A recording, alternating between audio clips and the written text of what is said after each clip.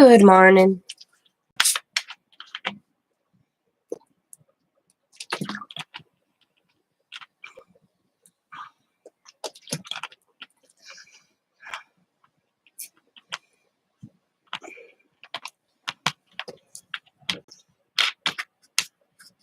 Hi, Sabrina. Good morning. I got a notification that my box has a label on. Oh.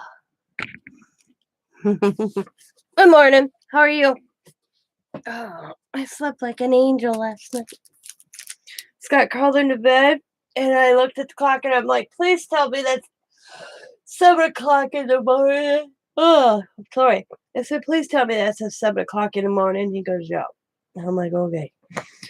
Because I knew about 7:48, I crawled in bed, and our alarm is an hour and a half fast for him for work. So if you're ever at my house, if you don't pay attention to the clock in the bedroom because you'll be early. And it read like 8:30, and I'm like, I thought I only slept like a half an hour. It's like, no, it's morning, baby. I'm like, okay, I'm up.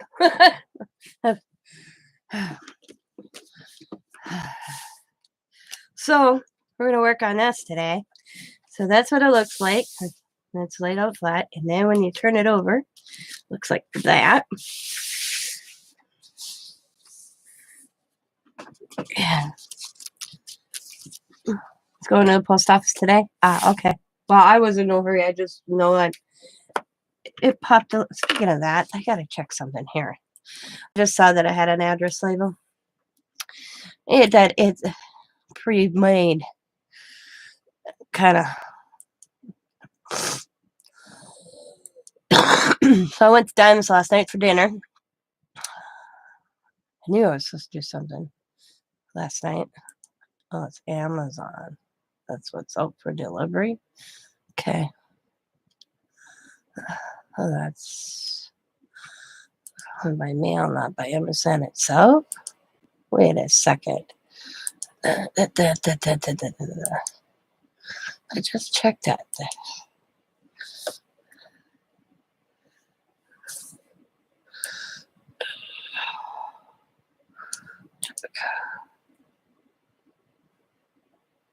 Oh, for delivery. Okay. Okay. All right. So, went to Diamonds for dinner last night. Had homemade lasagna and Brussels sprouts and all that good stuff last night. I knew I was supposed to do something. I said that for some reason I thought I had to do something Monday night, and I couldn't remember what it was. Yeah, it was dinner at Diamonds. That's what it was. Dinner at Diamonds.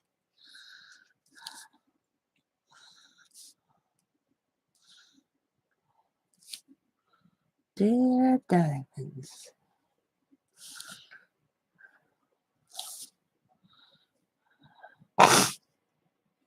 Saw the chicken.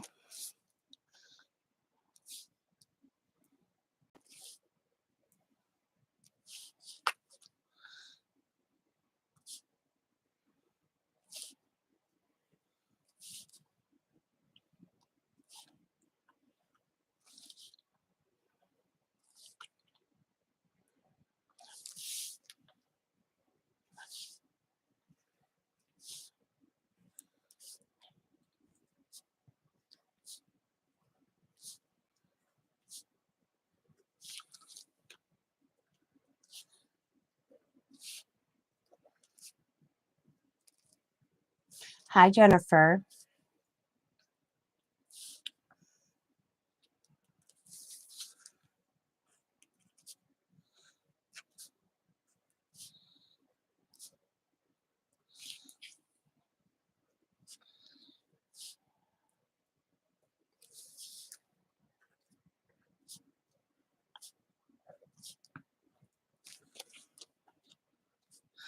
So is anybody crafting? Everybody just chilling? Sabrina, how's your packages coming along? Everybody get a pay ya? Everybody understand it? Have any questions I can help you with later or now?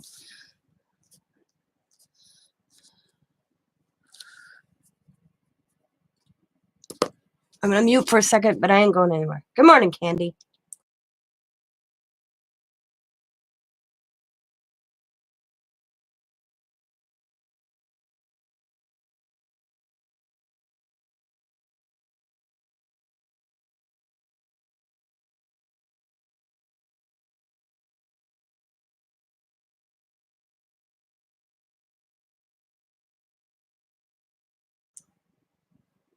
Three haven't paid yet. Well, that's not too bad, actually. I'm gonna say that's not too bad. I will tell you, I've had many auctions, many sales. This is the first time that everybody paid within like 24 hours for me. That I could get all those out on one day. I've never had that happen. So 3, that's nothing.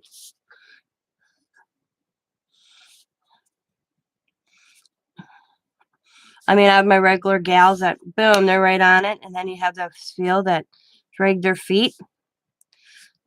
I told Bima, wow, everybody's paid. Every package went out yesterday.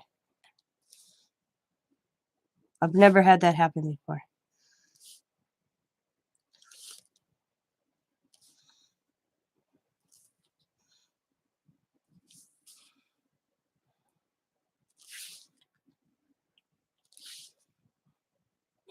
So that was cool.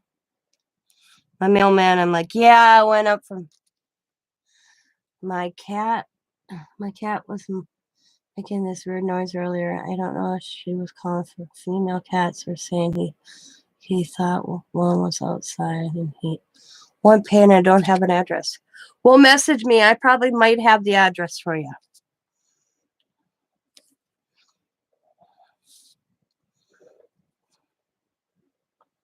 How'd you figure out shipping if you didn't have the address?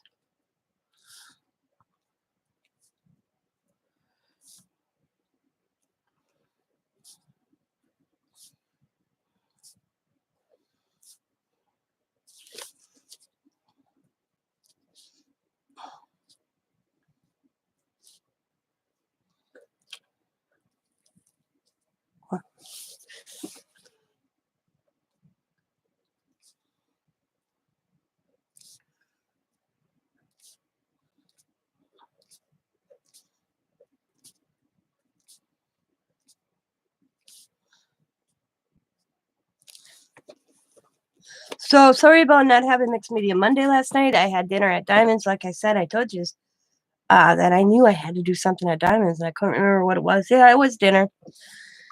And then I realized next Monday's Scott's birthday, so I won't be on that night either because we're going out to dinner for his birthday. So I came up with a project for the 5th. If anybody's interested, I'll get it. When you go to Dollar Tree, you're going to need a couple things. Easy things, actually. If you go to Dollar Tree, buy yourself a little play guitar in the kids section. I bought this like in the Easter section they got going on right now. It's one of these little guitars. And some gears. And I got these at Walmart. So, if you want to play along on Mixed Media Monday, April. Hang on, I don't want to give you the wrong date. April 5th. You're going to need these 2 items. It'll, of course, paint, if you got broken jewelry, whatever. But yeah, so if you want to play along, grab a little baby guitar.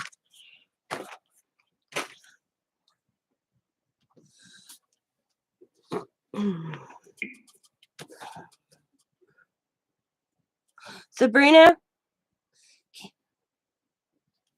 Oh, okay.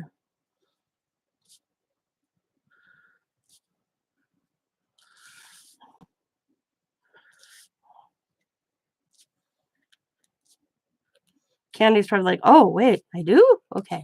I'll go check my email right now. That's the thing. Hi, Steph. You have figure 3 people selling and you forget, okay, Did I buy from all 3 people? Candy will be on it. Oh, she's asking you to resend it, Sabrina. She never saw it. So that's what I was gonna say. For Candy not to pay, that's unusual. So.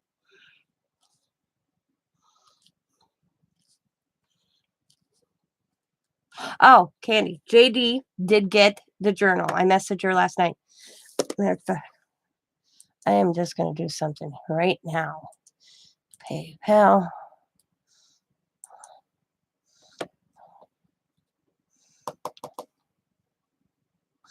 Oh, okay. I gotta do something. Okay, ladies, hang on real quick if you don't mind. I'm gonna close this. I gotta do something real fast.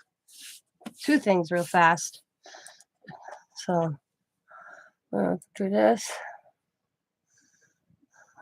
That's how quickly I am here.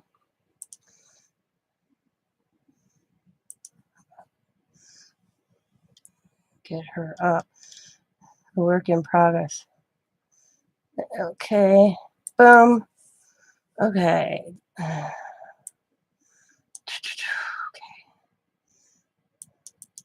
Get my seat here. Boom. Okay. So I had that oil paint, and Deborah, I said if somebody could use it, they could have it. They just paid shipping.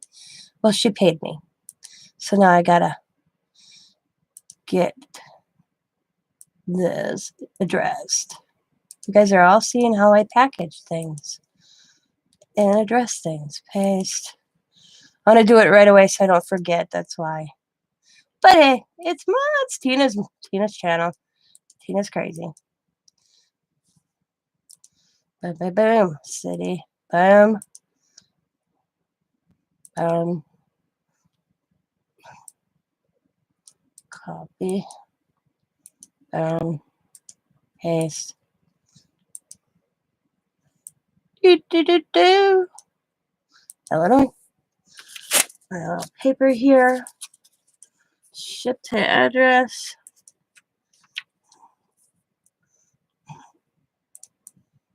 What the hell? I hate when this happens. Okay, I have to redo it. Ugh. Pain in the ass sometimes, I tell you. Okay. It's because I put the wrong state in. Paste. So what's everybody else doing today? I am going to chill out for today. I feel like I've been running on a freight train for 4 or 5 days here. So I am going to take it easy today.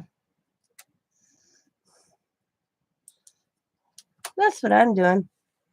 Just going to chill, have a good day.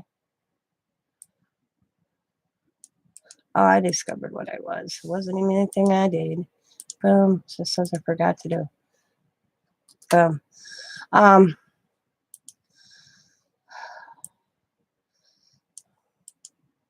Got the nephew's taken care of. He's home, I think. I know. Buddy got out of jail. $2,300 signature bond. Yep. That's what you get for. Oh, shoot. Oh, okay. I did write it. Okay. 14 with 8 hike 4. Calculate shipping. Yep. Confirm. Make sure that paper in my printer.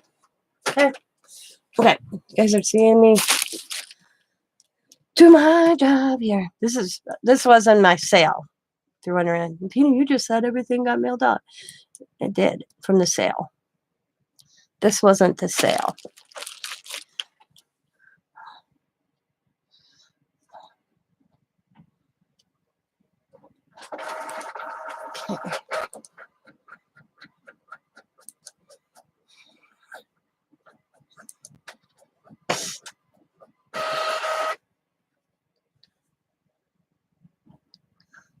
Come on.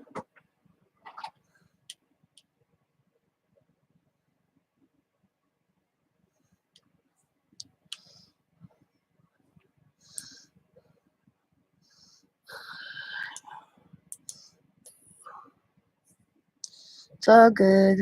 It's all good. Come on. I gotta clean. Okay. Da da da da da da da da da da da da.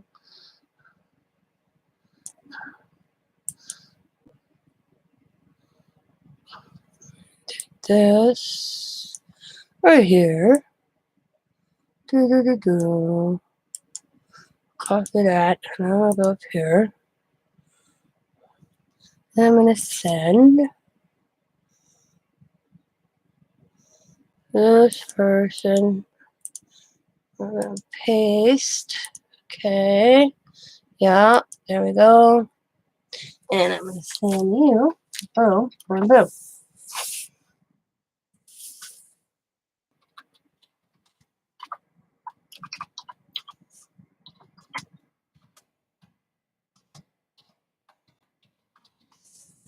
And continue. Yep. And next. Yep. And send.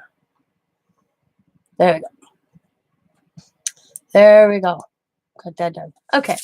Hello, everybody. Sorry about that. All right. Waiting for your Uber Eats? Well, hope it's better than my Hub Grub. I'll never do that again.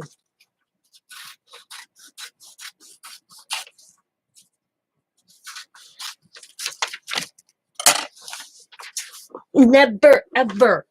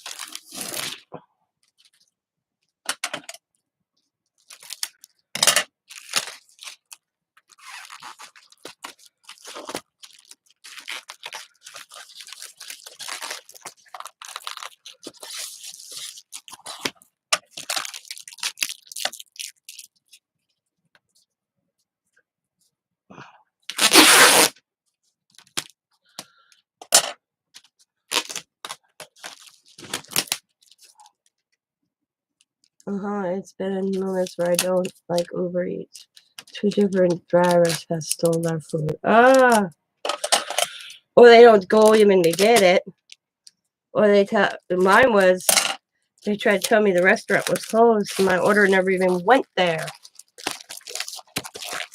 Because I went right to the restaurant after they told me my restaurant I ordered from was closed. I sent them, Diamond sent a picture. Really? It's closed? This is my mother standing in front of the place that you just claimed was closed.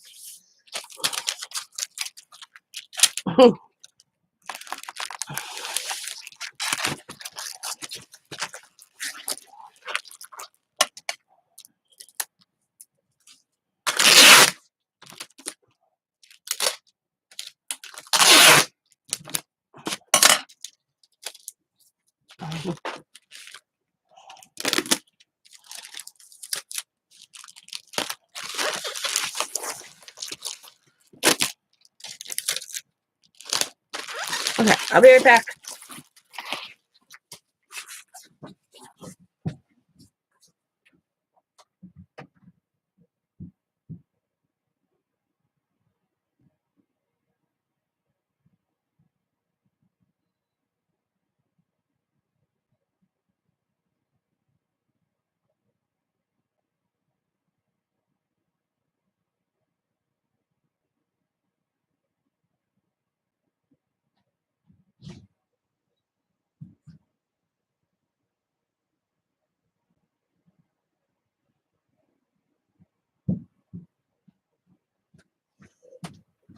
Okay, now that's in the mailbox. Throw there. Everything's out of my house.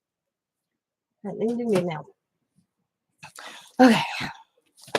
But I am having, and I'm going to put it up sometime today because I got boxes yesterday. If anybody knows anybody that'd be interested in silicone molds, I will be having a D-stash put up today. So look for that.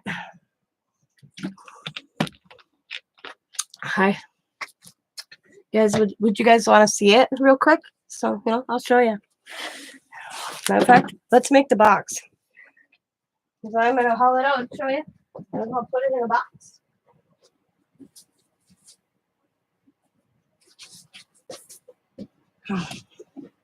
I just decided it's not my thing. Silicone resin, not my thing.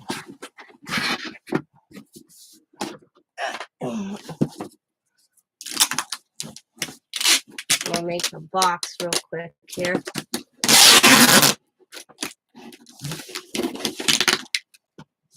I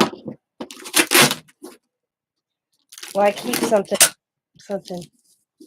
I mean, I thought I'd get into it, and yeah, and not.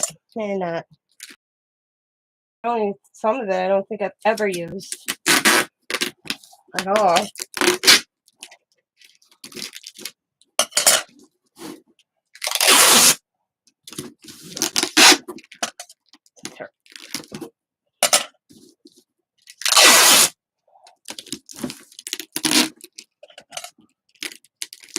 You missed the sale. Oh.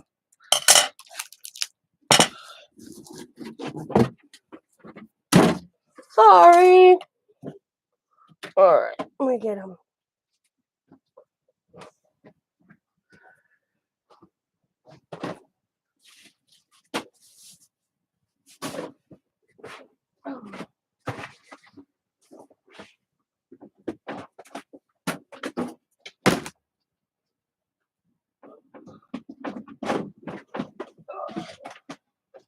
All right.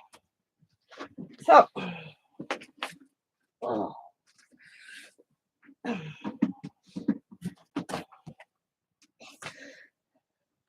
look at this.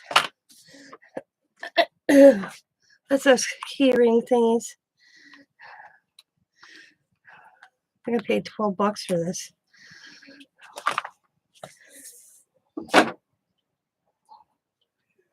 This one.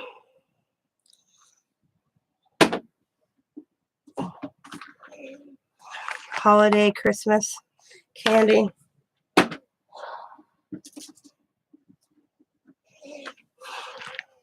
Elf popsicle things, unicorns.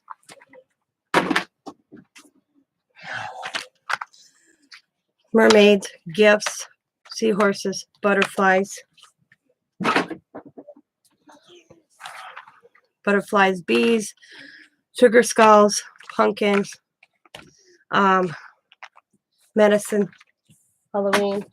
I said I thought I would really get into it. I'm not. Penguins, little frames.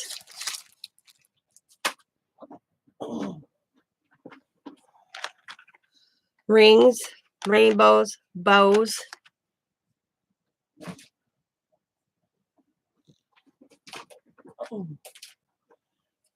Okay, I'm keeping that one.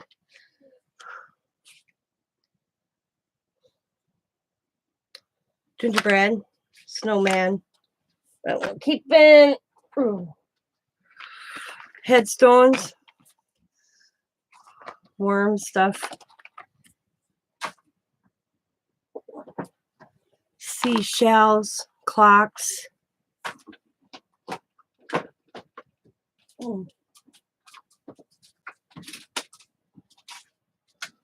Little circle frames. I just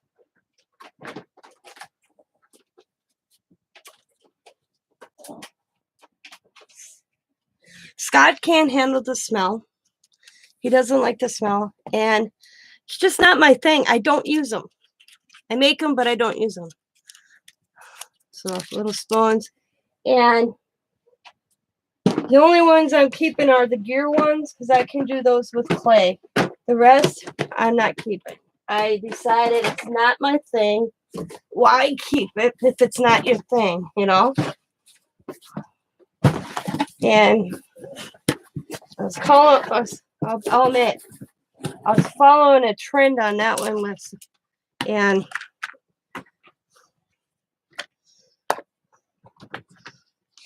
I thought I'd really get into it, and it's just not my thing. It's not my thing.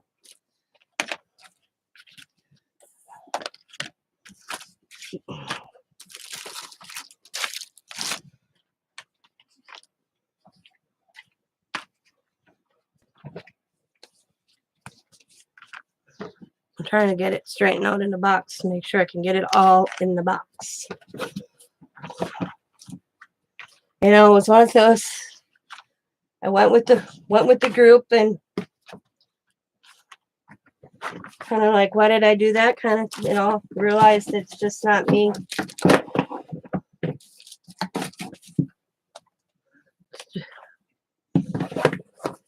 Just not my gig.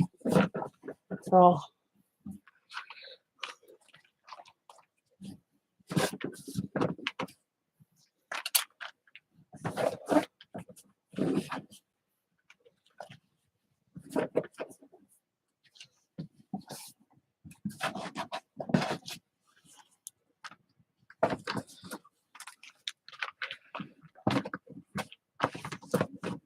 all right.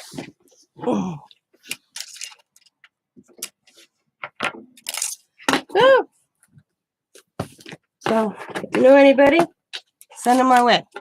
I'm not done yet.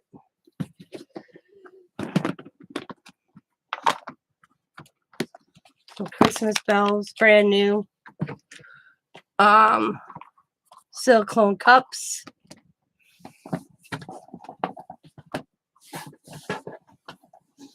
Oh, little stir silicone spoons. Yeah. Some more frames.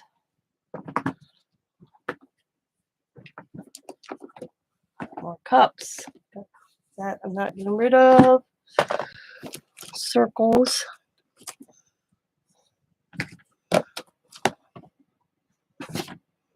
Truck.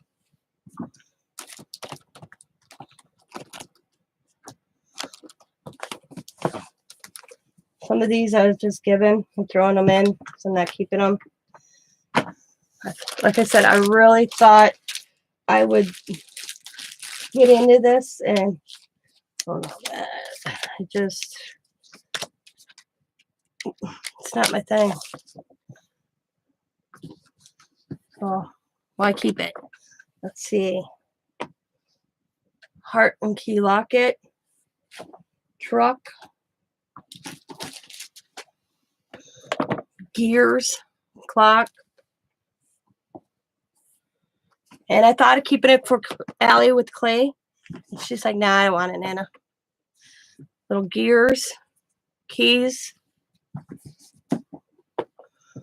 Frame. Another spoon. And like silk flowers.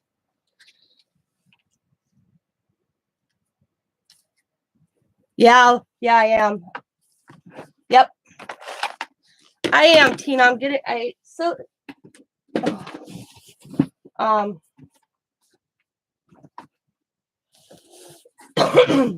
all in a large box.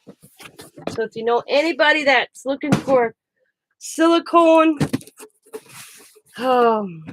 see, what's a large box to ship these days? Does anybody know? I haven't shipped a large box in so long. I think it's $21.90 or $22 now. So we'll go to say 22 because I know. I think.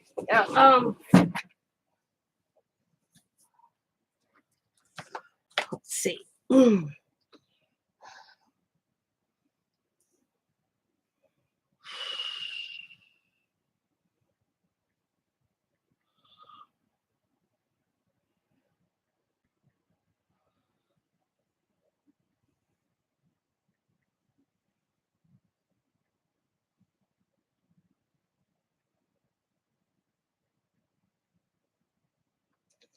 So I'm going to ask 70, and that's shipped. So that's 70 minus 22 equals, basically you'd be paying $48 for all that. But it's going to be 70 shipped. And there's a lot in this box. I mean, some of these, like this, I could tell you, I paid $8 alone just for that. And I paid $4 or $5 for these just alone. Like the cups, the silicone cups. Yep, we're not cheap either.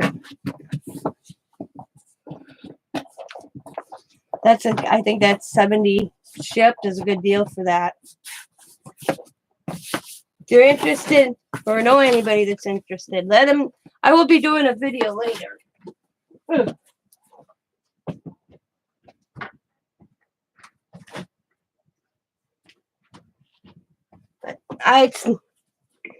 But oh, I'm interested. Hi, Kay. Hello, Lois. It's just oops, I forgot these. It's just it's not my thing. I thought it would be. I followed the trend, and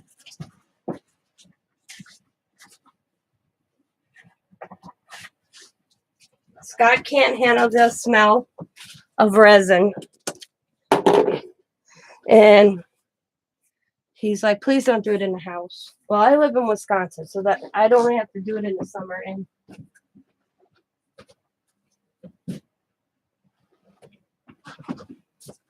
it's not my thing. So what did I say? Did I say 70? Yeah.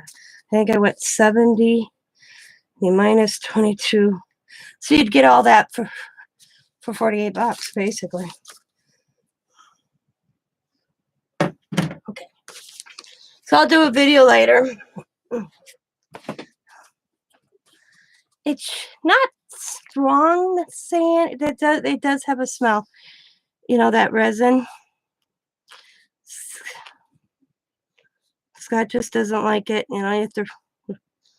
And personally, it's not my thing. It really wasn't my thing.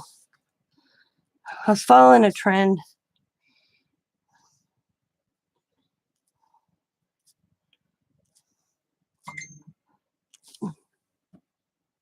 Well, what did she send me?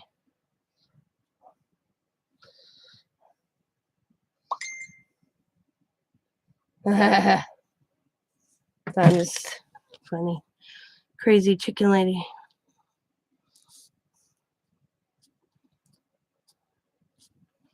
Crazy chicken lady.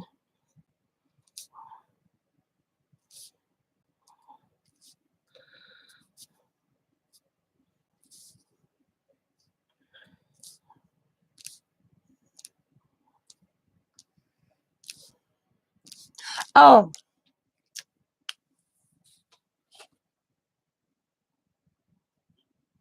I'm also, forget.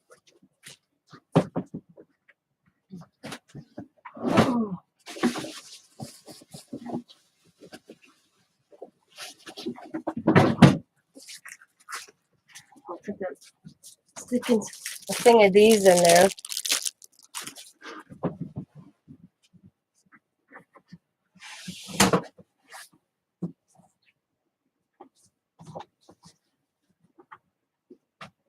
So it's going to be 75 shipped. Yeah. 75 shipped. There we go. 75 shipped. Okay. 75 shipped.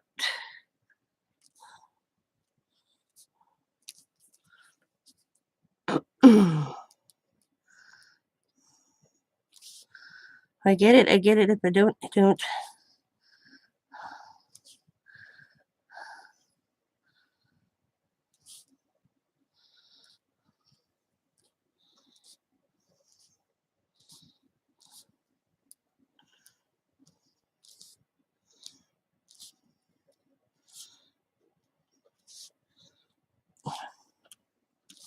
So what's everybody doing? Resin. Yep. Some of them are candy molds. If they're silicone molds, you can use them with resin, clay, chocolate.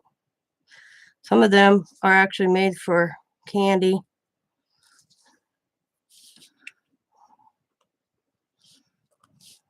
It just, like I said, I was following a trend and I shouldn't have.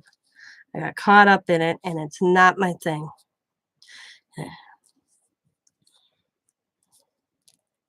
Not my thing. So why keep it? Kool-Aid cubes. Yeah, you could do that too. Some of them haven't even been used.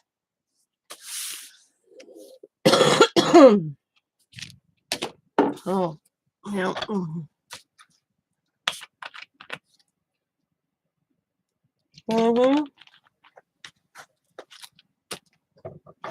I got Minnie and Mickey Mouse like that for the kids. All right. So I did this. Now I'm going to do a layout. So if you know anybody that's interested, send them my way. I will be doing a D-stash video later also. And it's $75 shipped. I know it sounds high when you say that, but it's shipping included in that.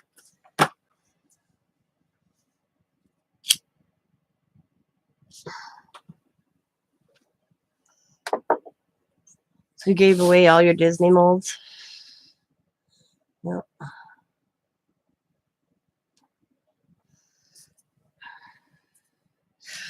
All right, so we're going to use the collage sheets again. How about that? Ouch, ouch, ouch, ouch, ouch. Get you back, get you back, get you back.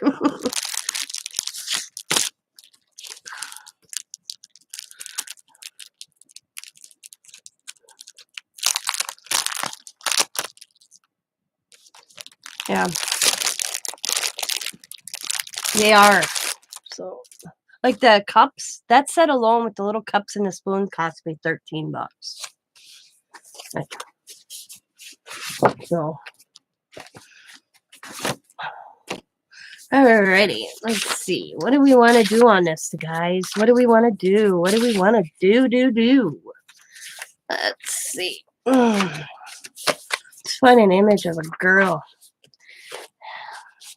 Let's make it funky. Funky. Actually, maybe we'll use that. Ooh. Actually, I want to use her, but I know there's a bigger one of her, so let's find it. Let's find it. Let's find it.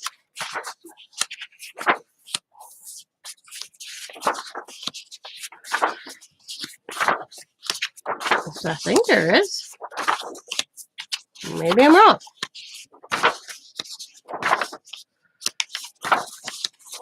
Okay. Let's check the other one. See, I mixed these up. I didn't care.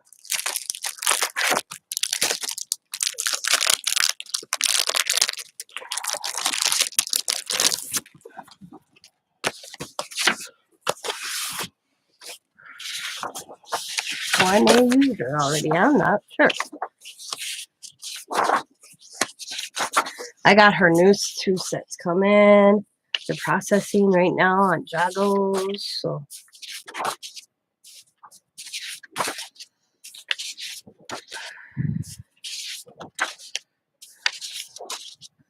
there it is. Woohoo!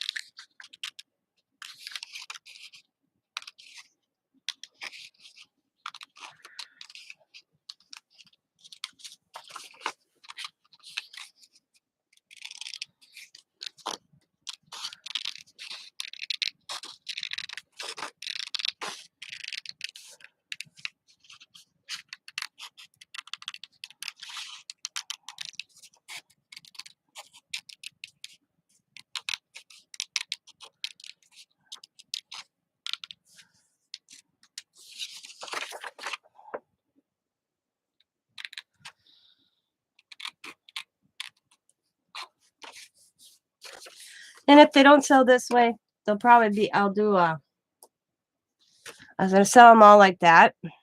And if they don't go that way, I'm going to do a pop-up sale, and it's just going to be individual and all of them marked individually.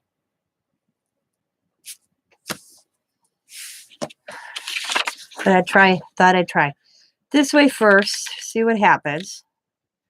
You know, I'd rather just sell them outright, boom, one big lot.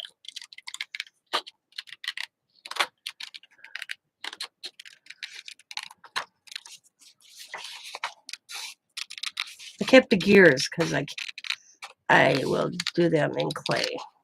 It's not my thing. I made them. I'm over it. Letting it go. I mean, I got a whole bag that I'm already have in my sale for my next flea market sale that are just resin pieces. I mean, look at this bag, guys.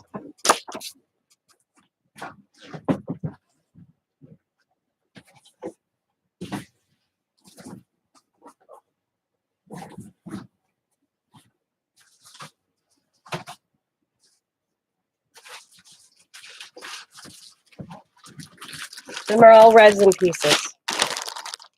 Oh, except for that skull's not supposed to be in there. Get out of there. They're all, some painted, some half painted. So letting it go. In my sale bin.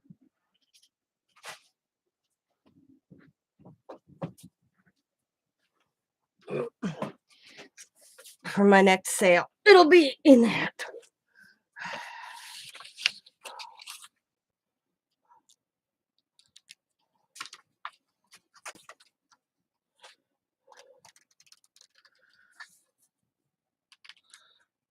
Come on. Turn. Thank you. Turn. Thank you.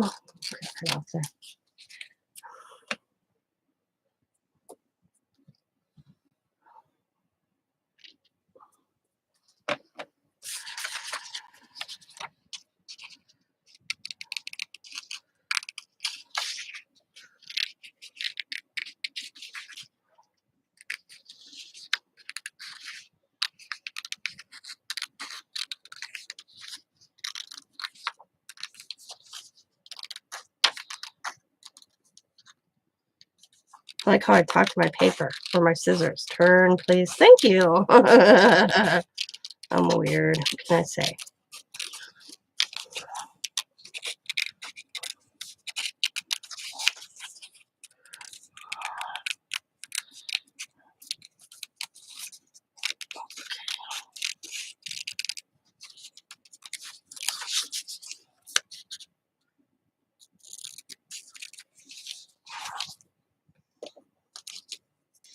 Hi, Laura. How are you? I haven't seen you in a while, it feels like, girl. Where you been hiding?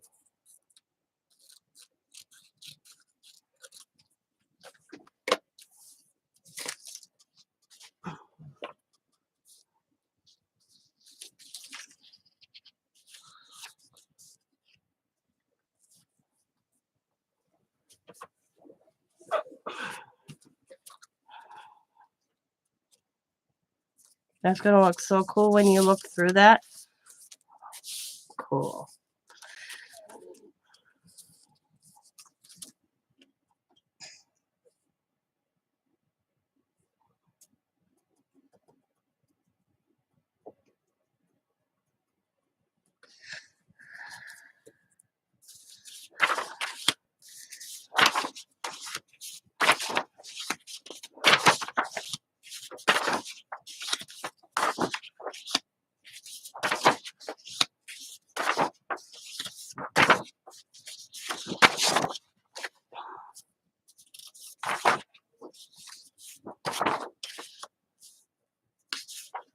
You guys don't believe what I did last night. And then I'm like, why did I do it? I bought me some more alcohol markers. Yeah, I did. And I'm trying to figure out why.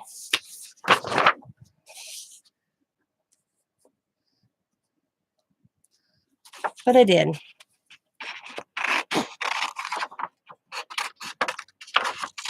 Probably because I ended up throwing 3 away that were all dried up.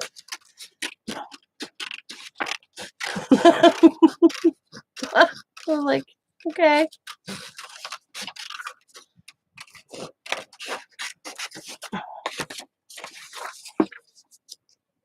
Scott just shook his head at me.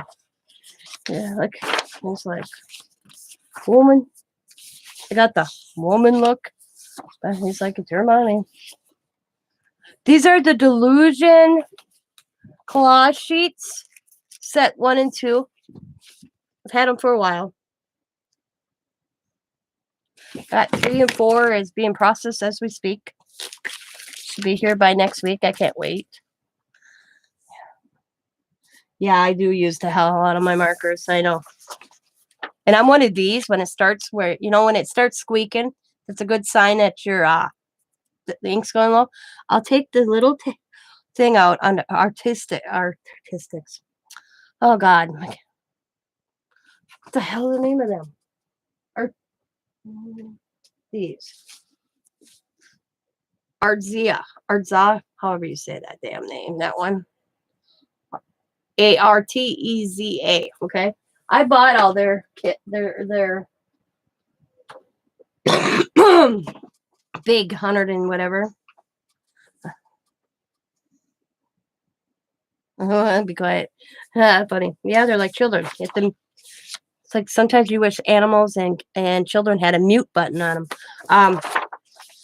Arteza. There we go. Wow.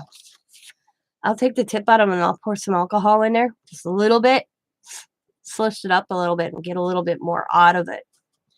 But Artezas are non-refillable. You have to go buy go in, buy them. And they're always out of the color I want. Always, no matter what. So I'm like, you know what? I'm over it. Just pay $8 to get 4 markers. Yeah, you get a discount. I decided to buy a whole new set last night. Because I can tell the colors I use a lot compared to other colors. So this time I bought hang on, I'll tell you. I tested and I'm gonna like them. The wrong one. Hang on. Oh, where are they? Let me find one. I went with the brush, the parkour markers. This time, it's me. I don't need expensive markers. I don't think.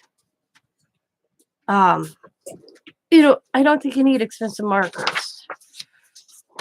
So, and I got them off Amazon. Let's see. I'll tell you, I got.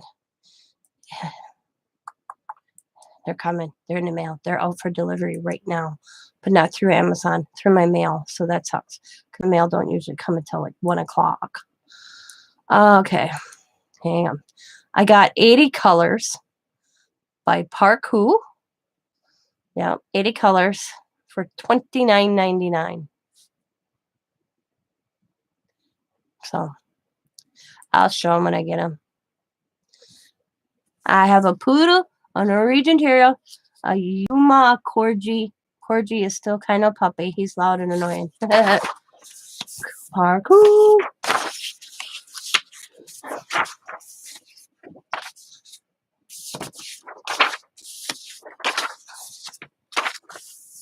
Please look at, there's the small one. So you get both sizes. You get a big one and you get a medium or smaller one. I always think that's kind of cool.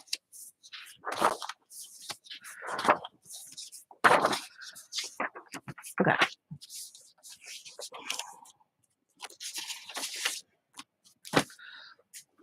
Then I made copies of these at one time. Every one of them. I made copies of them. Then I decided, by the time I made copies and used the ink to make the copies, I might as well buy myself another set. Logic wasn't there when I did that. So now I figured it out one day. Cost effective. It's just cheaper to buy another set if I want another set, which I probably will down the road. Because she said these would be one of those things that will always be in stock.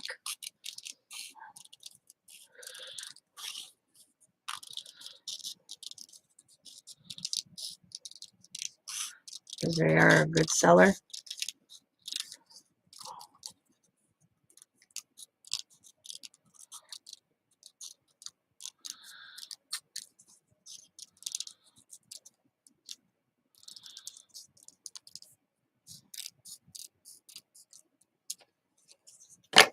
She's going to come semi-be in the middle. And I'm going to have some flowers.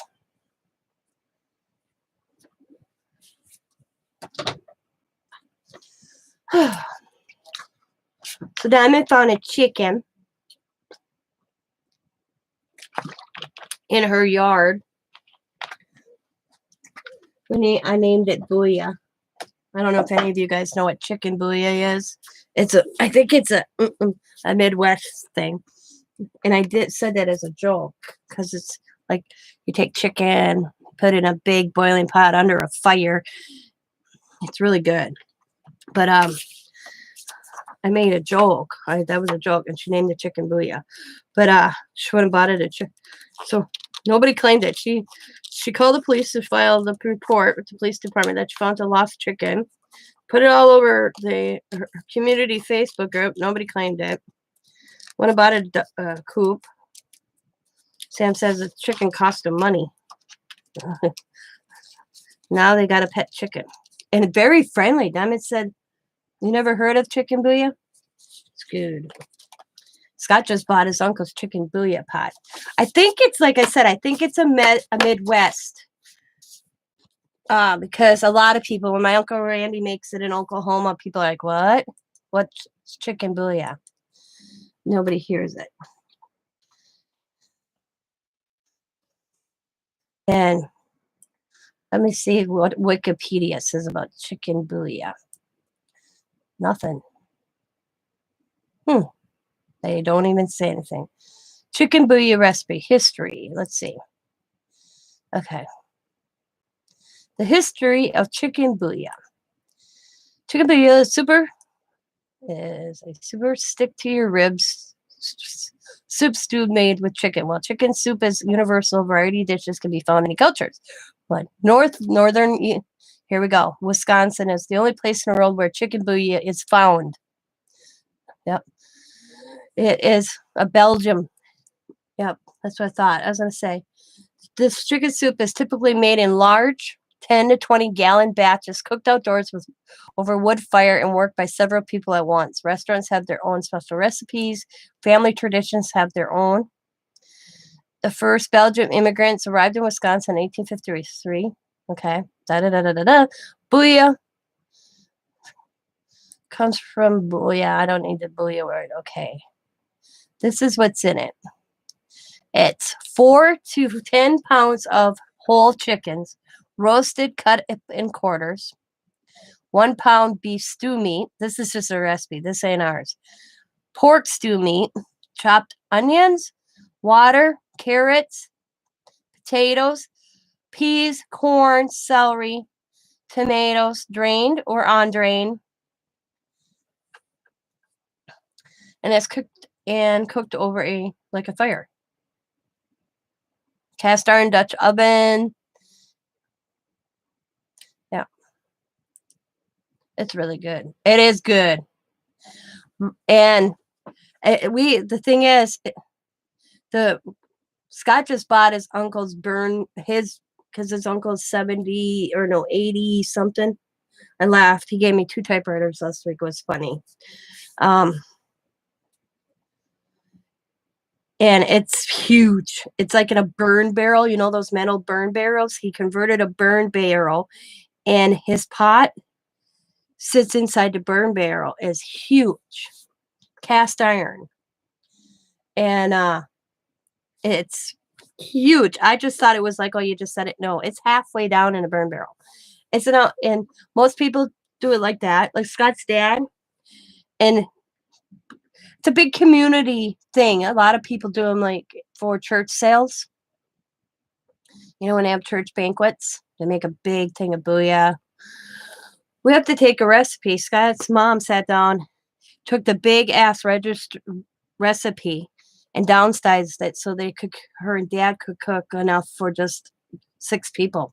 Because when you usually make this, yeah, like gumbo. You guys have gumbo, we have chicken booyah. I mean, you get when you want to make gumbo just for a little family, you have to figure out the recipe. Yeah, because that one day when I helped make it for a family reunion, we had like 40 chickens that we cooked in the pot thing first. Then we took that out, pieced them all up because it's the meat you have to cook prior, and then you take the chicken out, and then cut that all up, clean the pot out, and then you start all over. It's an all-day process when you do it. Yeah. So like we started at 6 o'clock in the morning to get all these chickens cooked, got them cooked, took them out, pieced them up, and then you start with the recipe, and then it sits there for almost 5 hours. And slow burn, but it's so good. And then once in a while, like Uncle Ace one year, he threw cob corn in the pot itself. Everybody's chicken booyah. I've had so much. All right, talk to you later, Steph. Go get some sleep before you have to go back to work. Everybody's chicken booyah recipe is different. There's not one chicken booyah recipe that I've ever come across that is the same or tastes the same, but it's always good. Very good. So Uncle Ace decided, well, he's up there. He called his favorite nephew and said, Scott, do you want to buy my booyah pot? And he could have got more for it. We know he could have got more for it. Scott wanted to give him $100 for it. And he's like, nope, 50's fine. You're my nephew. I laugh because Scott's aunt and uncle, which is also his godparents, Scott's been trying to get over there to help in this, trying to snow blow and take care of them. They're kind of out in the country. Their daughter's 100 miles away. Their son has passed away. And they decided this past winter, there's nights where Scott worked because his aunt and uncle live 20 minutes away from where Scott works. There's nights Scott would work his 12 hours, go to his aunt and uncle's, do their driveway, check on them, snow plow their driveway. His aunt would always feed him. That one night, Aunt Carol called me and said, Scott's on the couch sleeping. I can't wake him up. We're just going to leave him out like a light. That they decided they're going to sell their house this year. They had us out there to pick up, and that's when they told Scott. Because Scott goes out, mows their grass. Scott does a lot for his aunt and uncle and his dad. That they are moving into a duplex that's up the road from them. They're not, I laughed. They're moving up the road exactly from where their house is. They've been in this house for 57 years. I said to Scott, it's just too bad that we can't be, close or something. We do what we can, but that they decided that they're going to sell their house. We're going to rent this duplex. It's a nice duplex. Me and Aunt Carol went and saw it. She took me up to see it. No yard. They're not responsible for their yard work. Their neighbors are, matter of fact, the person they're rented from actually they go to church. Oh, so my husband's an awesome guy. But his aunt and uncle decided, for Scott's sake and theirs, that it'd be much easier to move somewhere. Their house, like they said, you'll grow your house when you get to a certain age. And like she says, we can't keep counting on Scott and church people because there's days Scott couldn't do it that some people from church would come and do it. So when they got this opportunity, and I said, what's your rent? $500 plus utilities. That's this guy gave him a deal. When he was talking to me, he says they're good people. He says they go to the same church. He says, I said $500 plus utilities. Hi, Vanessa. I'm like, wow, you're a really nice gentleman. And I said, because I pay $750. He says I could easily get that, but it's Ace and Carol, and they've always been good people to me. So I'm like, wow, that's cool. And he says, and they explain that, I laugh because Scott goes, that doesn't mean I can't come over and still visit and have dinner, right? And Carol goes, yes, you're welcome here anytime, Scott, but you're not falling asleep on my couch anymore because you're hard to move.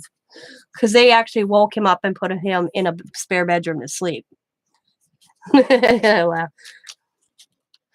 But I laughed so hard, Laura. We're over there picking stuff up. And he found out from Scott I was a crafter. He shoved a whole bunch of stuff in a bag for me, sent it home. We get home. This is so funny. And I said to Scott, what the hell are these two things? Scott goes, I don't know what them are. Uncle Ace sent 2 typewriters home with me. 2 typewriters. So we call him and said, hey, did you mistakenly put these typewriters in my trailers? Uncle Ace goes, no, I thought Tina could use them. She's a crafter. If not, get rid of them, he said. Well, I looked them up. One's worth $170. If I could get that, it would be awesome. I'd give them the money. But I'm going to keep the one because he had 2, and I found out in the phone conversation. One was actually Aunt Carol's and my mother-in-law. Yeah, they both work. Yep, they both work.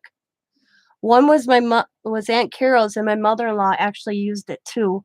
And the other one, Uncle Ace bought at an auction years ago.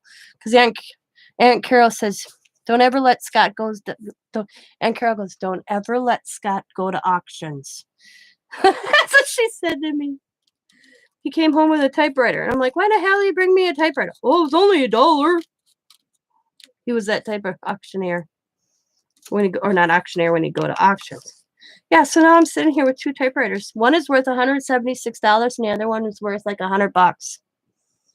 But I laughed so hard that he snuck them in me and Scott's trailer, because I would have probably never took them. I'll be honest. I can see, why would I take a typewriter, That when Aunt Carol and Scott and I were doing something, that Uncle Ace snuck them in the trailer. I laughed so hard. So now I got 2 typewriters. And like I said, I'm keeping the one, I know for sure. The other one, I don't know. So, Candy, did you see I sent you some money for shipping? Hi, Jersey. Who's Carol? Carol is Scott's aunt. She's my mother-in-law's sister, matter of fact. Yeah, Aunt Carol.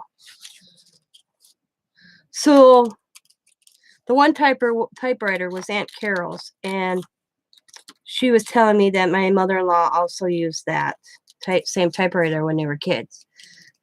Because you have to understand, let's see, Aunt Carol, what'd she tell me? Uncle Ace is 83, Aunt Carol's 81. Hey, Jersey. So, when I laugh because it's funny when you call Scott's aunt and uncle. They both pick up phones. So you have both of them when you talk to them. So I was hearing a story about the typewriter. Aunt Carol was like, yeah, the one in the box was mine. And it went through every one of my sisters. And she says, so your mother-in-law used that one. And that's the one I'm keeping. The other one Uncle Ace got at a auction. Years ago, she said.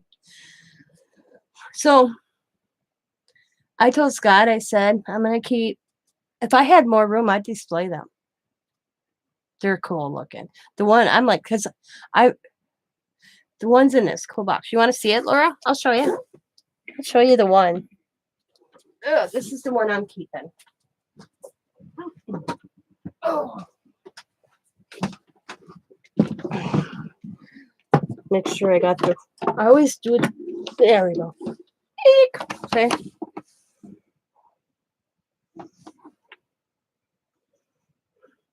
I like the box. I told Scott.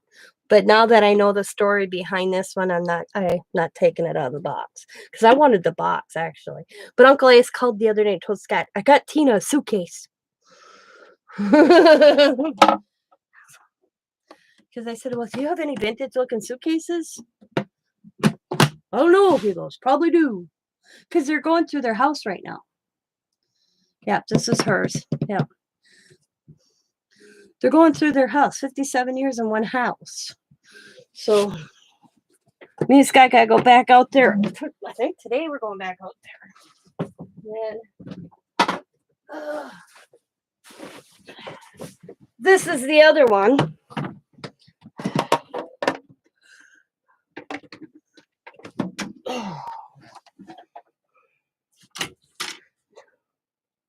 Still has the label and the styrofoam on it.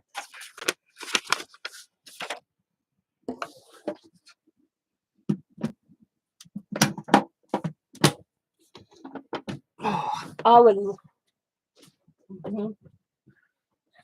Me and Jersey, if I lived closer, man, I'd be like, okay, how much? I really want a vintage. I'm looking for a vintage suitcase. I want to do something so bad with a vintage suitcase. That's seen on Pinterest. I just can't find one. But Uncle Ace says he thinks he found me what I was looking for. Because I said, oh, you got any vintage suitcases?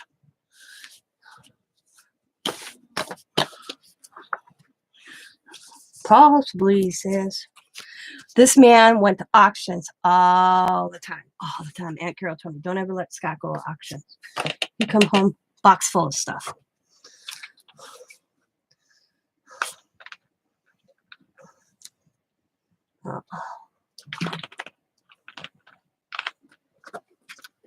Hello, Amy. See, this is what I want to show you. I'll show you what I want to do. Let me see if I can find it.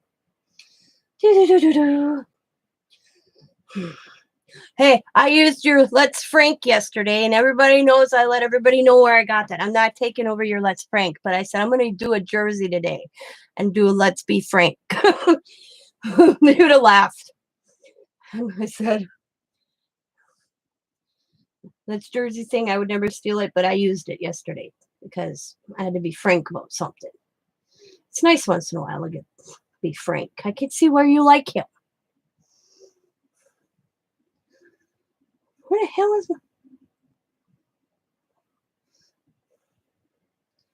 my... okay, hang on. Let me get my tablet.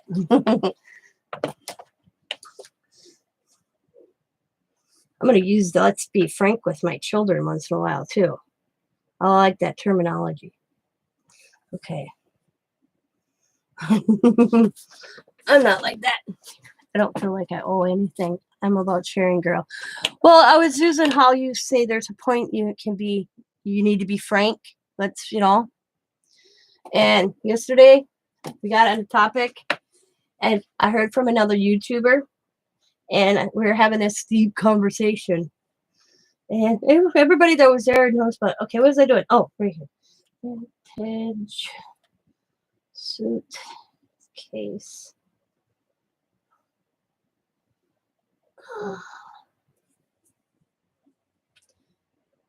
Okay.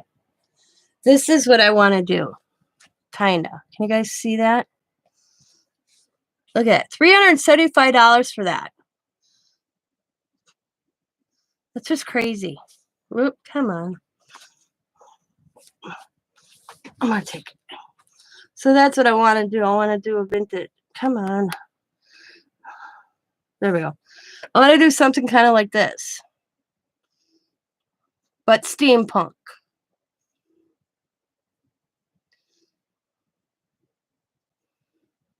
I would love to find one like that.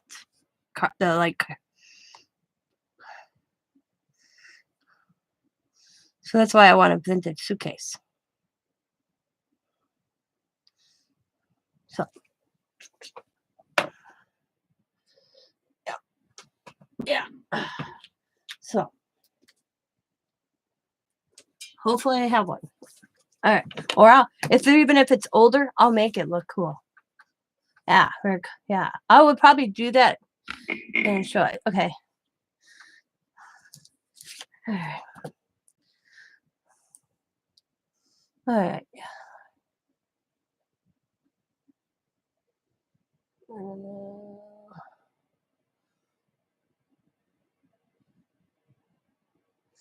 Well, we were talking like yesterday, where I said I'm gonna like use your terminology. Let's be frank. I've never, and you know what? I've never heard that before until I was on your channel. So I thought, oh yeah, I get that now. I've heard it, but I've never realized the concept of that meaning. So that was like I got educated by the way. So, and it was about how you a fellow YouTuber or YouTuber, yes, a girl, a lady. She got a message from somebody saying you can't do Dollar Tree videos. I'm doing them, and this one YouTuber has more subbies. She's going to worry about somebody that has less, just over 1,000 subscribers. You know, and I keep telling everybody, and I'll tell everybody this: it's your channel. Do what the hell you want. I don't worry about anybody telling me what I can and cannot do on my channel. If you don't like it, sign off. Goodbye. I mean, if you want to walk around, yeah, yeah, yep.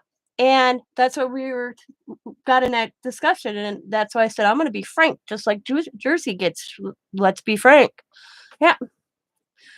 I mean, there's hundreds of people that do store videos, hundreds, man. And I made it, like I said, if all these people that do these haul videos or walk around stores took, and YouTube said you can't do that anymore, there'd be a lot less on YouTube. Because there are a lot of videos like that. To tell somebody who does their own Dollar Tree videos to say you can't do it because I'm already doing that, so what? So what? Because not every Dollar Tree will have the same items. And I don't care if you have 75,000 subscribers or you got 1,000 subscribers. You have no right to tell anybody anything. There are suggestions. I mean, I might want to give a suggestion, but it's still up for them to take it. But yeah, go ahead, Squirrely. Yeah. Yeah. That's what I told this person. And I ain't going to tell you who she is because I'm respecting her privacy. Yep. Yep. Oh, I won't. I won't out them.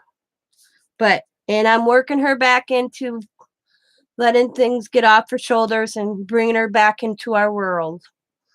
And I just wanted to have that discussion. See, I know she's probably watching and she's reading all your comments. I'm good. Thank you guys. I appreciate it. Because when she told me that, I'm like, are you effing kidding me? Bull crap, I said. Don't be intimidated. I always say, don't give them the power. Once you give them the power, they run with it. Don't give them the power.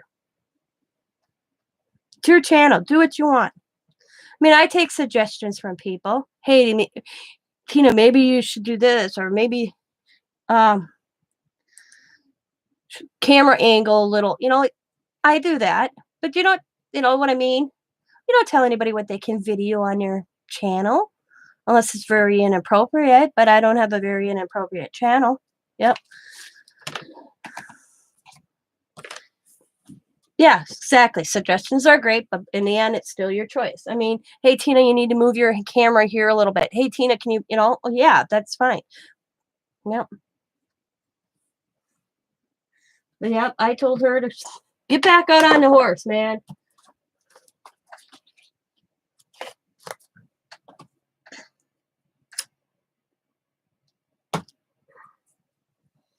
When she told me that flipped me out. That literally flipped me out when she told me that. I'm like, what? And this YouTuber that told her that has lots of subbies. To worry about somebody that's less than 2,000 subbies? Are you that intimidated by a small channels that you had to take your day and make a point of saying something to this YouTuber? You know? which is crazy when she told me that. And that's where Let's Be Frank came yesterday, and I used that.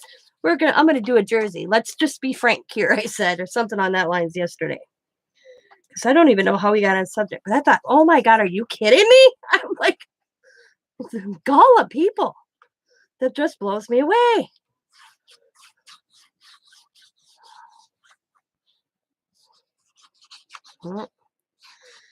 And I hope that she's reading all this, and you guys, what she's reading from everybody. Yep. Yep. That she sees that there's more support for her than this other YouTuber would have at this moment, right? So I hope that shit don't fly with me.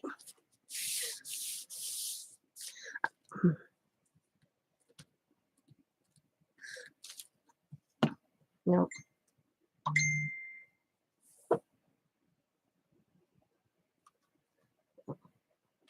She just, you could tell them it's me, but don't say the other. Okay, I'll tell you who the message, she just messaged me. She's saying it's okay for me to tell you who got it, who got this message. Just won't tell you channel. It's Sabrina. Mismatch Crafter is the one that got a message from another YouTuber about her Dollar Tree haul videos. Yeah. That's why Sabrina hasn't done her Let's Go Shopping, or I don't remember what she called them, title. And I'm like, yeah, keep doing them. So I'm hoping she does.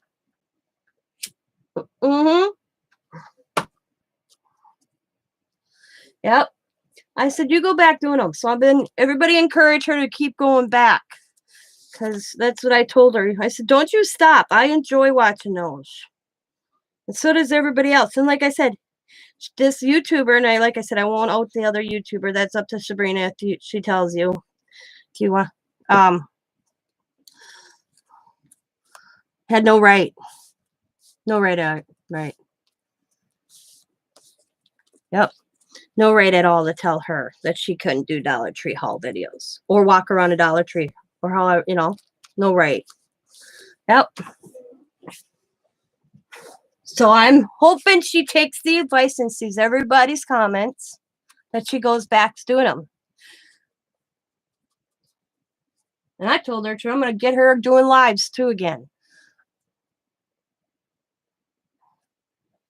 I won't allow it, Sabrina. I told her that. I ain't allowing you to quit. Not happening.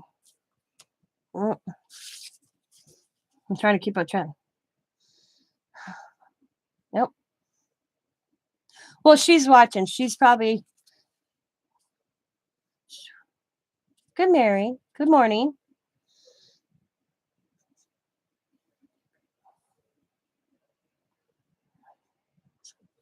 Yep. That's what I told her. There, and like I said, every Dollar Tree doesn't have the same stuff. Scott calls Sabrina my Dollar Tree personal shopper, because Sabrina's Dollar Tree will get a lot of stuff in I've never got in, and I send her money all the time. Scott calls her Sabrina my DT personal shopper. I'm like, no, you don't stop. You keep going. Don't let anybody, it's, I don't care if this YouTuber has 75,000 or more subbies. Ain't happening.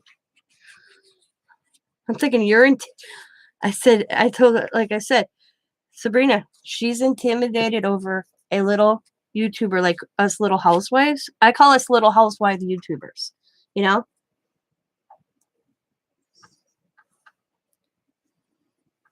Yep.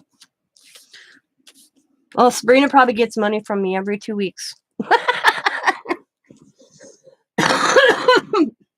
Scott will see Sabrina's in my, from in our account from YouTube.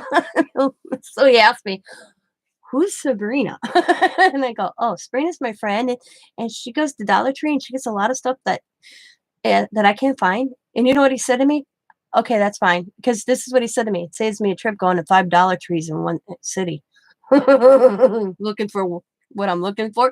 I'll be like, okay, we can go to the next Dollar Tree. And he'll be like, oh, this guy's usually cool about things, but he hates me.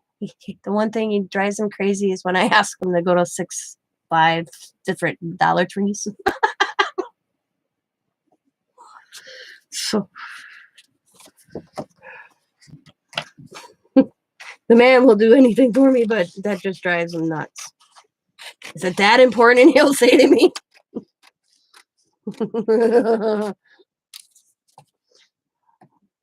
Well, I don't have a driver's license, so I have to. He's my, he drives me. But that is the one thing that he says drives him nuts when I can't find something I really want it, and we have to go to another Dollar Tree, and then another one, and then another one.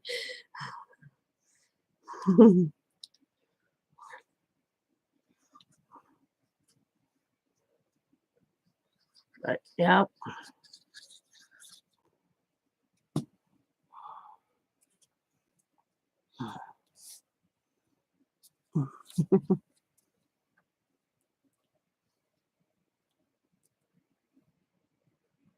Well, I don't drive because of my eyes.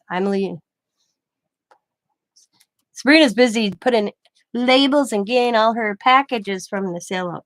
I'm legally blind in one eye, Jersey. I can't see out of one eye, and I don't have any peripheral vision. So when I almost hit a kid that I didn't see, that would have did me in. So I surrendered my license.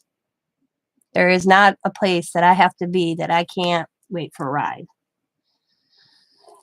So, and then I have cool neighbors like Diane across the street.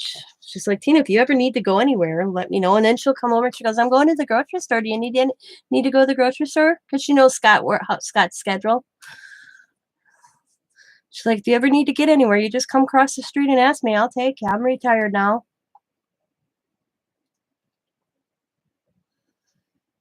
Yeah. I went through a storm door when I was a child and got glass in my eye. And I had a cornea transplant. And it worked for a while, but I never had full sight. And if the sun is bright, I can't see. And then I got what they call floaters. I hate them. Really bad floaters that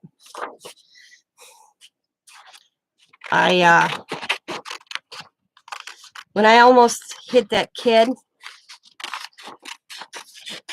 that was it. I was done. Yep. I would have been devastated. That would have killed me. Thought I hit that kid.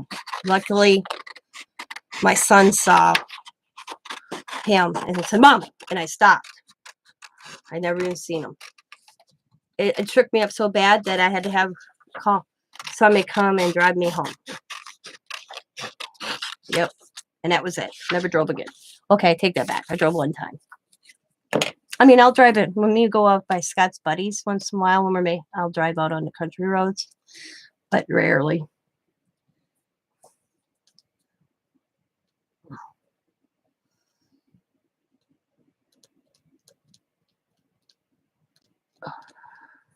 Yep, he would not let them put me in meds. Nope, nope, nope. That's because this is what he told me when I asked him later on. I'm like, Grandpa, why didn't you let them medicate me when I was a child? He says, I swallow a handful of pills because of my heart condition. I was not having my granddaughter swallow a handful of pills either. I was going to find a different way. And he did.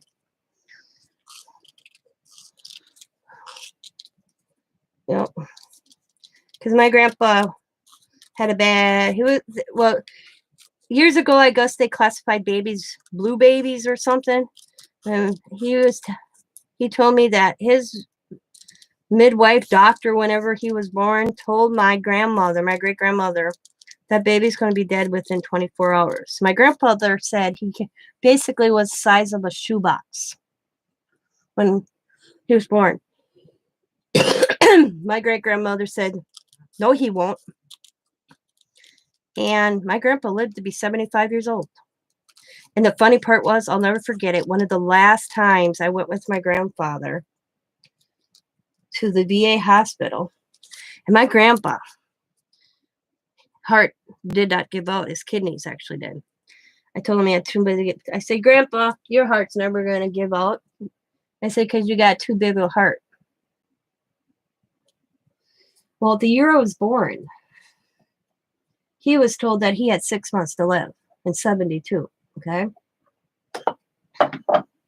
And me and Scott took him to, because the VA hospital was in Milwaukee. So me and Scott drove him down to Milwaukee for his appointment, and I'm in there with him. And he's staring at this doctor. And I could tell the little mouse in my grandfather's head was spinning. He looked at this doctor, and he said to this doctor, he goes, "Did I have you before? Because you never see the same doctor at the VA. You weighed at 1.5 pounds when you were born?" Yep. Both my children only weighed 5 pounds. And they're very good, healthy kids now. But and he's staring at this doctor, and this doctor's up in age too. And I could tell my grandpa was thinking. I could just tell. Because my grandpa was a smart ass cookie. This is a man that he'd have me tell him his checkbook. Wrote a check for $100 here, and I'd do his checkbook. He never used the calculator. He did it all in his head, and he could come up with his balance.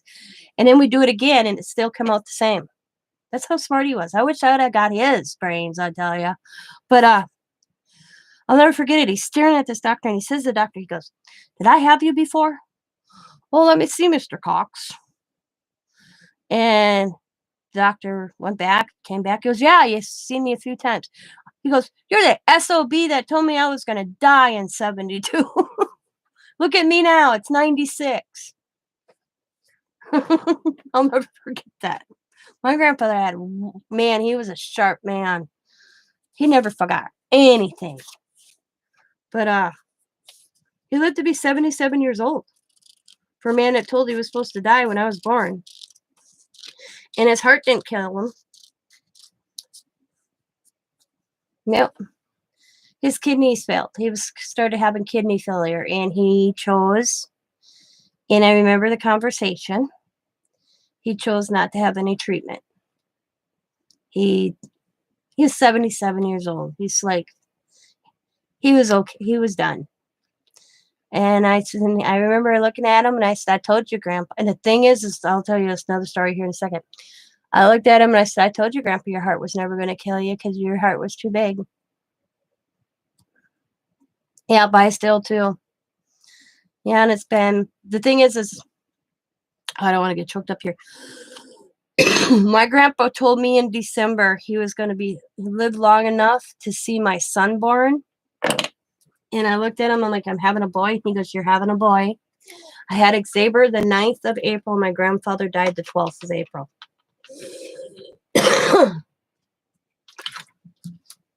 So every year my son ages is another year I know my grandfather gone. Every year I think of that. My son will be 25 this year. My grandpa's been gone 25 years. He's never lied to me. But when I grew up, so I moved in with my grandpa when I was 10 years old. But I always was a grandpa's girl. Always, since the day I was born. I've never heard the man call me my first name. I think back. I said to Scott, I can never remember that man calling me Tina because I was always Bugs. Always Bugs. He gave me the nickname Bugs the day I was born. When he held me, I wrinkled my nose like a rabbit. So I was Bugs. The only grandchild that had a nickname too. But he'd have so many close calls. And he'd say, "Yep, I saw your grandma." Because my grandma died when I was 7. My grandfather was a widower for a lot of years and never dated. He said he married for love the first time there would be never another woman. I was like, wow. What a love story, hey? But I said to him, he'd always say to me, "Yep, I saw your grandma." And when you're a kid, you're like, "Oh boy, they have him on some good drugs, you know?" And I'd be like, "What's she doing?" "Her hands were on her hips." And he would tell me stories that when my grandma would get mad, her hands would go on her hip, or her one hand would be on her hip, bitching and what would he say? So he told me like stuff like that all the time I was growing up. Well, then I started reading about where people see their loved ones, when they have close calls. I started believing it. I'm thinking, I wonder if he really is seeing my grandmother. So I started believing that he actually was. Well, the night before he died, he had a close call and he came back. And he said to me, "Bugs." I'm like, "What?" He goes, "I saw Grandma."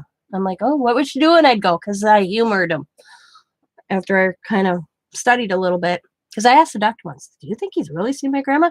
He says, "Tina, it can never be proven, but a lot of people say when they're under and they have a close call that they have seen their loved ones." He says, "So if your grandfather says he's seeing his wife, he might be seeing her." I'm like, "Oh, okay." I was about probably 15 when I asked that question. So when he said he saw Grandma, I said, "What was she doing?" I always asked, "What was she doing?" He goes, "She was just staring at me." And I knew. I knew this was the last moments that I was gonna have with my grandfather, that by morning, he was gonna be gone. Because she didn't have her hands on a hip, because all the time further, he said her hand was on her hip yelling at me, he said. That's what he'd say to me before, and this time she said she was just staring at him. No hand on the hip. I go, "Nope." So I knew. He was an amazing man. Just like his last words, his final, because he sent me home. This is how we were so connected. He sent the family home. He's like, "You all need to go home." So everybody left except me. We walked out of the hospital, and I told Scott, I'm gonna stay. So Scott, and you figure I just had a baby. You had that with 2 family members? So me and Scott went back into the family room. I peeked in on Grandpa. He was sleeping. He woke up and he says to nurse, "I need you to go in that family room and tell my granddaughter Bugs to get her butt in here." The lady comes in the family room and she goes, "Is there a person named Bugs in here?" And I'm like, "Yeah." He goes, Your grandfather's asking for you." I walked in by him and he's like, "Didn't I tell you to go home?" I'm like, "I want to stay, Grandpa." He's like, "No, I don't want you here when I die. I want you to go home." And I said, "But if I stay longer, you'll still be here." He goes, "Bugs, I'm ready to go. I need you to go home." So I said, "Can I stay an hour?" So we compromised and I sat there with him for an hour. He held Xavier on his chest. You know what's weird? Is I forgot the camera. I was going to take a picture of him holding Xavier, and I don't have a picture of him holding Xavier because I forgot the camera. So I think the good Lord said, "You don't want that picture." So I don't have a picture with Xavier. I have it in my head.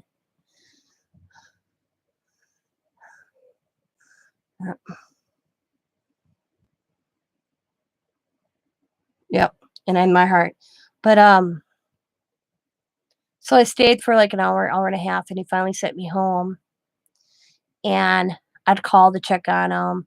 His last words, because they called my aunt. My aunt came back up there, and he says to my aunt, "Let's let Tina know, Tina and Scott know," because I was getting married that year. I got married. I put off my wedding a year. I didn't want to be married in the same year that my grandfather died, so I put my wedding off a year.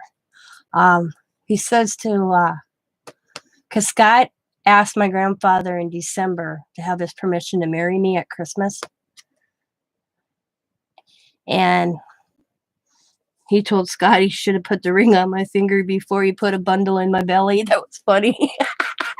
I'll never forget that. But whatever. So I didn't get married till 97. But he told my Aunt Penny, let Bugs know. Sorry, I won't be at her wedding, but I'll hear those wedding bells anyways. Yeah, a bundle in my belly. Yep. I'll hear those wedding bells. And when I entered the church on my video, I had a friend's dad was videoing my wedding. And when the doors open where I would come in, the video went real screwy. And then it's totally fine.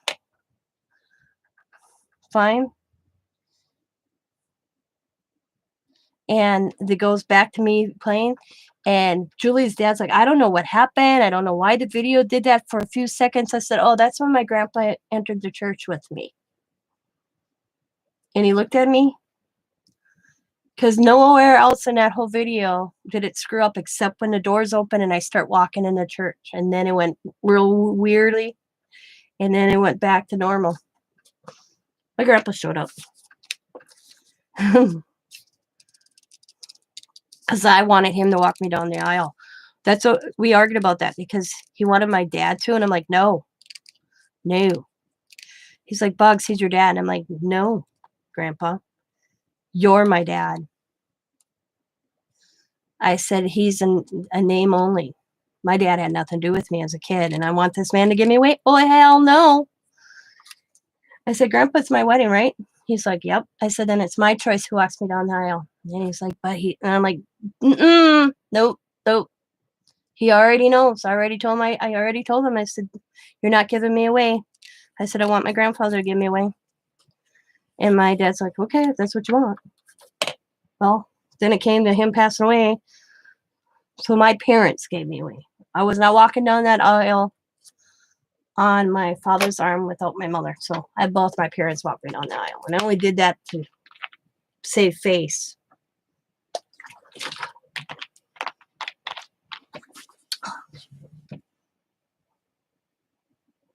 Smoking ball alone. Yeah, I did too. That's the first time I ever went on medication is after my grandfather died. I ended up, the baby blues.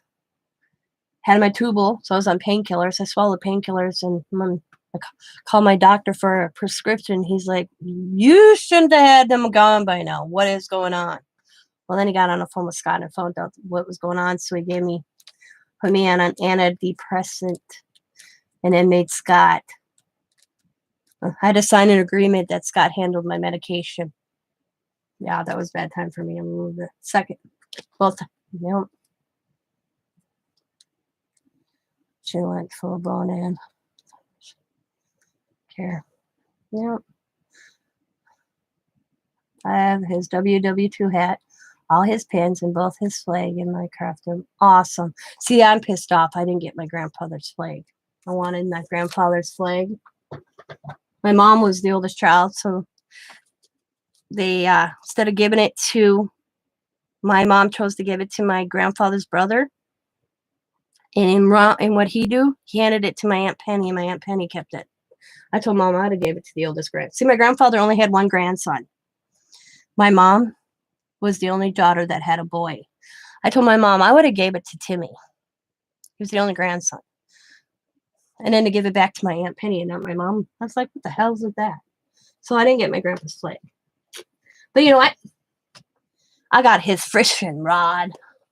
I got his old reliable fly fishing rod and his cane. Because I said, I'm one of these. I don't know about you people.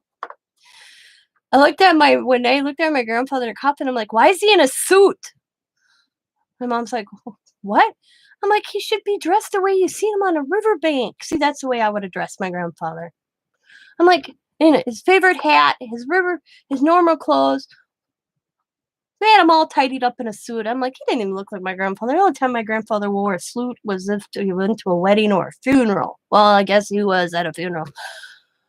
But I'm like, where's his cane? He didn't even have his watch on his wrist. I'm like, where's his watch? And I was so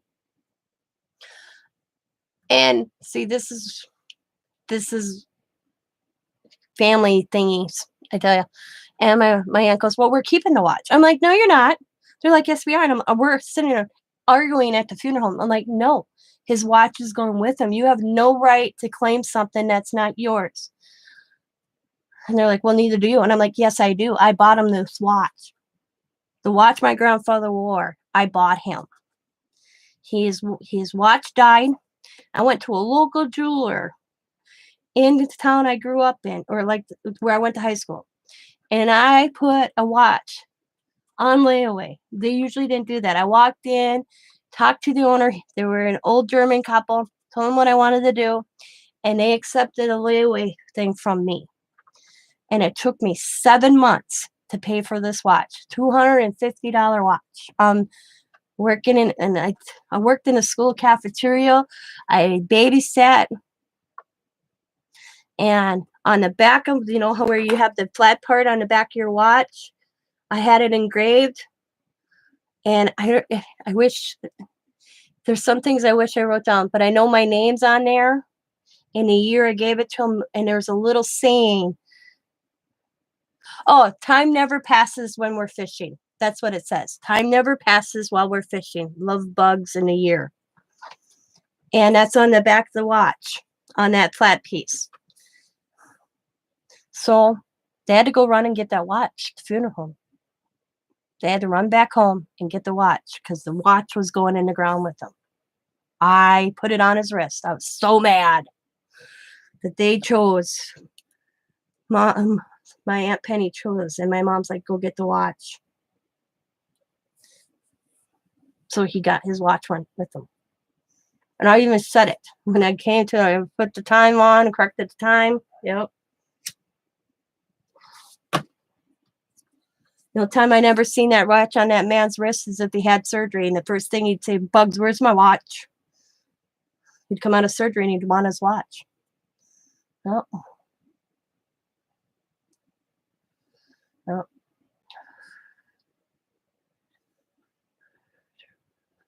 Yep. I remember when my grandma died, my dad was really close with his mom. He freaked out. He did not like how they did her makeup at the funeral home. Yeah. Nobody wanted grandpa's things. Well, when we went to my grandma's funeral, my grandma always had her nails painted. This is a woman that would never leave the house without her fingernails painted, bright red. Got to the funeral home, her nails weren't done. Because we had got to the funeral home like 2 hours, an hour and a half before the public.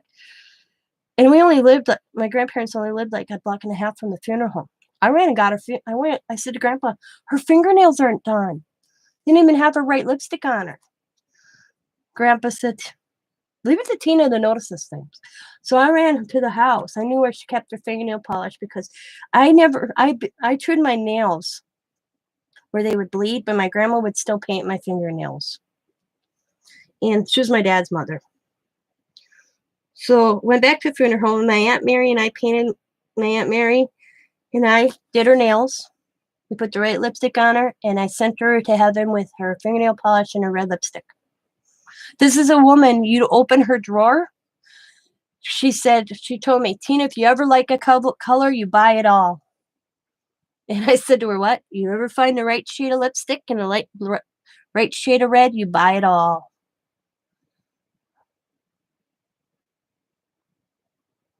Yep. Well, I said that about my great aunt. I said to my cousin Wayne, I'm like, don't look at it. I said, she don't have, my Aunt Arlene always wore those little silk scarves. And his granddaughter said, you know, yeah, Dad, Tina's right. So she had her purse. She always carried a purse. My aunt reminded me of the Queen, which she always had a purse. So they sent her purse with her, just took out what they needed to, but the purse went with her. They got her scarf out of her purse and then they put her scarf on her. Mm-hmm.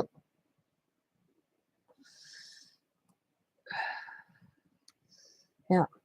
My mom would have went, because my mom was cremated, but if she was buried, I was leaving her mom's ring on her from me and my brother, because it was the last gift my brother and I bought my brothers and I bought our mom together, was her mom's ring. But be the fact she was cremated, that me and Jamie decided that Jamie's like, you need to take the ring back, Tina. I think you should have mom's ring. Because Jamie's on there. We all pitched in to get my mom and mom's ring. And Jamie's on there too. Jamie is not really my brother. My brother brought him home at 14. And his parents kicked him out 14 or 15. And my mom took him in. He was always brother. Thank you. Bye, Jersey. Hope you enjoy it. I hope it's nice out for your dog. It's nice out here. I got Gabby. I'm sorry. But hey, we're all good. The things we think of. Hey, when my brother passed away, you know what music I played at my brother's wake? I went through his music and recorded every song on a CD. And everybody told me it was like walking into a class reunion at my brother's wake. My brother had over 300 people show up for him. I couldn't get over that.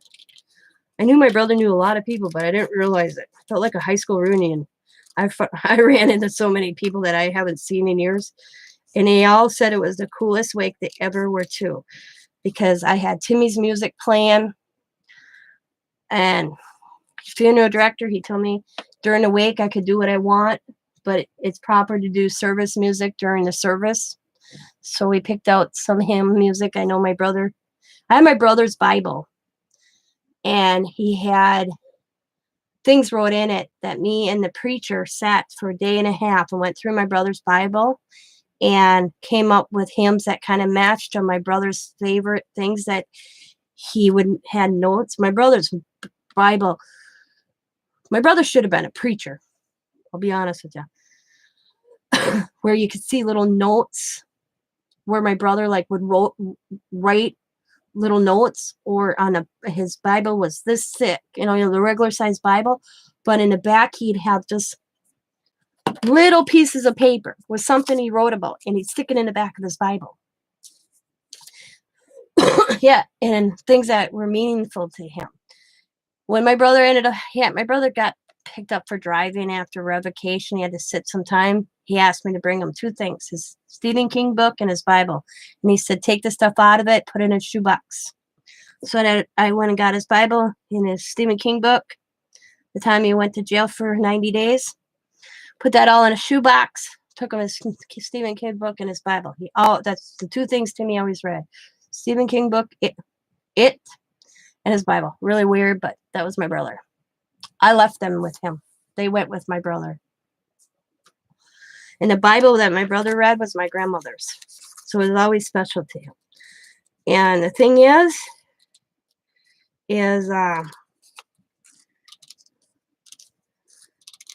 I had one person say the Bible should have stayed in the state. And I'm like, no. My grandmother died when my brother was just 14 years old. And he asked my grandfather if he could have grandma's Bible. And that Bible was with him ever since. And I didn't think that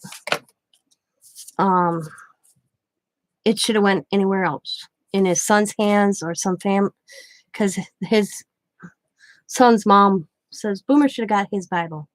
And I'm like, no. I made the choice. I was in charge. My brother had that Bible since he was 14 years old, and I believed it was his, and it went with him.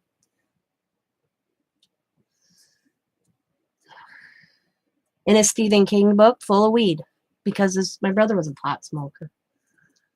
And all his buddies brought him joints, how funerals like that, people, and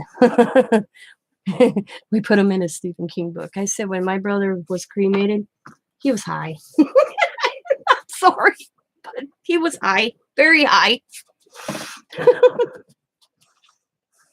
I got told by many people I did my brother proud for his funeral, his wake, the whole 9 yards. They're like, Tina, your brother is smiling down right now, going, yep, my sister sent me out, and perfect.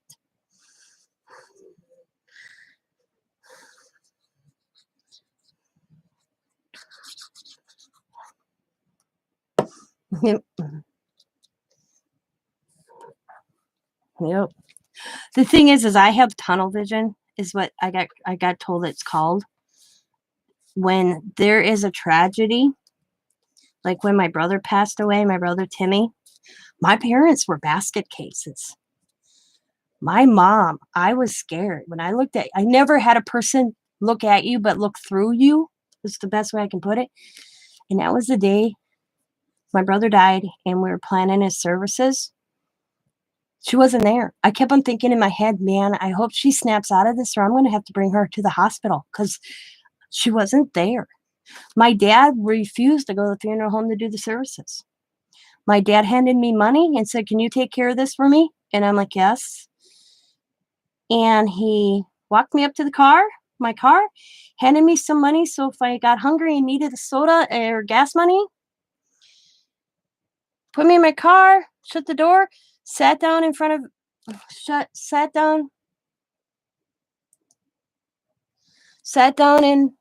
on a chair in front of his garage and never moved from that spot until I drove up back home when I got back there. My voice just killed me. Oh yeah, my mom and dad have never been the same. And I'm not close to my dad. My dad wasn't a very good man. You know, his parents took care of it. There was no damn way I could have done it. Yeah, it's hard when you lose a child. And my mom never was the same. And I'm not close to my dad, anyways. But at that moment in time, you can't be selfish. You know, I was in one state with my mom, with my mom showed up up to where my brother was. Her and my parents we went in town because my brother, they didn't have a coroner. You know, they didn't have a hospital, so they brought him to a local funeral home. And we got to the local funeral home because he was identified by his best friend, but the family, I guess, in the state of some states, a family member still has to identify in an accident. We got there. My parents couldn't do it. I couldn't do it. So my uncle did it. My uncle did it at that moment at the funeral home. And then we had to get transportation to go get my brother from Michigan down to back to Wisconsin. I took care of that, and in the funeral home and said, your brother's here. And I'm like, okay. And then we made an appointment. And then when it came to leaving, my dad couldn't do it. My mom already went back home to Wisconsin. I'm up in Michigan. And so I was taking care of things, trying to find the clothes for my brother and all that. My brother didn't want a funeral because we had a friend of my brother's and I's passed away 2 months prior, and I got a hold of my brother, and they didn't have a big funeral. He was cremated, and they had like a little family or a get together, and they had a calf barrel in the corner at my Eugene's and all. And my brother's like, Tina, he's like, what? He says, I said, what? He says, if anything happens to me, this is what I want. Exactly what, like Eugene. I don't want a big funeral. I don't want that extra expense for you or mom or dad. Just cremate me and have basically it was a potluck dinner for Eugene in somebody's garage. And he goes, and there was pictures, everything you would see at a funeral, but in a garage. Well, I tried to explain that to my parents, and they wouldn't have any of it. They wanted my brother to have a funeral, a wake, the whole 9 yards, like you're supposed to. But I did it for my parents, but I did it the way my brother would want it. His music playing. The only thing was the coolers were, I laughed because his buddies, I let the word out to all my brother's closest friends. I said, bring a cooler. We're going to celebrate. We're going to have a couple beers and some shots for my brother in the parking lot. And they did it. But we did have, I'm going to lose my shit when my parents pass. Yeah. It's hard. My mom passed away 5 years after my brother. I knew I didn't have long with my mother after that. My mother was never the same. I already lost one parent, the only one that cared too. But so I did everything for my brother wanted. And then after we did the funeral, he was cremated. He's sitting on my dad's fire mantle right now because my brother wanted to go in a lake, except my dad, he can't handle it. Still to this day. My brother's is going to be gone. Let's see. 15 years, 16 years? God, I'd have to look. I don't keep track. But my dad won't let me put my brother in the lake yet. He can't handle it. He can't. What gets me is because my brother wanted to go in the lake outside where him and my dad lived. My dad lived with my brother up by my dad's cottage. 17, my aunt was never the same again. She lost it. Yep. And my dad's like, I can't handle you putting my son in the lake, he says. I can't sit on the back porch having a cup of coffee knowing my son's in the lake. And this is my thought, but you could sit and watch your TV at night with your son on the fire mantle? He goes, yeah, because I talked to him. So my brother's on my dad's fire mantle. And I did plant a tree for my mom because I never sat right with my mom that my brother was never put in a lake. So what I did is I bought a tree and I separated my brother's ashes. So my parents got equal of my brother's ashes. And we planted a tree in the property where me and my brother grew up. My actually was my great grandparents' property. It's always going to be in the family. And my aunt let me plant a tree, and underneath that tree is my brother's ashes. And when I did that for my mom, she was better. She wasn't fully, but she was better. My mom the thing is, it was so hard to talk about my brother in front of my mom because she'd cry. So I never talked about my brother. And it was about 3 months before my mom passed away. I said, Mom, I come to your house. There's pictures of your grandkids, pictures of me. I said, but there's not one picture of Timmy. And I said, that's not right. And she goes, I just can't look at him. I said, yeah, but I said, Mama, see, when me and my brother both me and my brother were both in a wedding, and we were dressed in tuxes. I had a formal gown, a whole 9 yards.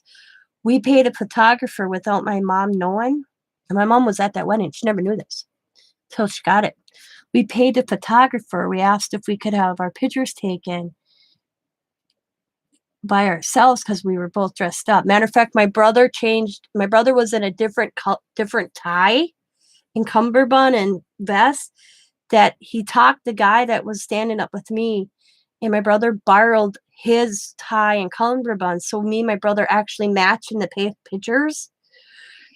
And we had these professional pictures done. I mean, I think there's 16 different pictures of my brother and I.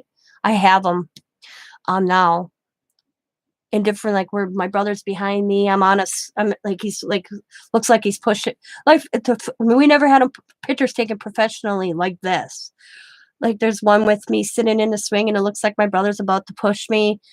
Where I'm sitting on a rock, he's behind me. I mean, they were gorgeous pictures, and we paid like $300 for those because we had a big one made, like maybe 10 by 13 of him and I, and then we had littler ones. So she took them all down. She took them off her wall, and I'm like, Mom, I said, you're hurting me more than, I said, by not having those pictures up. I said, Tim would not agree with this. I get you're hurting, but Tim would be the first one saying, oh, Mom, get that picture back on the wall. And I remember I said that, and the next time I came over to my mom's, the pictures were back on the wall. She was starting to kind of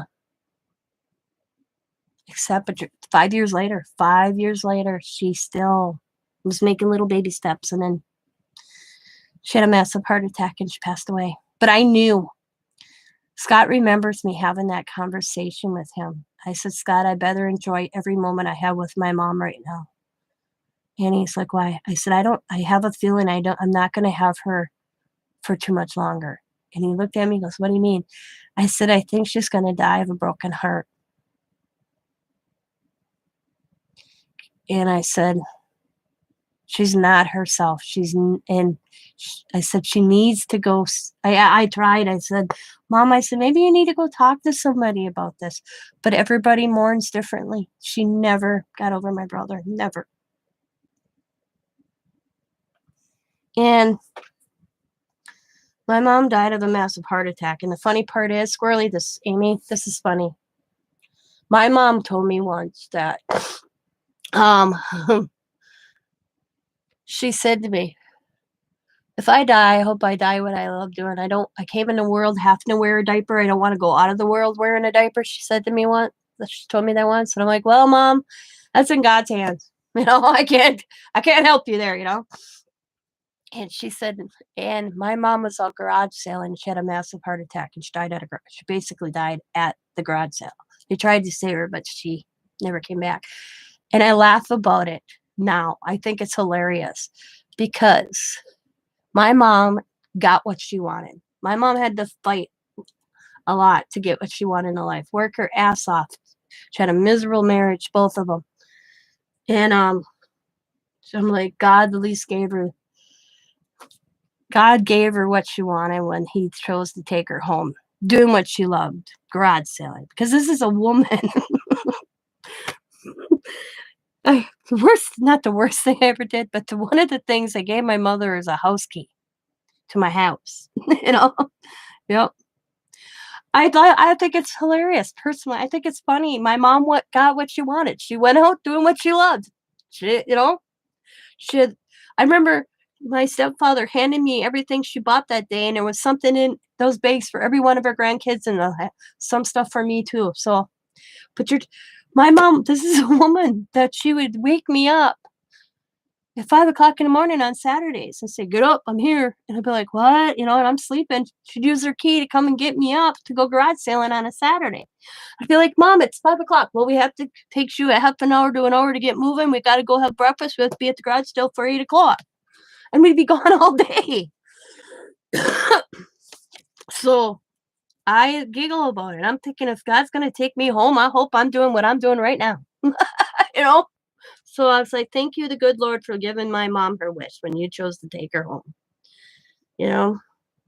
But I knew I had that instinct that I only had a few years left with my mom, because she was never the same after my brother. Never. Never. She tried. And my mom told me once that, because my mom, not that my mom was hard on me, she had a way to raise my brother and a way to raise me, and she made me tougher, because she told me women have it tougher in the world than men. Okay. And at the time, I didn't understand that. Okay. I didn't get it. I'm like, you know, and I get it now because I see it. Men do have it easier in this world than women.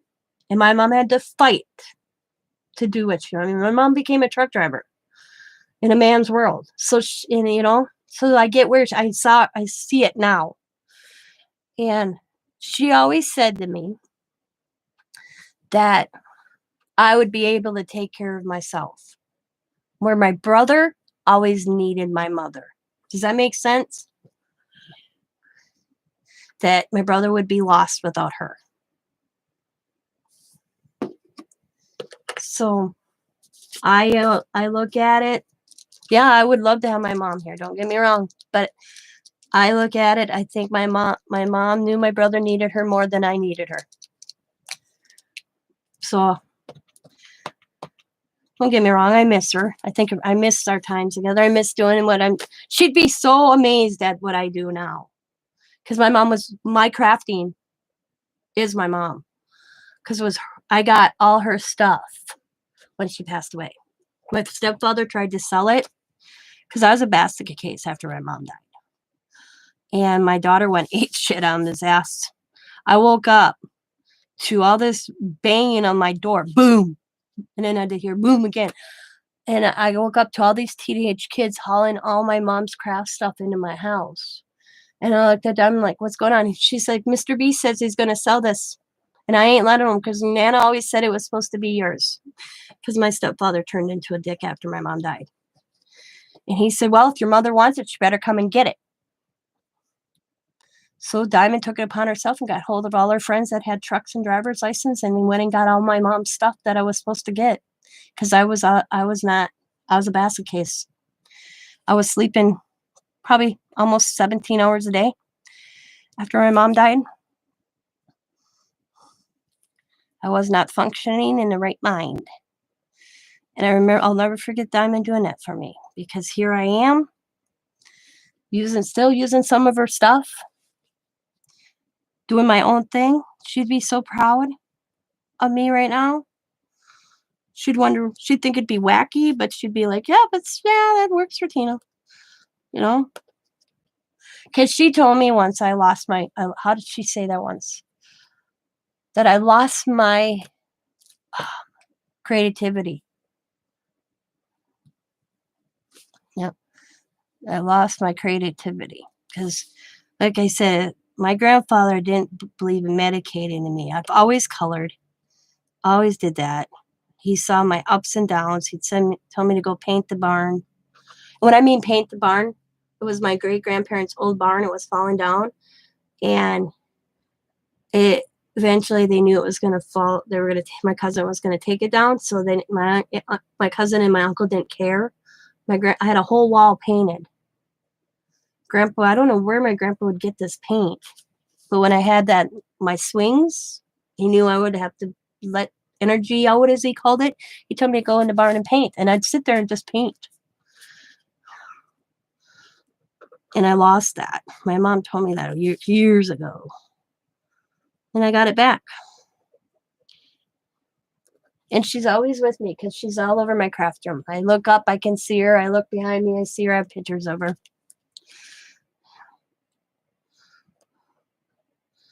I think of her all the time. She's always with me. Every step, every breath I take. My mom's there.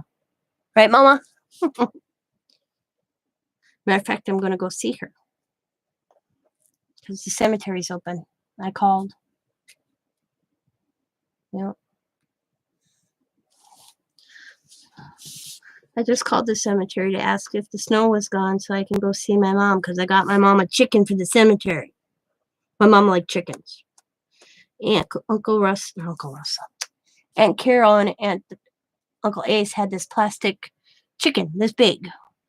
And in the center, you can put like potting soil and put a plant in it. And don't call me cheap, but there's a reason for it.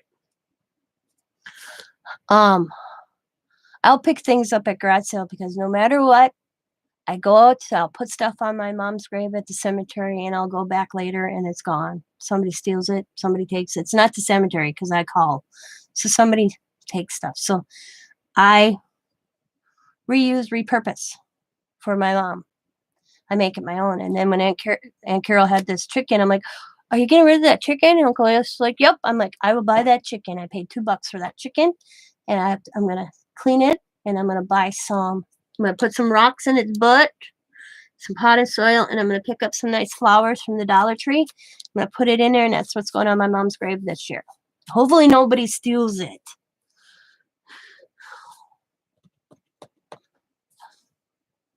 They stole their coffee mug on me. I paid it. That. Yeah. Oh, yeah, Diamond's awesome. Well, my mom told me she was, the funny part is another one.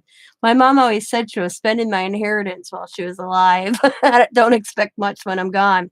So we'd be out shopping and be like, hey, Mom, you really should buy that. And she'd be like, what? I said, you should really buy that. And she goes, what do I need that for? I said, I think you'd like that. So she'd buy it. And then we'd get to my house and she'd be like, where are you going with that? I said, well, you're the one that told me you were spending my inheritance while you were alive. I thought I'd just help you along. She goes, you little snot, you got me on that one. Thank God my mom was a giver, because after my mom passed away, my stepfather all he saw was dollar signs. If I wanted something on my mom's, I had to buy it. Nope. My mom would have never had that. Like I said to him one day, you think you're getting into pearly gates? You'll probably get in there, but after my mom bitches your ass out for how you treated her daughter and grandkids.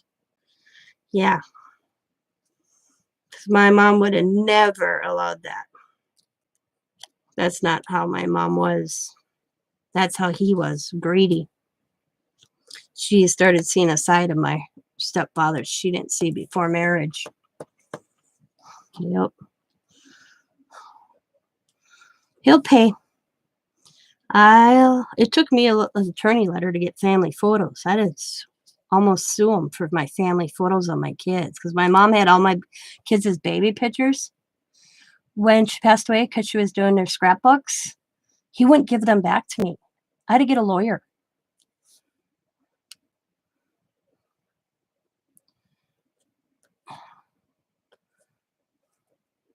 Why would you keep pictures of children that weren't your grandkids? That's how bad he was. He's an asshole. I'll be honest. Took a letter from a lawyer's office. But I got him. Best $75 I ever spent in my life. I'll be right back.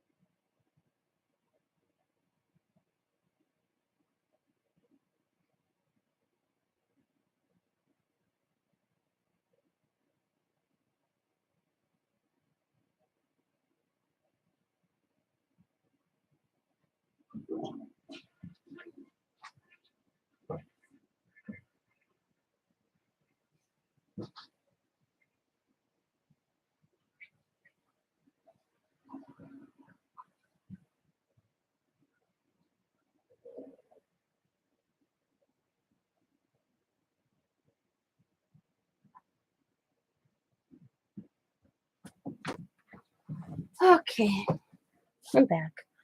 I'm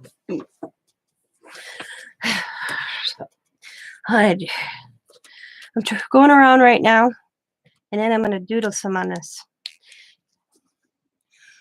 I decided I'm trying to decide. I'm going to go around it white with white, and then I'm going to go over it with black. Okay, okay. It's Wednesday. Is it Tuesday or what? It's Tuesday, right? Please tell me it's Tuesday. Yes, okay. I was like, man, I better see if Scott. I was like, I have to get Scott up for work today. And I'm like, wait a minute. It's Tuesday. It's not Wednesday. He doesn't go to work. It's Tuesday. He would have killed me. I woke him up. Hey, honey, get up for work. I've done that.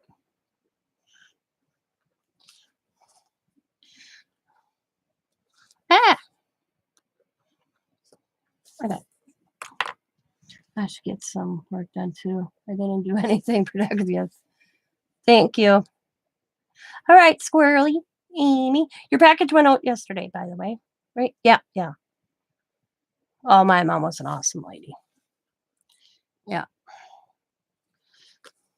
My mom was an awesome mom. I didn't get it as a child, because she worked her ass off. But when I hit that, when she decided not to be a truck driver over the road and she was actually home, my mom would take me. I loved to dance. Loved to dance. I always did.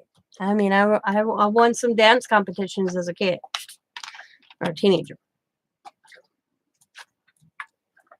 And the closest place that they had for teenagers to go dancing was 35 minutes away.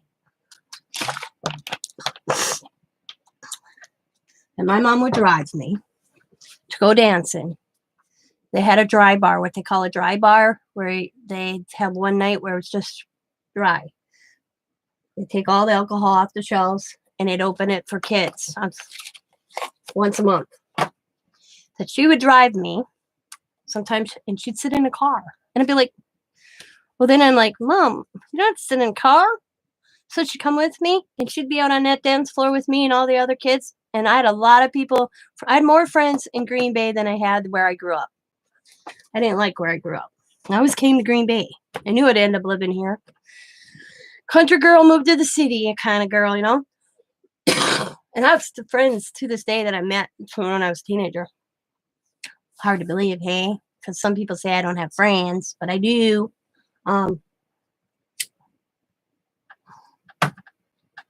That still remember my mom, and going home and saying, Tina's mom goes with her dancing. Will you come with me? That other moms started going out with their daughters dancing at this one night a week club. We had called it the Mom and Daughter Club. And it was so fun. And I'm the one that started it. Because my mom drove me down. And I'm like, no, you're not sitting in the car. You're coming in. I was like,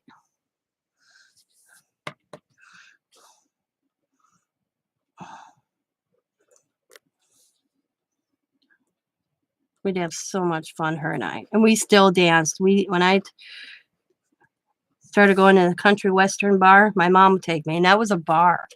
She wouldn't let me drink or anything, but she would let me go with her to the country western bar to dance. So I could dance. I like dancing. Man, I was so skinny. But I went back to dancing right now. That's probably why I have that's part of the reason I have hip problems. It's because of dancing.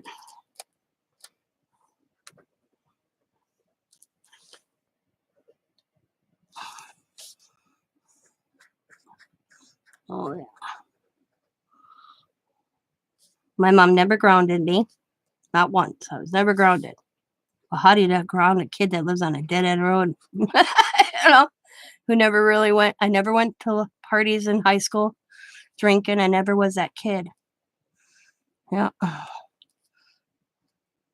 First of all, my brother wouldn't allow it. If I went to one party and my brother drove me home.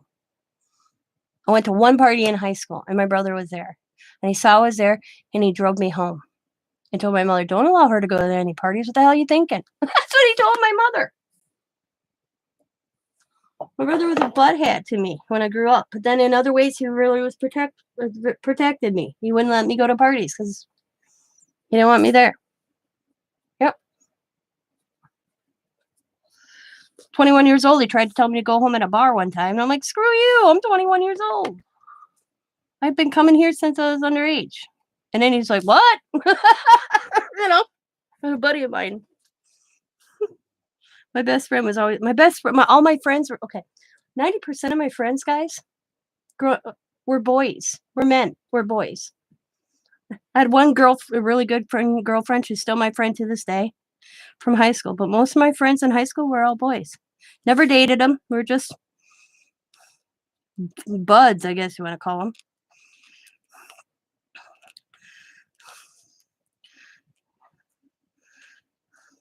Yep. One of my closest friends, Kelly, is one of my best friends to this day. His wife at first didn't understand that.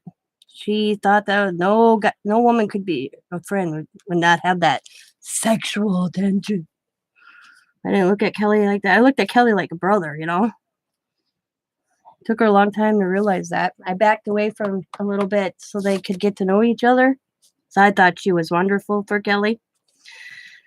And I knew she had that issue for the longest time. And then she realized there was nothing between Kelly and I except friendship. And Tiffany's awesome for Kelly. I couldn't pick. I told her once, if I had to pick somebody, I'd have picked you up in a lineup for Kelly because you were perfect for him. I saw it the first time I ever saw you two together. She goes, that's what Kelly said. Kelly told her that. You know what Tina said? You worried about Tina? I'll tell you what Tina said. And she's like, what? Tina says, if you were up in a lineup, she would have picked you out because you're perfect for me. And that's when she got it. She called me up. She's like, I'm really sorry. I know you haven't hung out with Kelly for a while because of me. And I'm like, I didn't know how to handle him having one of his best friends was a woman. And I said, I got it. I understood.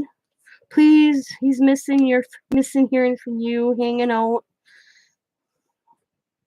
I'm like, well, no, you're part of that hangout party, you know. You don't have to sit home. You don't, you know. Are you sure I don't want to interfere? I'm like, no, you come along. And we haven't did that in a long time, though. Kovic, I tell you, sucks. He just saw, as a matter of fact, Diamond just saw Kelly at the gas station. Kelly. He's like, he told Diamond, God, you make me old. Because he saw Diamond at Walmart. And he's like, God, you guys make me old. Kelly's like, you guys make me old. Too old. He's like, Diamond, he messaged me. I just saw Diamond at the gas station or Walmart. I keep saying gas station. And he goes, I feel real old. I'm like, yeah. Wait till your children have grandparents. I said, because his children, let's see. Xavier's 25.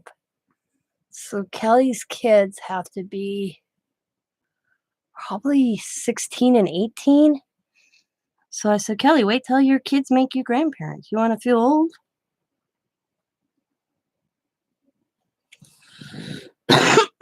You'll be old then. I laugh. He says to me, stop out by mom and dad's. You know, I bought their house this past year. I'm like, Kelly. All right, Jennifer, I'll talk to you later. Hi, Dawn. I said to Kelly, me and Scott were out in Howard. He goes, yeah. That's where his parents are. It's a suburb of Green Bay. I'm like, Kelly, I couldn't find your parents' house. He goes, what? You've been there hundreds of times. I'm like, yeah, I know. It is so built up there right out there that I couldn't find his parents' house. It's been years since I went to his parents' house that I said, I'm like, I was lost. And I said, and you didn't answer your damn telephone. And he looked, he goes, "Oh my shit." He goes, "There was a missed call from you." Yeah. He goes, "Well, that," he goes, he looked, "Well, we weren't home anyways." I'm like, "Yeah." He's like, "We'll have to plan it. I'll have to meet you somewhere." He goes, "Now when you think about it," I'm like, "Yeah." I said I couldn't get over it. I couldn't find it. Me and Scott, I said I was gonna swing in because I was in Howard. I never get in that part of town. And I said, "Scott, let's swing in by Kelly's." He told me swing in anytime. Well, we couldn't find it. I couldn't get over it. And Kelly, and I laughed because Kelly's parents was like lived in a country of Howard, on the outskirts of the little suburb. Well, now you couldn't tell the difference where Howard started and where Kelly's parents are.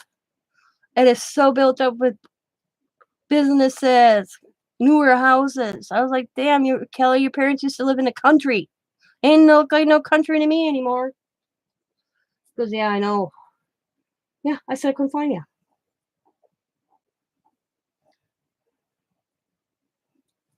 Oh, Sabrina's awesome. Isn't it nice when it's kind of like you get to that point where it's done?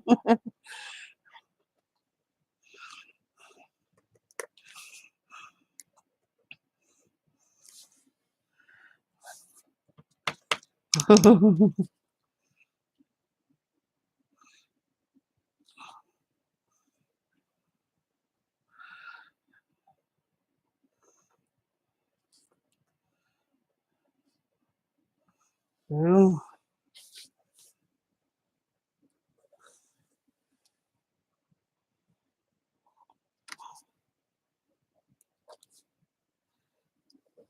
I don't even know why I did the white around this. You can't even see it after I put the black on.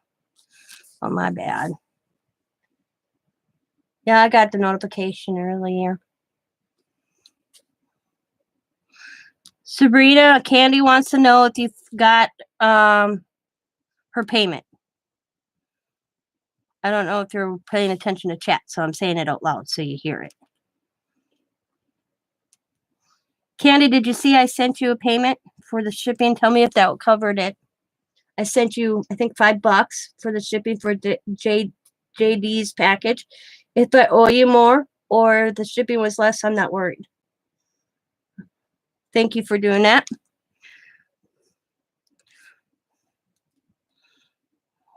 But if I owe you more, let me know.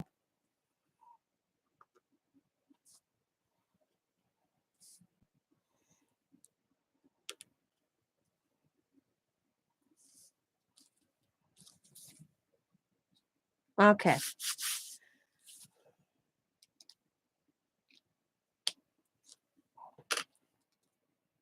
Oh, we're $50. No, Dawn, you owe me. You owe me $50. No, I actually messed up an order.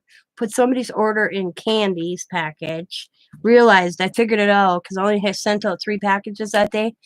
And I knew that 2 people bought a journal and Candy didn't buy a journal. And I sent a journal to Candy and charged her for it. I had to reimburse Candy for that. And then I had Candy send it to the person and just gave it to him for the mix up. Yeah.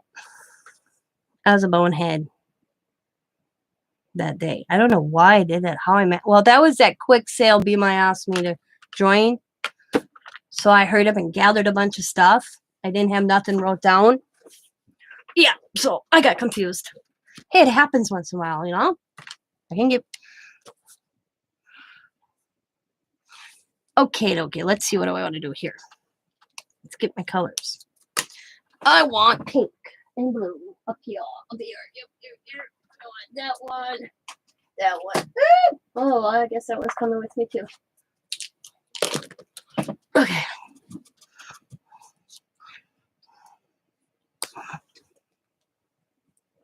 Don't worry. I played Sabrina. Yeah, it happens. Well, yesterday, lucky I'll get reimbursed. Amy Squirrely paid me, wrote out her shipping label, and or thought I did. Went back and looked, and never made a shipping label for Amy, but made 2 shipping labels for Rebecca. So then I had to figure out which one I mean, I had Rebecca's on a package. I made 2 shipping labels, but only printed 1. So I had to cancel, and I had to get the packages out, make sure I didn't cancel the one that actually was going there. Well, then this morning I woke up and I got reimbursed the first because I canceled that label transaction. Got reimbursed and then did Amy's yesterday. I wasn't, if I did,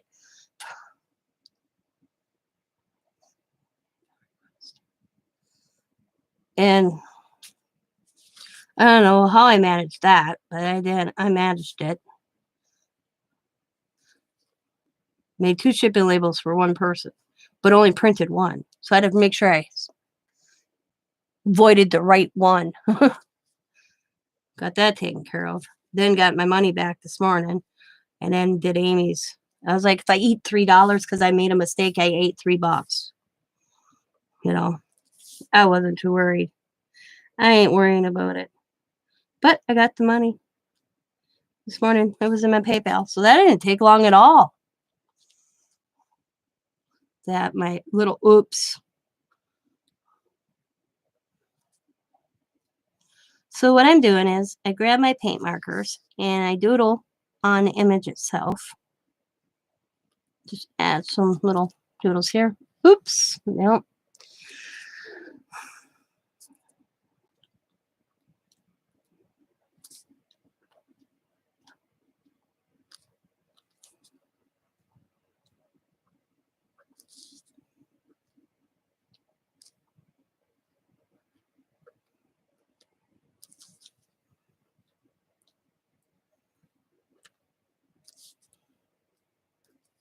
I just think it always adds, makes it my own a little bit.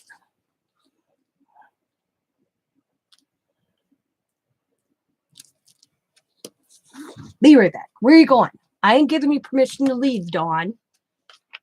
You did not raise your hand, and I did not say you could go.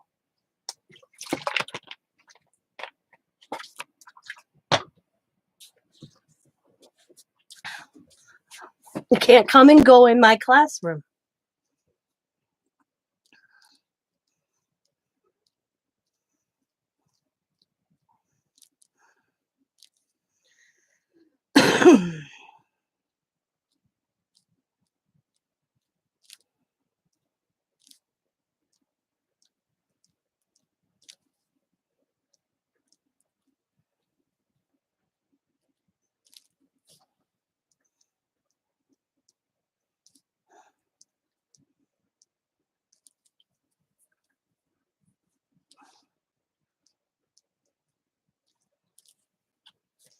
So, okay, I got a message. Oh.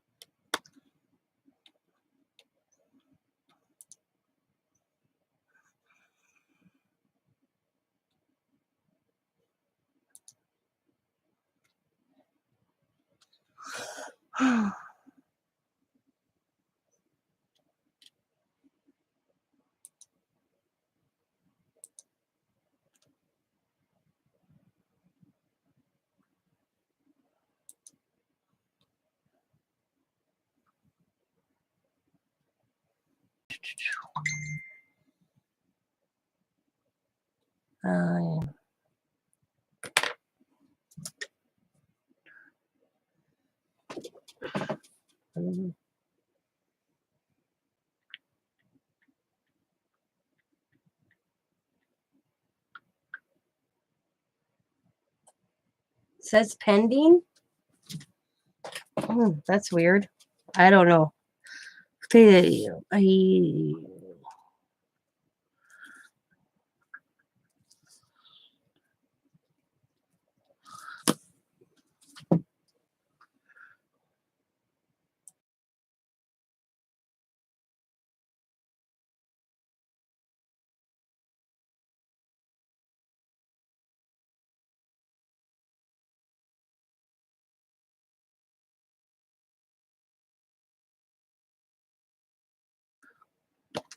Oh, I almost grabbed the wrong marker.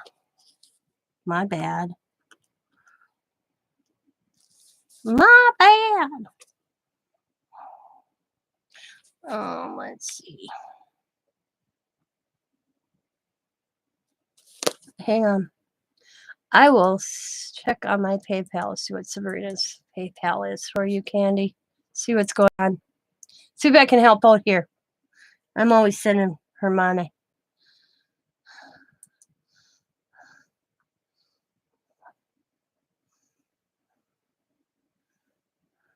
I must see about $1.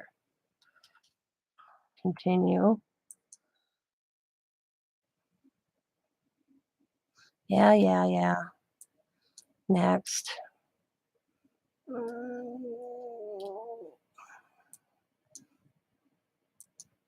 Okay, we're gonna go like this. Copy. I'll put this down. PayPal. We're gonna.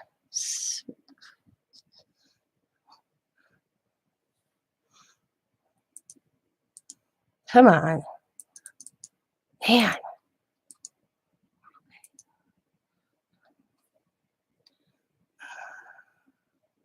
Oh, it won't let me see her PayPal name because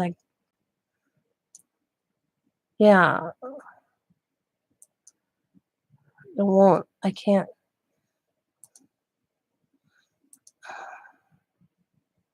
That is my PayPal. Yeah.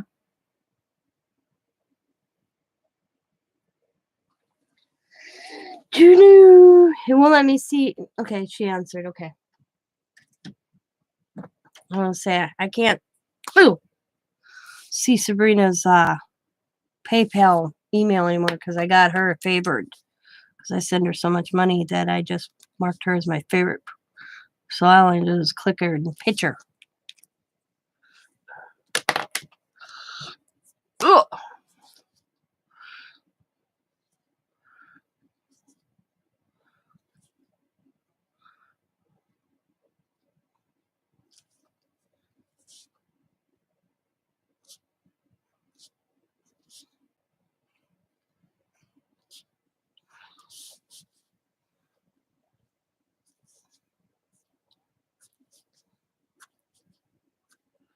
Da, da, da, da, da, da, da, da, da.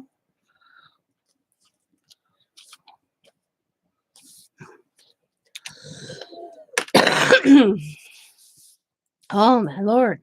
I don't know where this dry throatness come from, I tell you. Here. Come on. Clean out of that.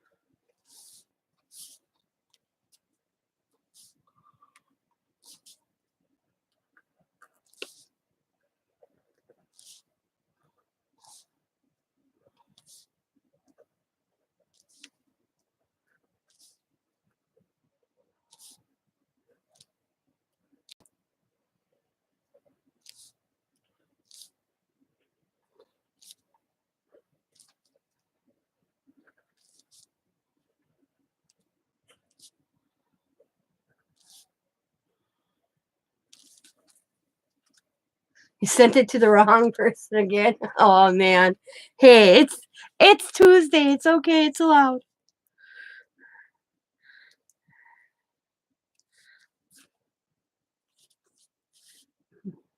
Shit happens, you know. They will figure it all out, you know.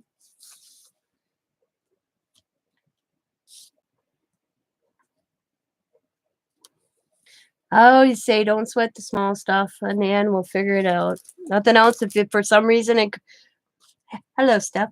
If for some reason you couldn't get it sent to Sabrina, I was going to say send it to me, and then I'd send it to Sabrina. That was going to be the next thing I was going to say. I've had to do that for some reason. Once in a while, I swear, once in a while. Hey, Tina, I've been lurking a bit and gently listening. Georgie says, LOL. Hi, everybody. Sometimes I swear, YouTube. Well, YouTube too, but sometimes I swear to God that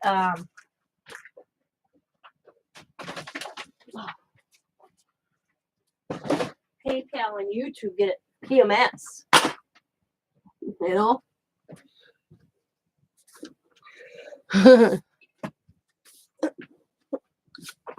Well, thanks for lurking, Steph. I like my lurkers. My lurkers don't bother me. I'm cool with lurkers.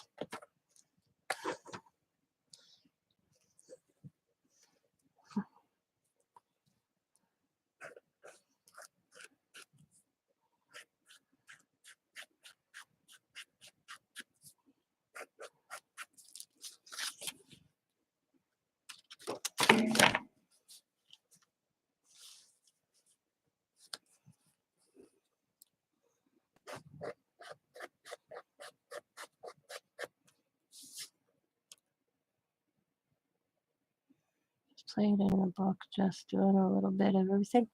Oh, yeah. Yep. I have many things going on when it comes to art journaling. Many.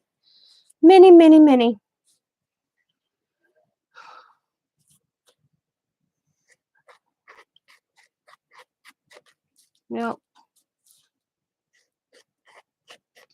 I think someday my kids are going to find these and go, what the hell is she doing? Diamond kind of knows. Because I'll do like from gluing to using spray paint. Yep. Matter of fact,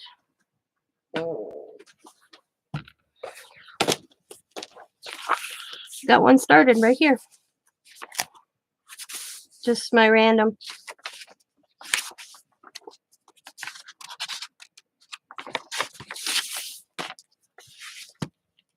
Oh. Because I have, a matter of fact, I'm going to do that right away.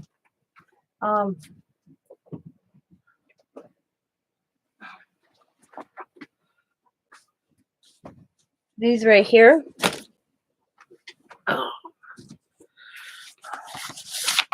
Are all little, like this is April, May. I kind of journal. These are ones that Diamond knows that need to be kept someday. This is another one. I just finished this one that I just do random art in, or I journal in. You know, you see a lot of random art. And then, I don't know if there's many in this one. Oh, see, I started, here's some journaling.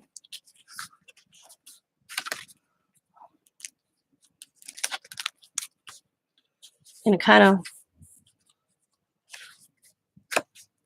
journaling, you know.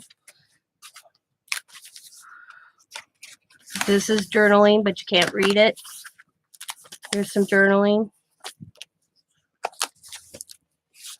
And there's this one from December 2020, the month of December all the way up to February. And this is journaling.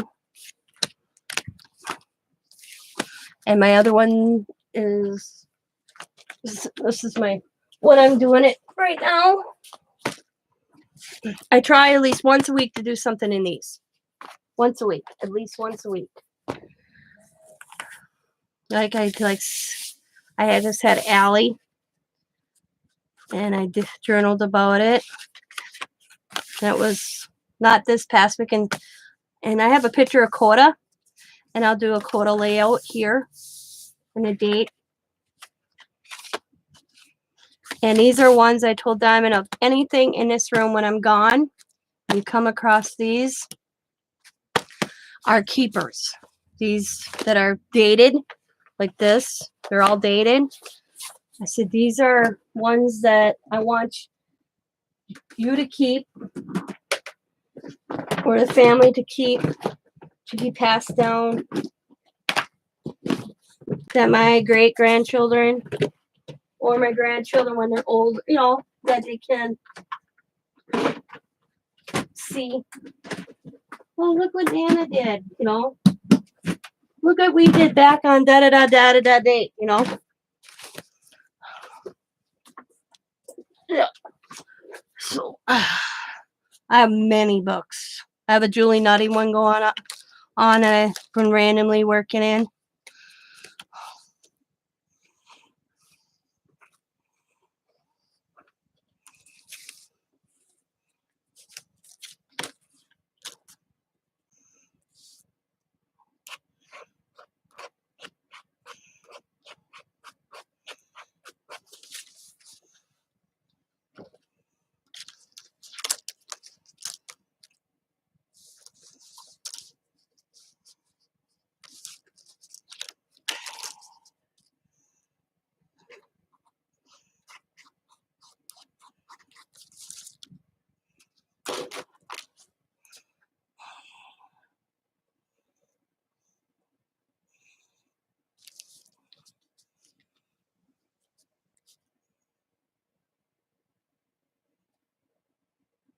Yep, I do. I got some of them. I just haven't got into them yet.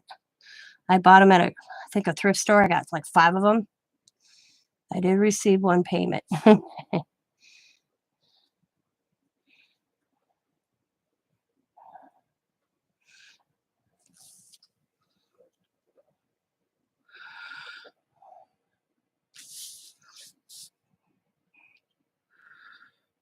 Woo.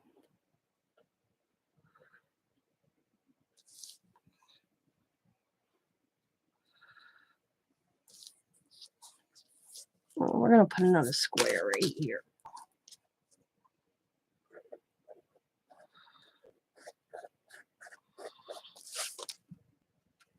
Then another square right there too.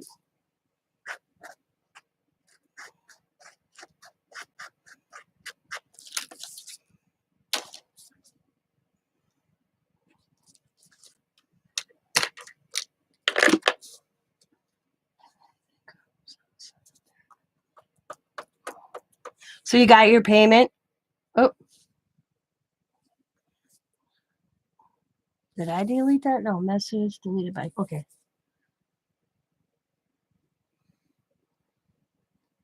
All right.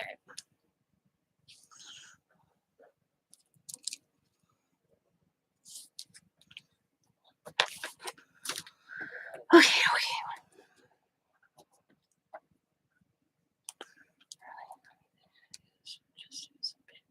Yep, because I use everything.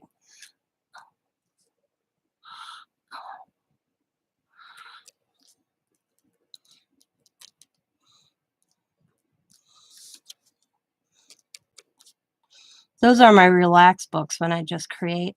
I mean, all these is just me relaxing, but I like just to create and color. So,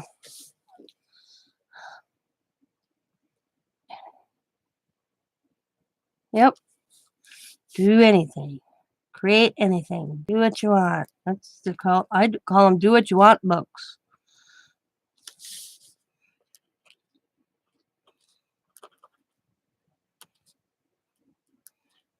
No rhyme or reason for it. I just do it.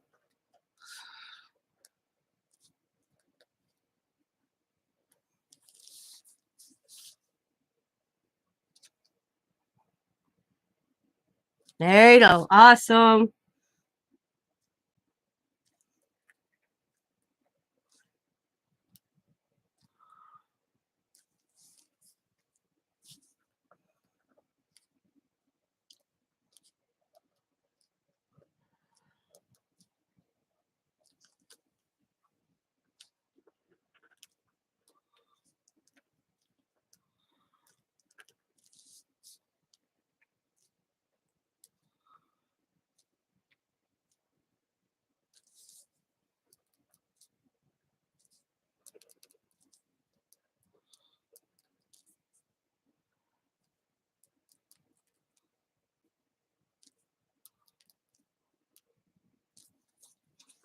that page is done.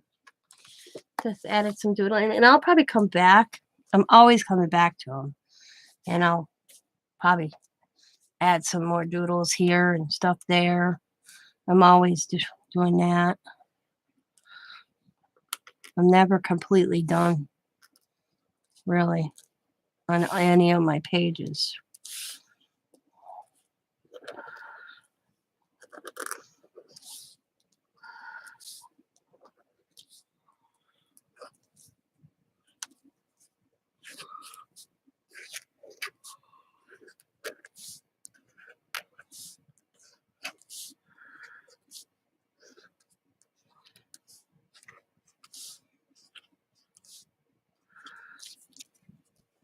And over here,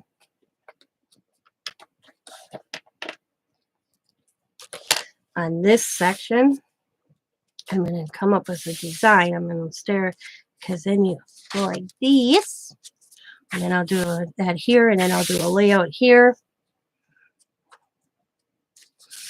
So we're going to start here. Actually, I'm going to come here, and I'm going to do it here first. And then when I get this layout here, whatever I choose to put here, I'll flip this back and do what I want on this side. Does that make sense? So let's flip. And I want to outline. So let me hang on. Get my black and my scrap paper.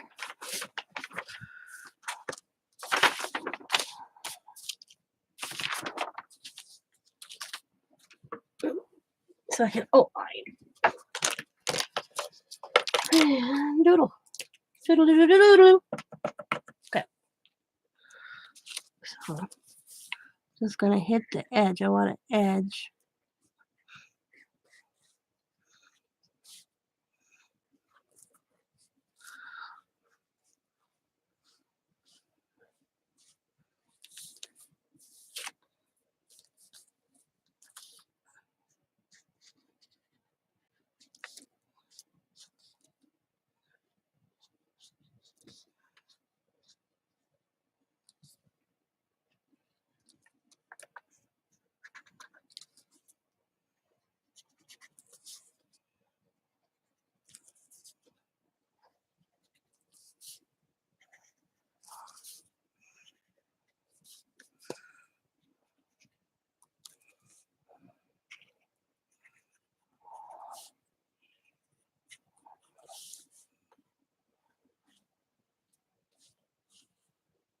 Hit the edge.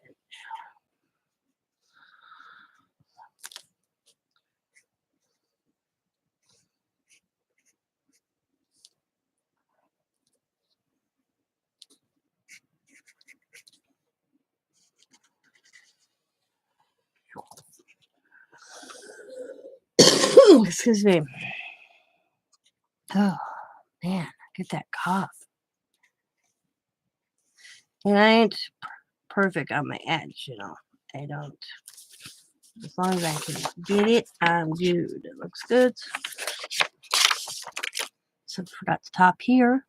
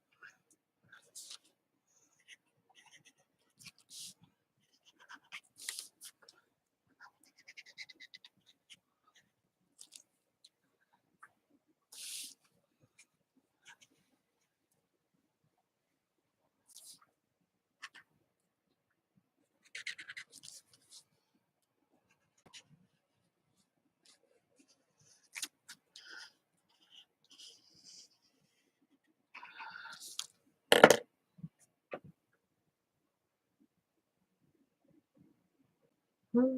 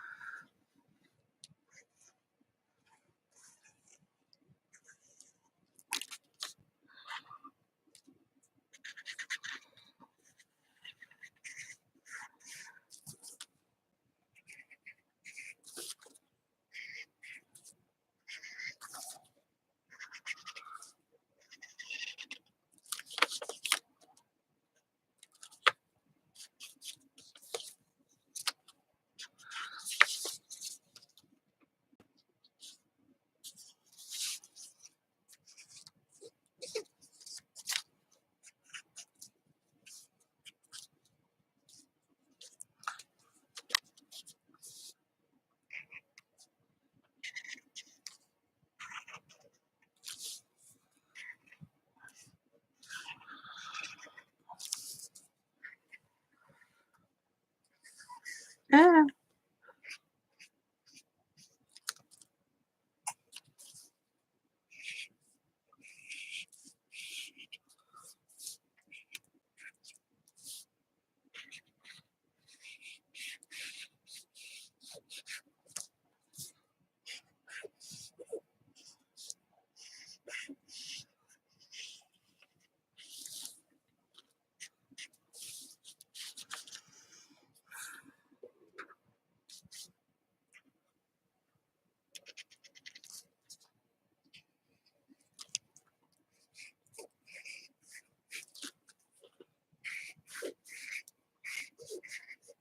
These little strips are tricky.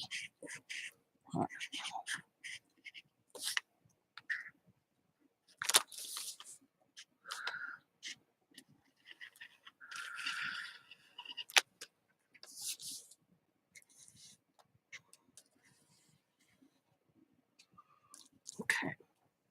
Now, I think I got it all. Let's see. I don't care if they're that wacky looking. That's all right. I just want to make sure I got them totally covered.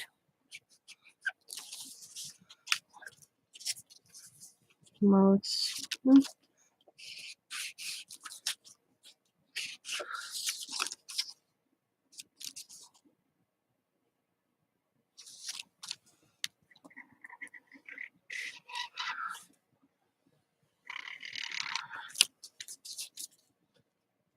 good.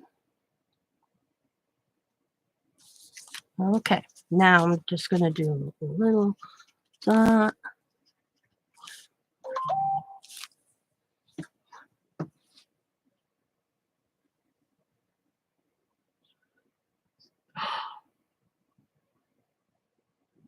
Oh my God.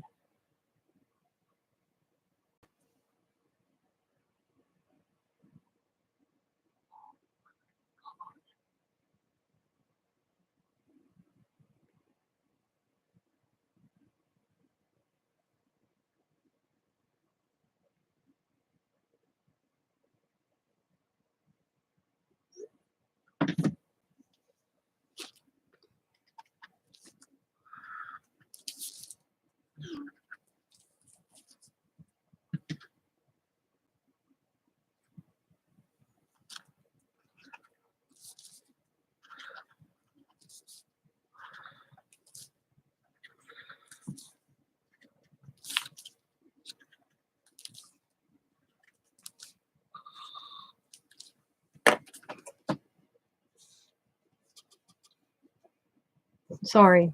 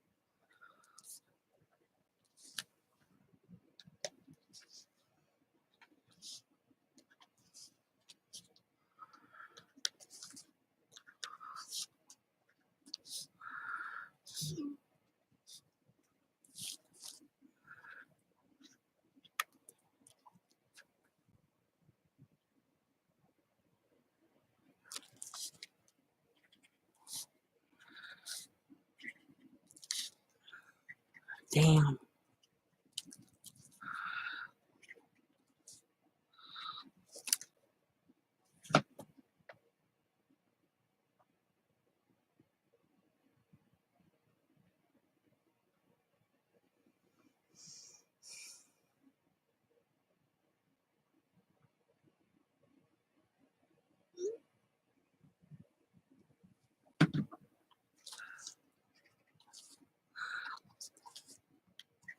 Okay.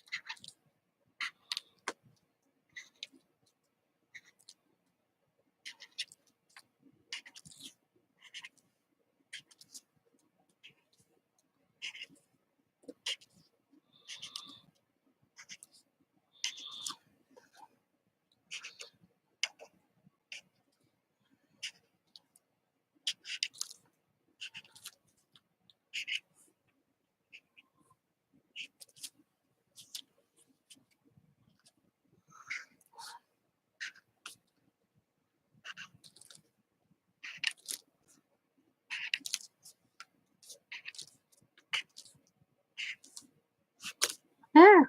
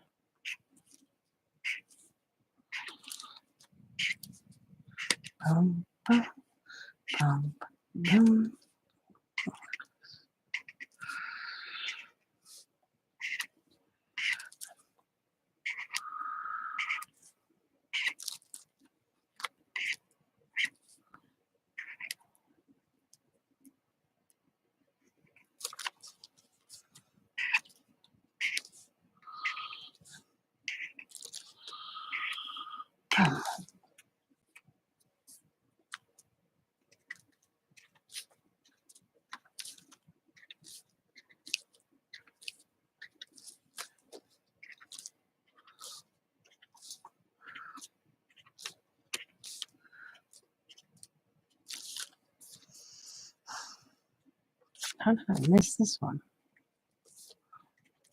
Oh, I see what I did. Okay.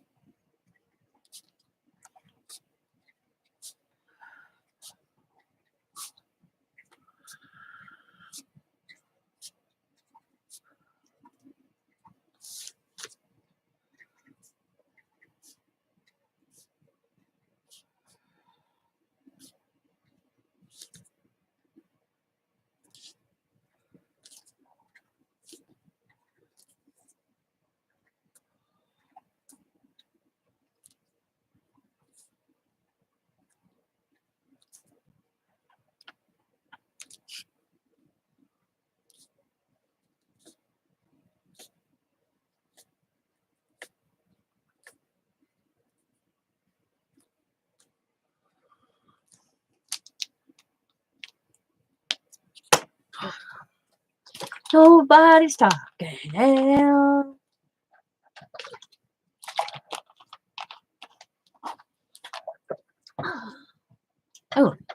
right back.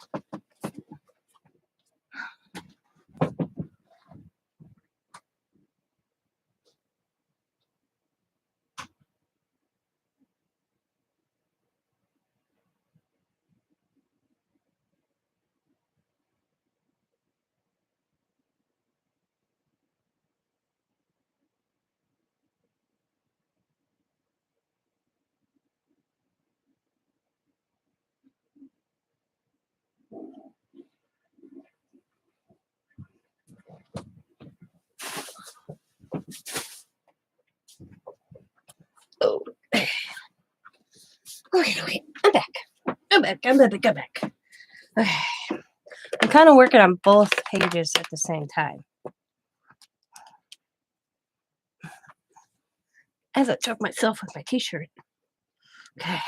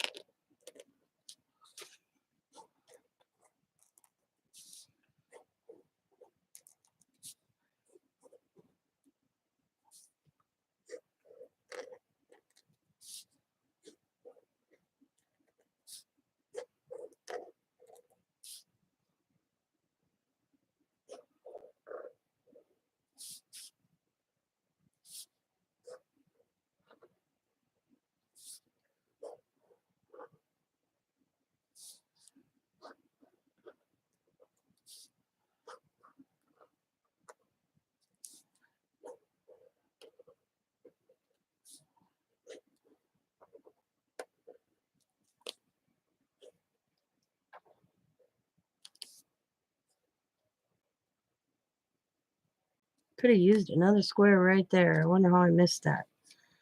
What I did. We'll see. I'm going to add it. We'll see. Once I start doing a layout per se. And if it sticks out like a sore thumb. Your bank sucks? Why is it? Why?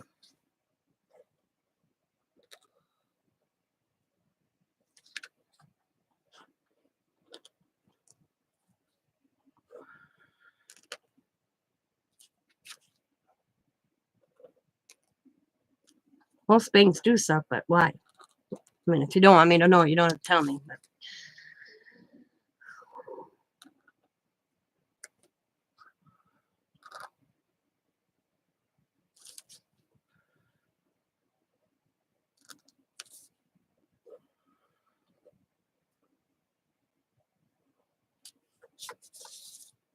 you know, hi, Vanessa.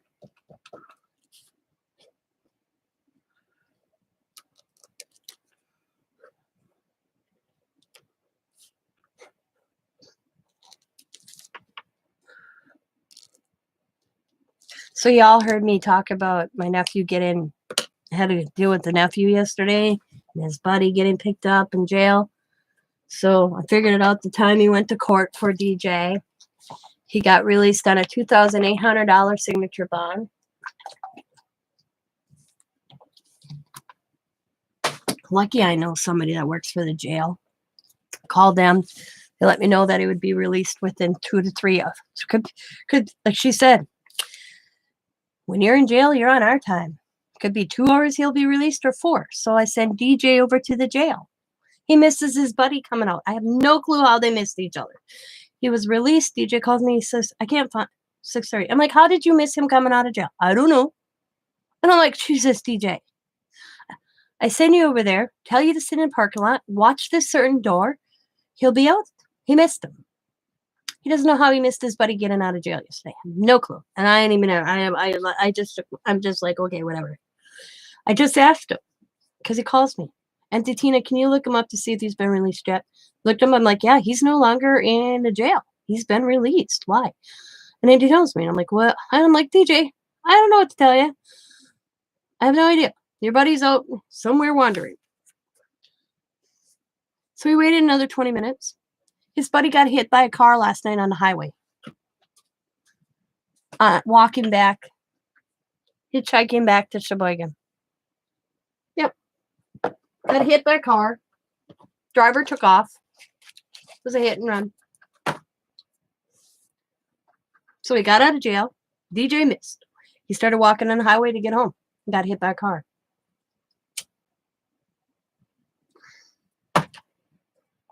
That guy better just stay home. He better just stay out of trouble. So what happens when you get your ass in trouble? Shit happens like this. What the? Yep, walking on the interstate, got hit. How DJ missed him coming out of jail last night is beyond me.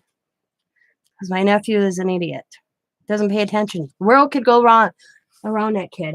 I call him a kid. He's 31 years old. I'm like, well, then go hit the highway. He's probably on the highway. Go drive the highway. See if you see him. Yep. Never seen him. Past the accident, but didn't know it was his friend. Oh, like, for love of Jesus, DJ. I think I may like this black and white. Yep. Let me use my debit card 20 times in a day. 20 times in a day. Well, that sucks. We set at 3:30. So what's that mean? I don't get that.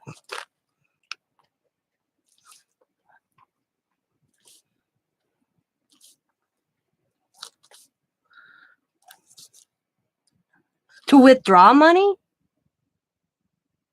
I can only use mine so many times to withdraw, but if I'm purchasing at a store, I can use it.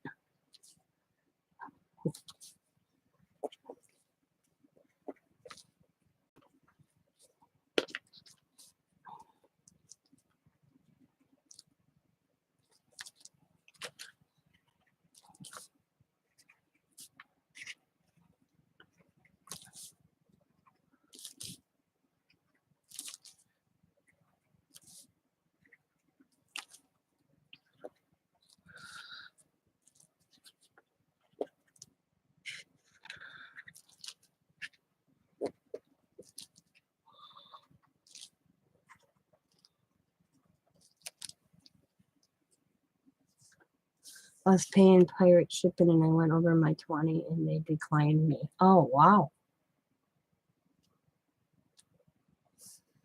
That's weird.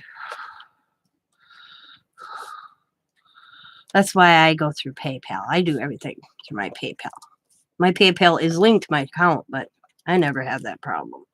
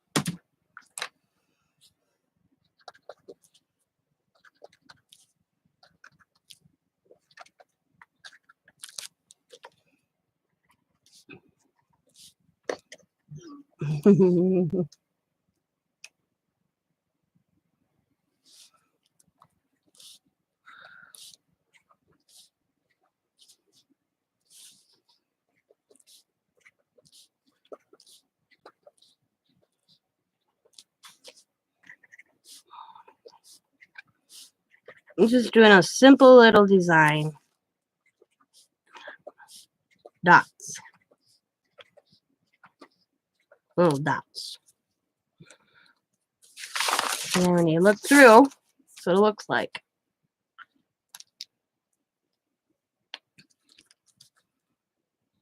So cool. Even if I go to $20 stores, it'd be the same. Oh, wow. See, mine is not set up like that. I'd change. I'm sorry. I would be like changing that one real quick.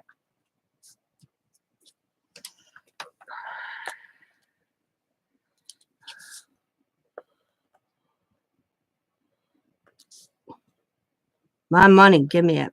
I'm sorry. The only time the bank declines anything on Scott and I have to let the bank know because we have protection, the protection is like I had to let the bank know that Scott went to Michigan.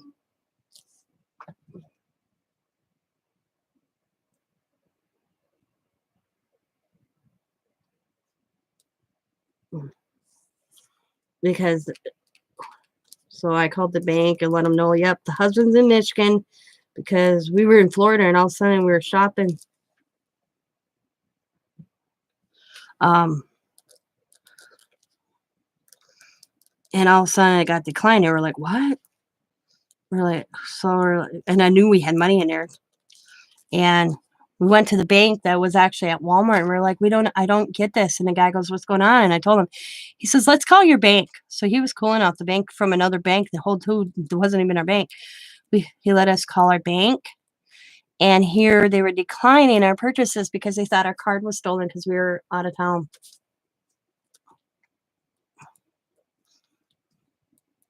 As soon as we got and we gave our information, it was all cleared up. We could buy our groceries. Because when we were doing rendezvous, we didn't buy our groceries here. We'd get down to where we go camp and then we go grocery shopping. We're at Walmart and it got declined. And we're like, what the hell? And I go to the guy, told him, I said, we're from out of state. And I'm like, you know what, Scott?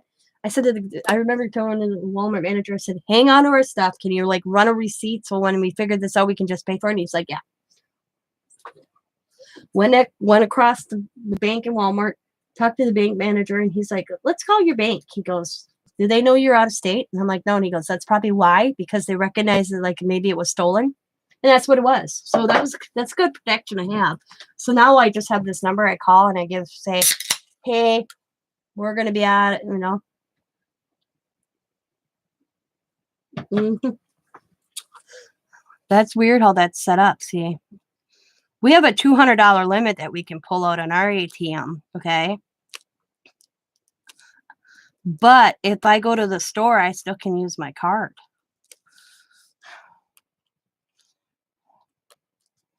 And that's on, no, that's $200 limit on per card. Scott's can pull 200 out. I can pull 200 out.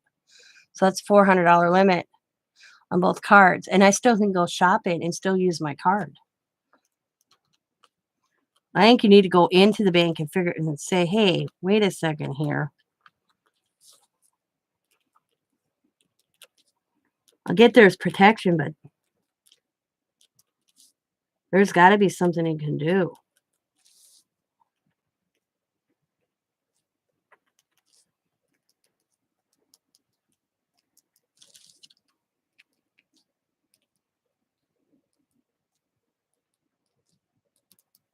That would absolutely drive me crazy. Okay, I did dots in them instead. And I'm going to turn like that. Okay, now we're going to do this side. And I already have an idea what I'm going to do here.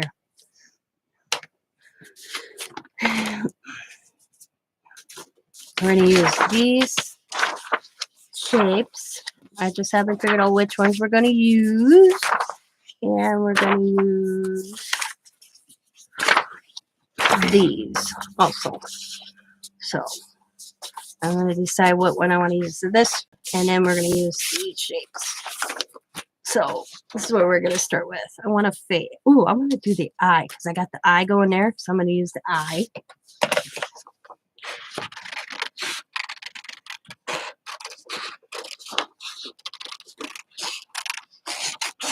So use that.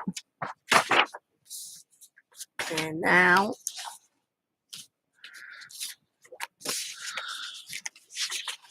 don't lose my eye. And now let's do. Excuse me. Oh man, I got that dry like cough.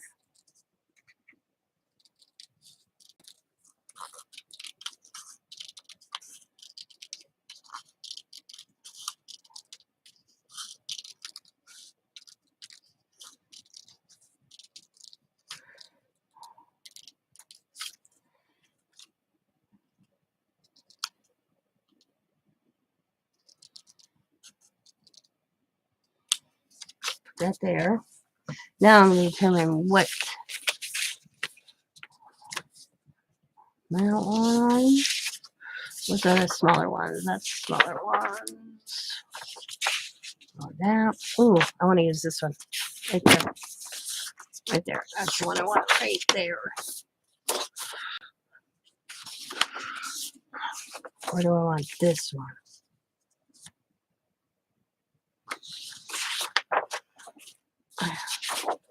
I'm going to use that one.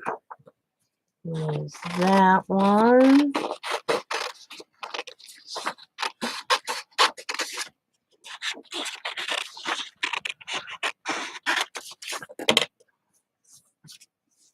And you go out of town and use a prepaid. That's smart too.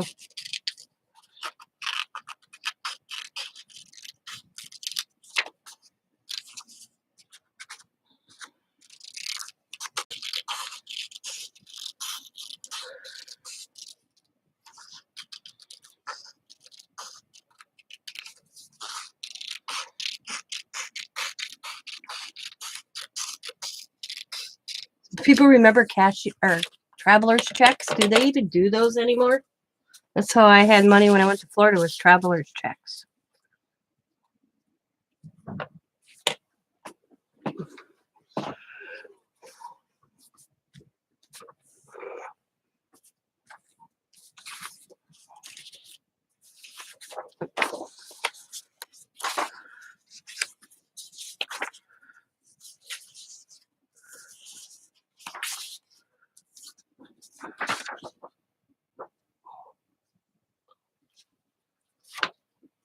They don't do those anymore? Yeah, I remember doing traveler's checks when I went to Florida.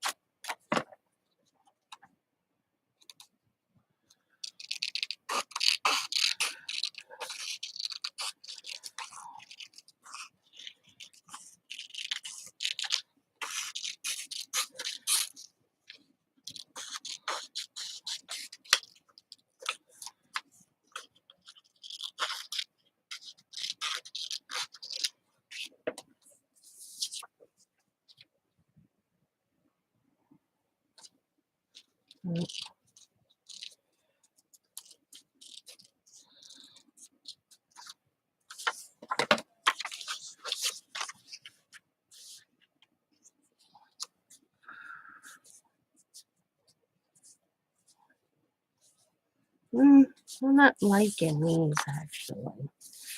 I'm not digging it. I'm not digging it. So hang on a second.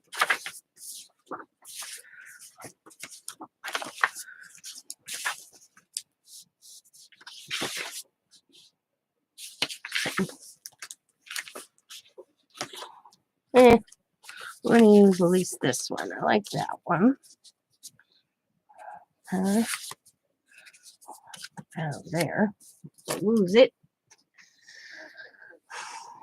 Banking's banking. Drives you crazy. They like taking your money. They just don't want to give it back.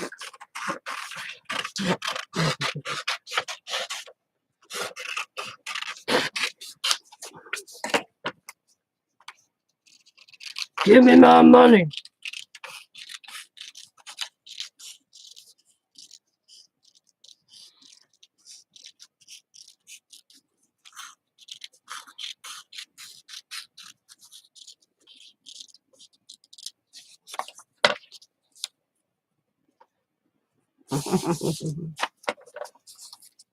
That song.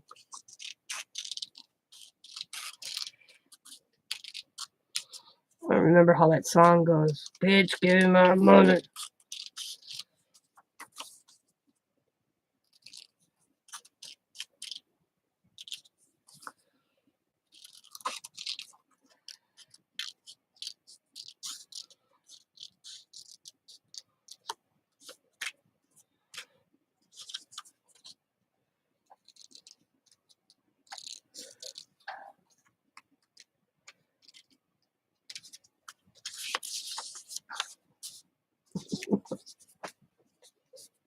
I don't use a bank of any kind anymore. I have a direct express card as a check. Oh, okay.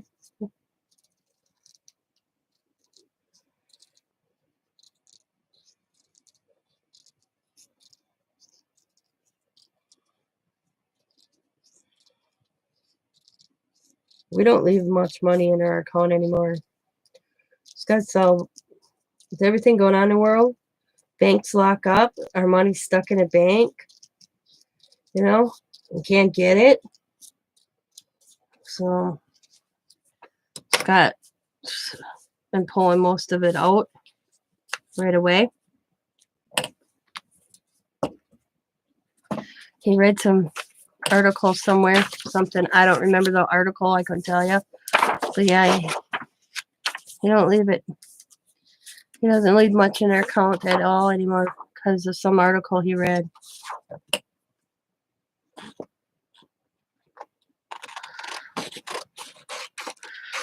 We pay our bills and then the rest we pull.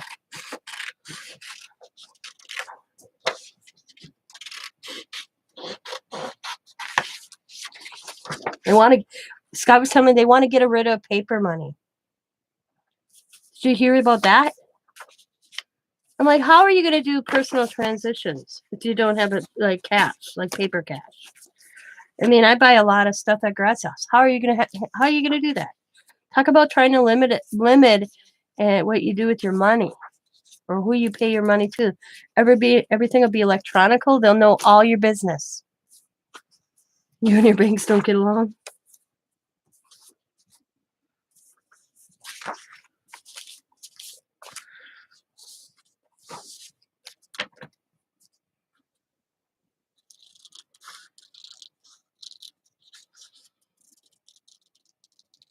They don't need to know I bought stuff from from Sabrina. They don't need to know where all my money's going. It's none of their damn business.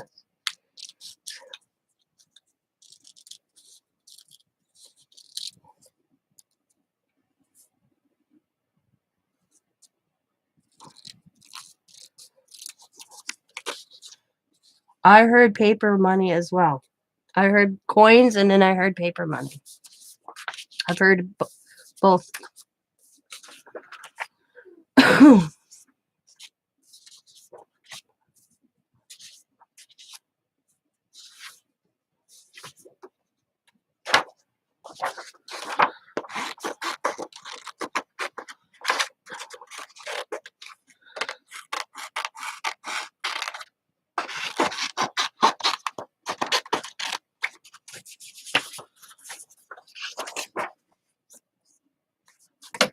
You know what really gets me?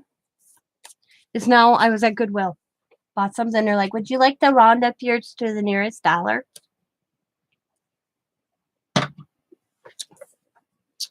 For charity? And I'm like, I'm already here buying for charity. No.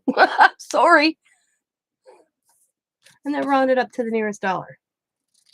Oh.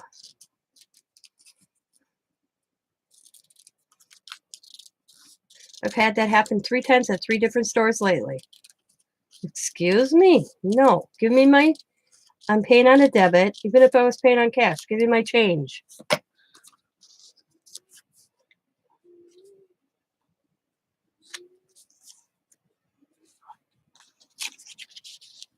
Looks funky, don't it? It's different.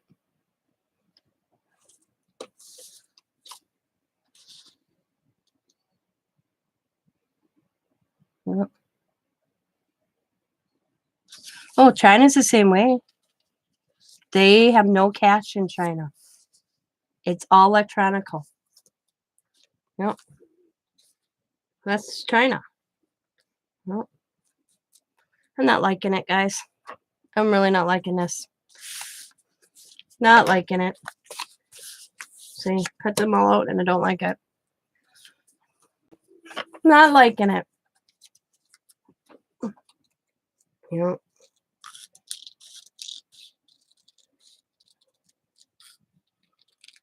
Everything's electronical and over in China. There is no cat money, paper money at all. Yep. But with the way the world is going, I think they both will at some point not exist anymore. Probably not. Okay, I didn't like how that was looking, so I changed my mind. And I'm allowed to do that. I'm allowed to do that. So let's see. What else I got here? You're allowed to do what? Change my mind doing a layout. Oh, honey. Hang on. I'm going to mute a second. I'm going to mute a second. I'm not going anywhere. I need to talk to the hubby. Oh, he went to the bathroom, so I can still chat. When he starts finishing that, then I'll mute so I can talk to him. Okay, we may use something here. We may use something there.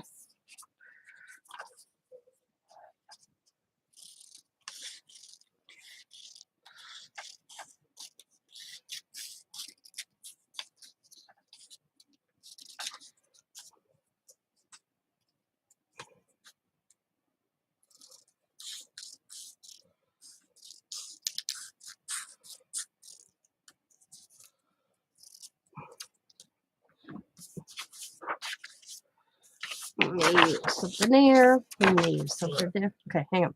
Okay.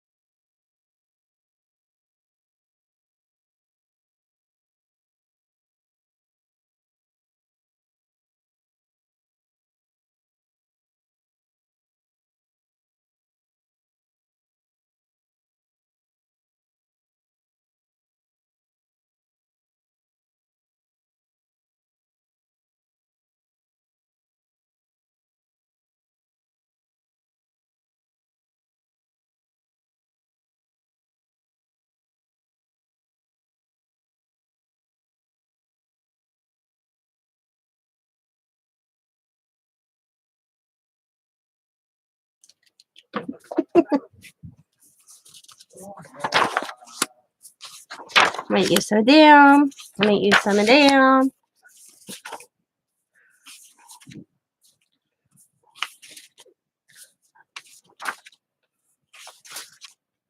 Might use some of that.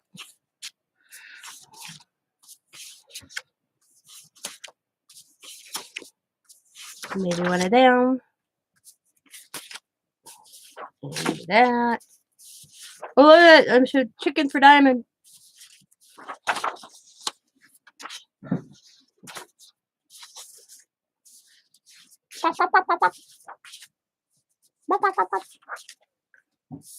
Oh, there's that. Oh, another cool eye. I usually don't like eyes, but I kind of like these. All right, we're good. Now let's put this back over here. And let's figure out what I want to use for bait. So, might possibly use the eye. I'll say that.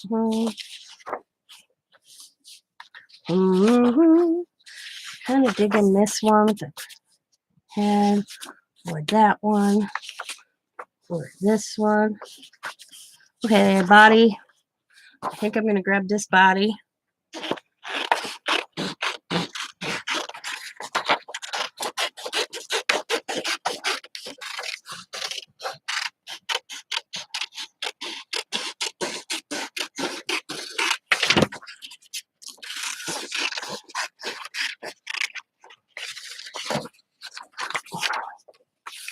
to dig in this body. So imagine that body with that head. Or maybe the smaller version. Hang on. Oh.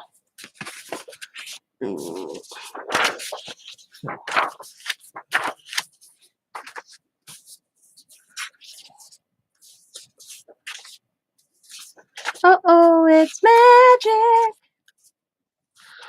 Yes, I think there's a smaller version. I'm pretty sure there is. I just have to find it.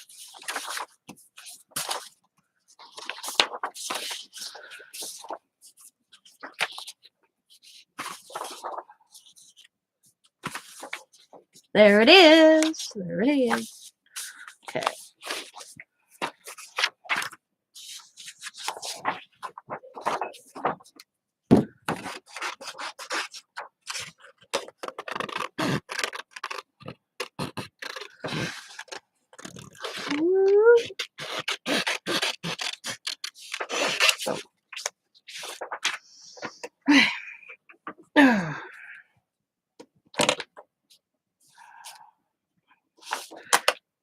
And I'm going to sneak this.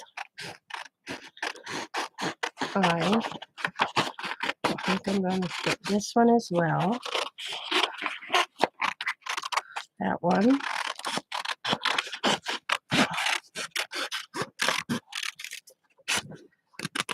And this one as well.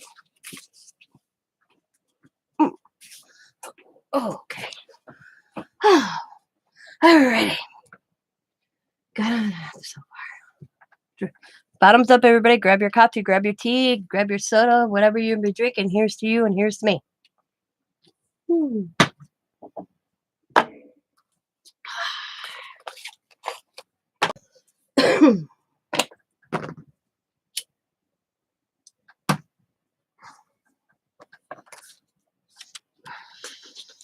I can't say that toast the real way because I'd get nailed, by the way. So I left a lot of that out.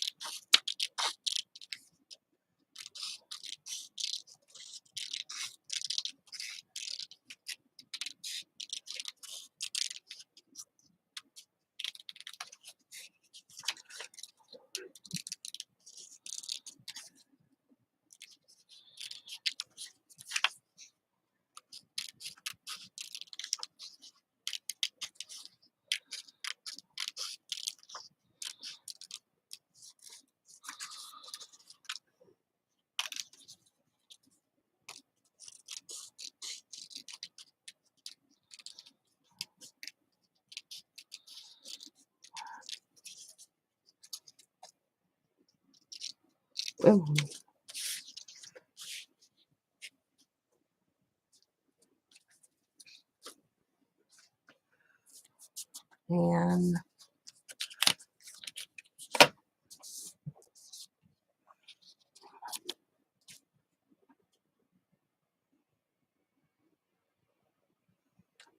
do a funky one. The eye instead of the head. Yeah, we're gonna do the funky eyeball. I got an eye theme going on right now, so we're gonna do that.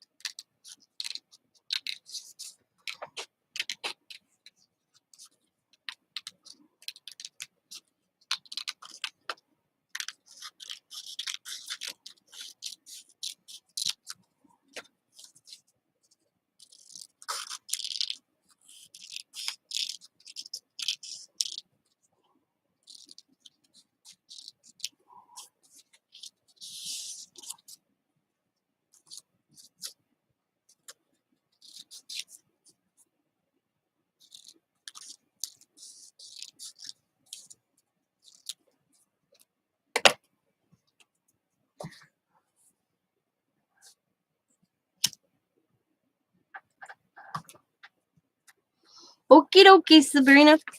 Thank you for listening. Woo, my box is going out. That means I'll have it in like Friday. If it gets mailed correctly. You're so tired. The last time Sabrina mailed me something, I went to Oshkosh, Wisconsin, and it was supposed to be like here on Monday, and it went all the way to Georgia, then came back to Wisconsin. Explain that one to me, huh? Yeah. So, let's see how this one goes.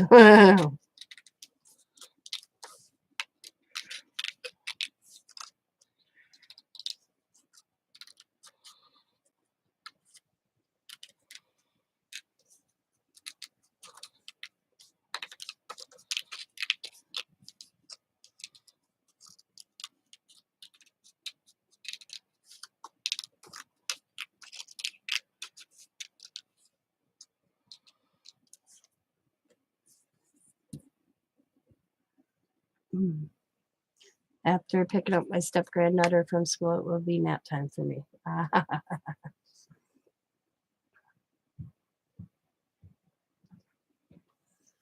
Here's the real question. Hang on.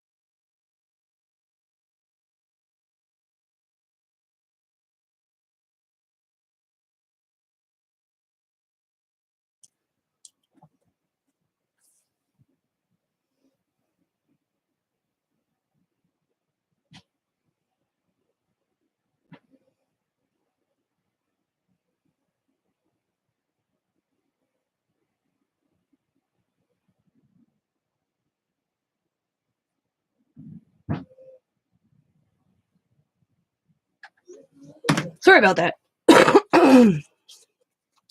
So, I am trimming out this eyeball. It's got a lot to trim about. Out. See? A lot. I gotta be careful.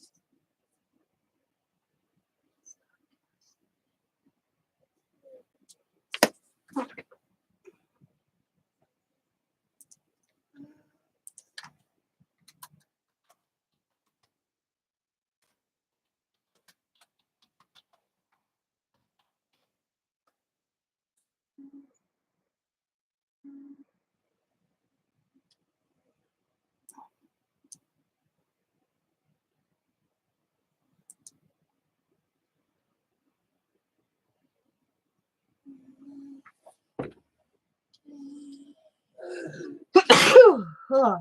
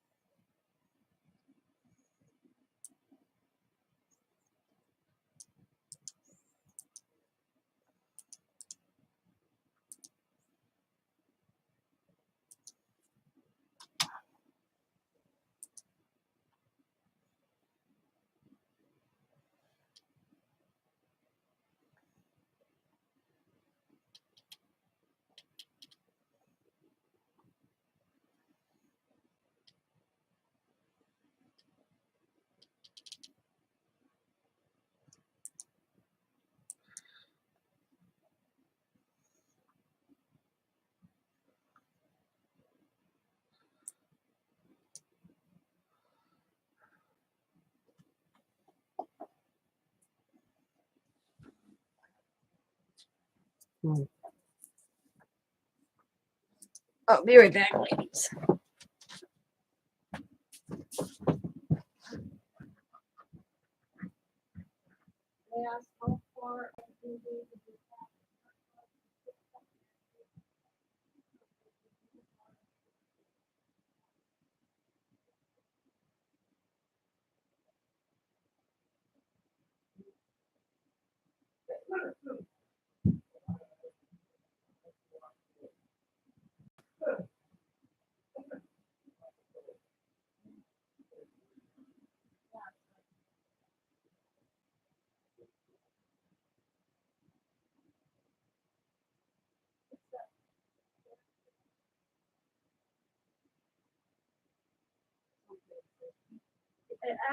Ask DJ something.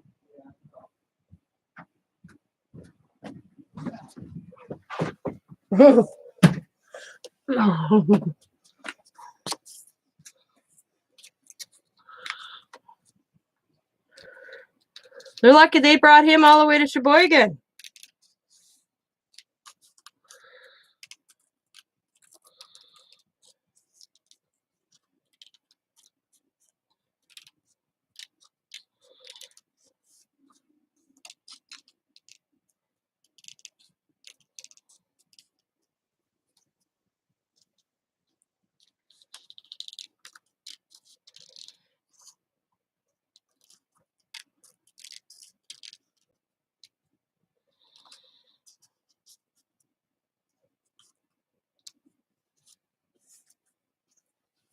Oh. I explained him this one. I had a friend send me something from New York and it ended up going to Florida. Yeah.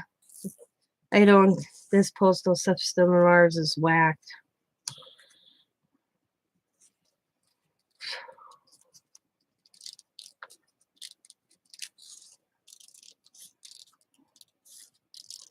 It is definitely whacked.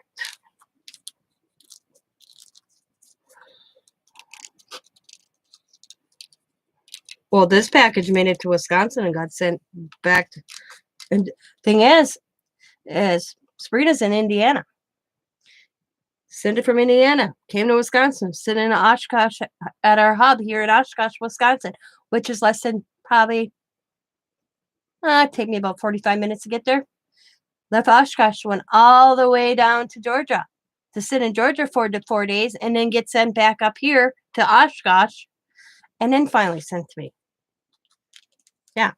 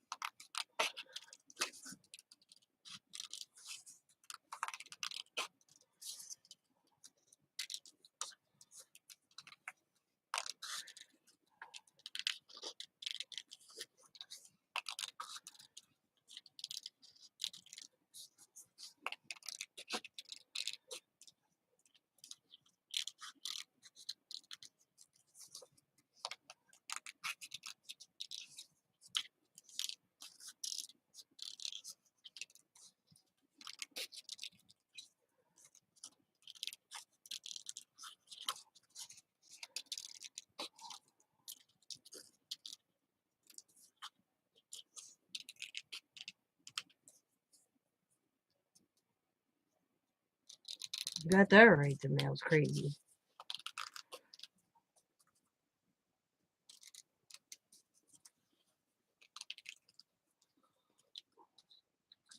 Crazy.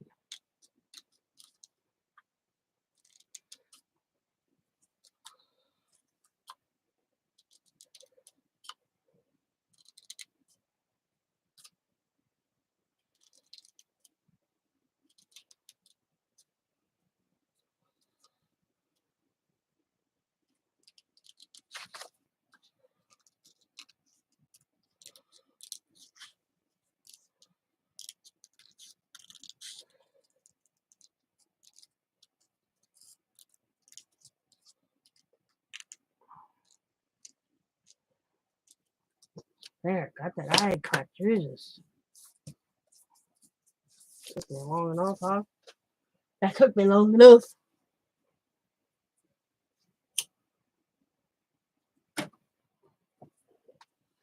Alrighty.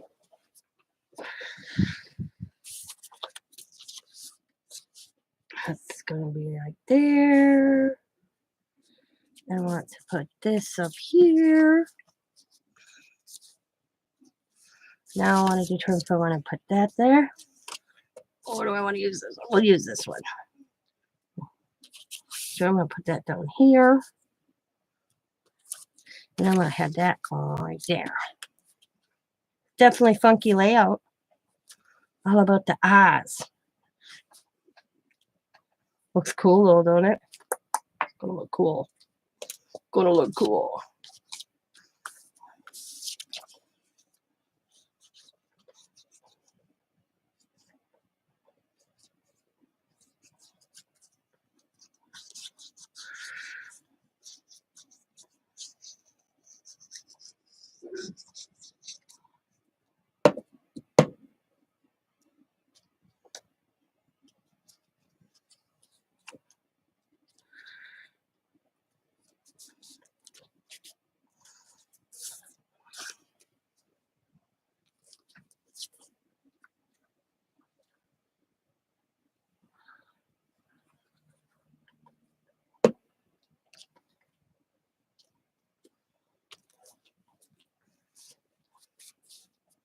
Let's see what else there is. Oh, I found another eye.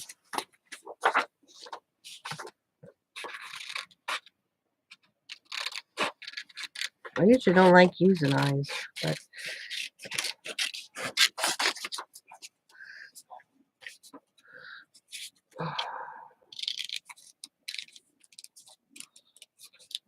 I don't like eyeballs. I can't handle the human eyeball. I can't, like, this doesn't bother me, but man, don't ask me to look in your eye. Don't bring your eye close up to the screen. I will freak the hell out. I do not like eyes. It stems from having all these eye surgeries of my own. So you go through what I went through having eye surgeries and stuff. You'll understand. There, found me another eye. Okay, what's this?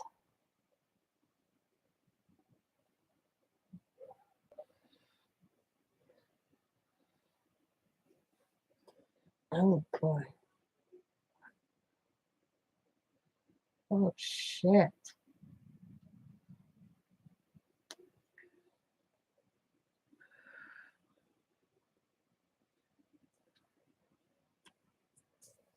Damn.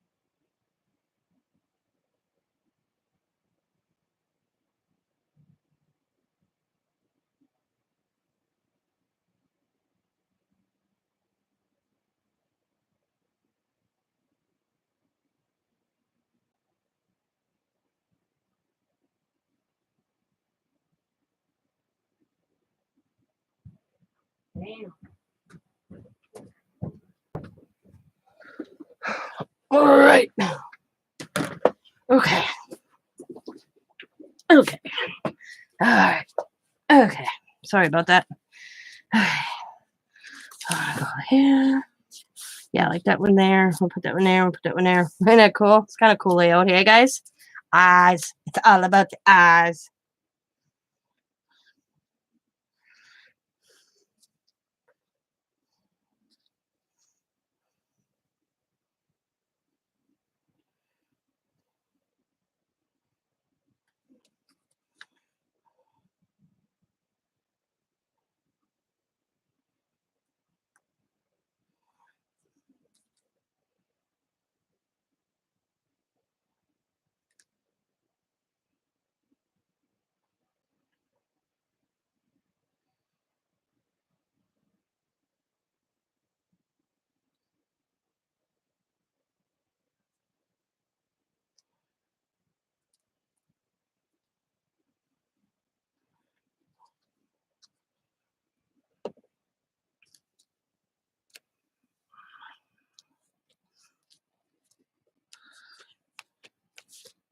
Ooh.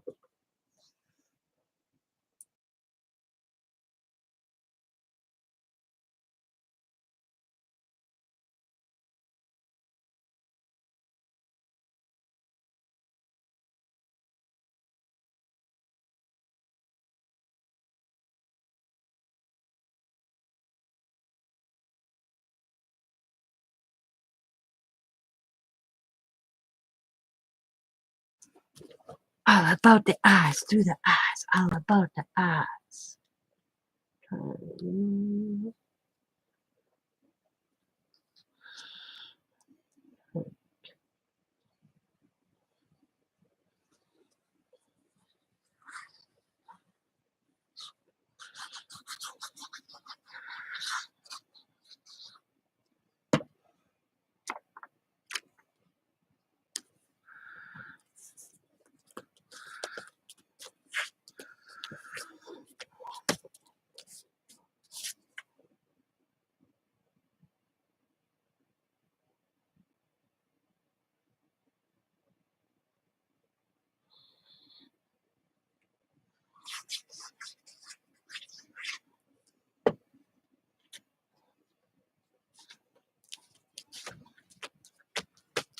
That's gonna look cool coming through. That's gonna look kind of cool. Like the eyes are watching you. Let this settle for a bit. And then I'll go around it. I don't think I'm gonna need my glue anymore. I'm going to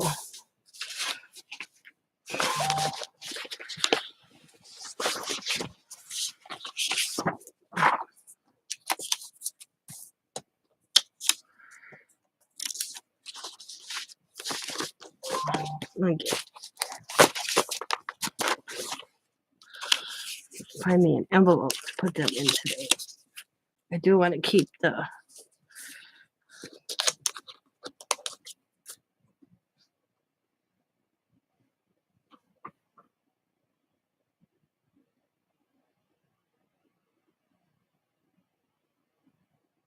oh damn.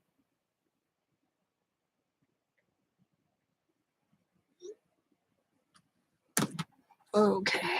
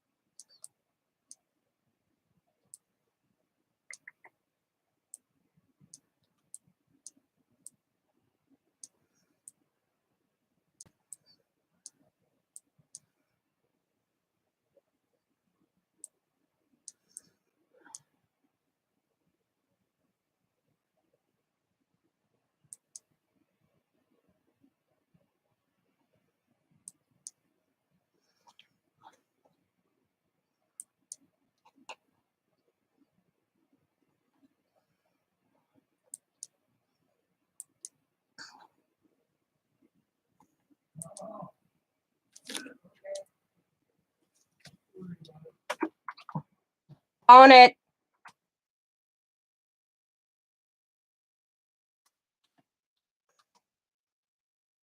Yeah.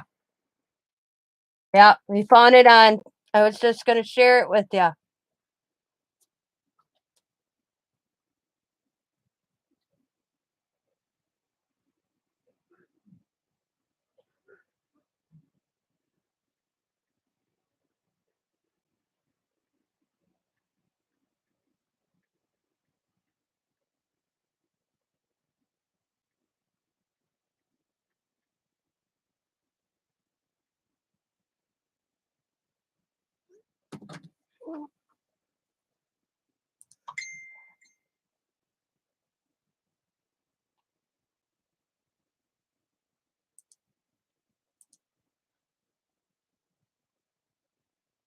Yeah, exactly.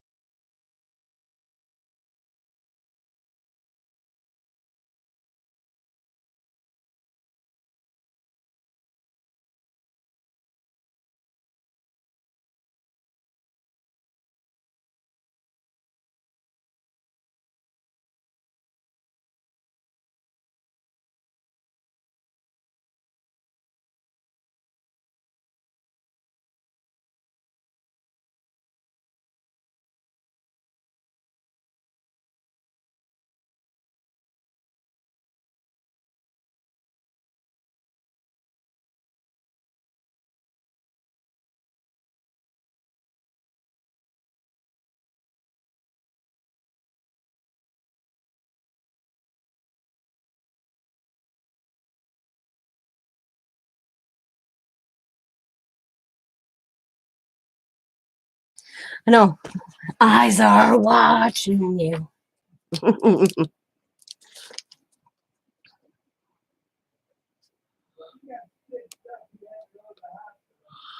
Yep.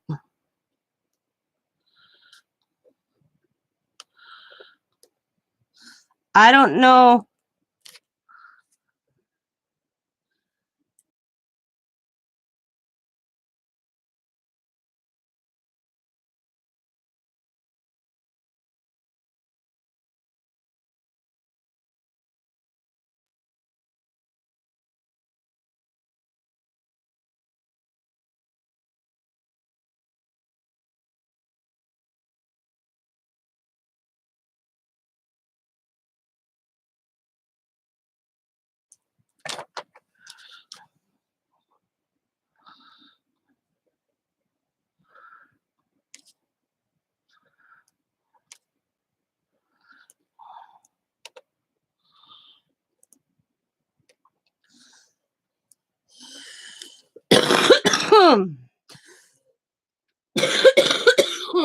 Oh, yeah.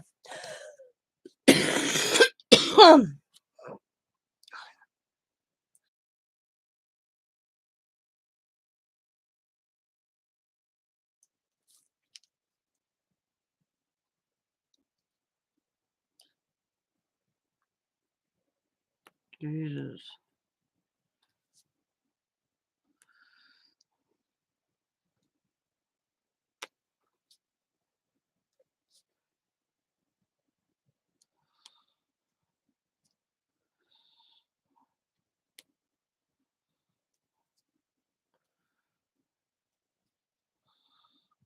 We're going around and around and around we go. Around and around and around we go.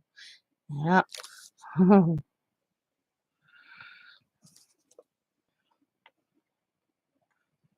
Around and around and around the eyeball we go. Way, way, way. There we go. Boom, boom, boom. Up, down, up, down, up, down, up, around, and down. Boom. I tell you.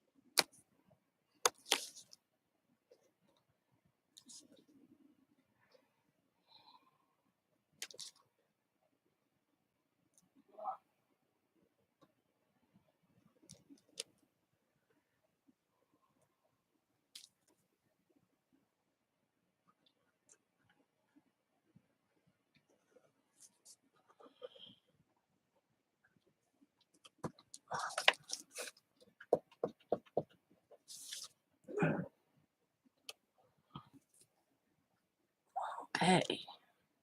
There we go. Now, I'm going to add some color. So when you look through, my husband's calling me. I'll be right back.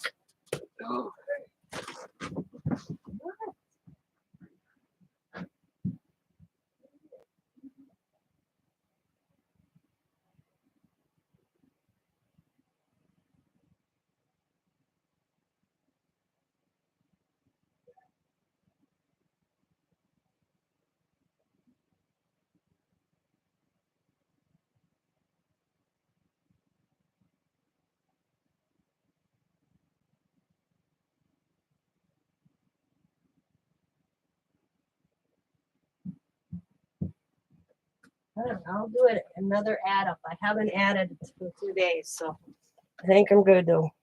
All right. Sorry, guys, I'm back. I hate when he does that, calls me. So I'm going to add some color in the boxes now. In some spots. Not all of them, but some. And I'm going to kind of do it through, like here. I'll just start. And then I'm only doing the boxes I can see through the lines. Okay? That makes sense?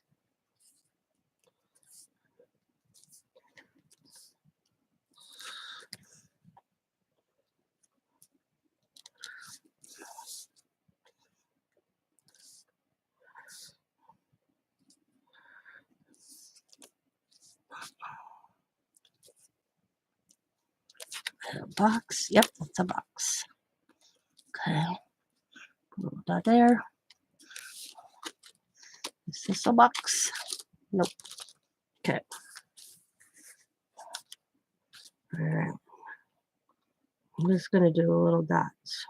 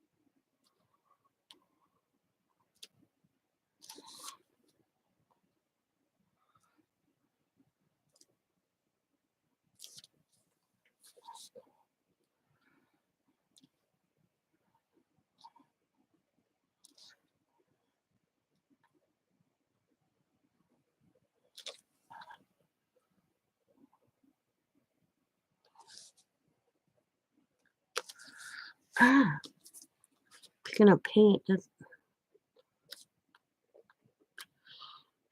I'm waiting enough time to let it dry in between me doing dots.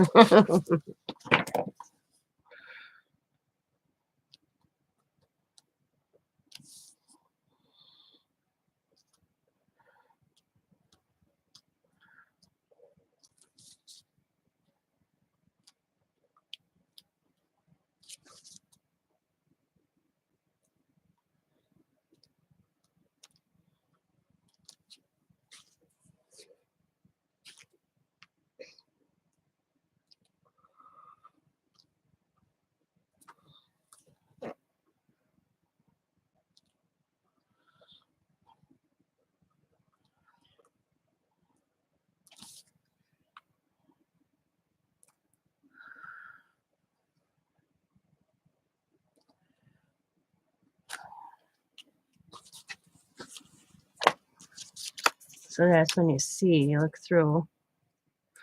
Okay. Now, you add some little details.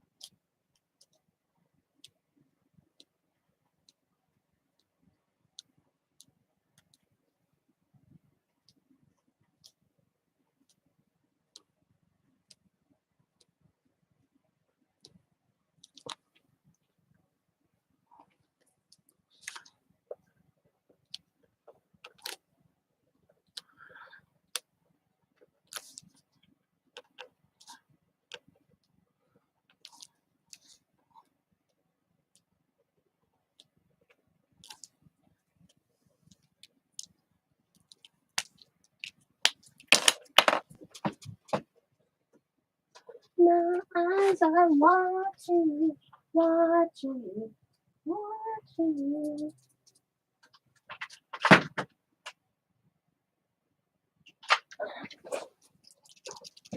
Okay.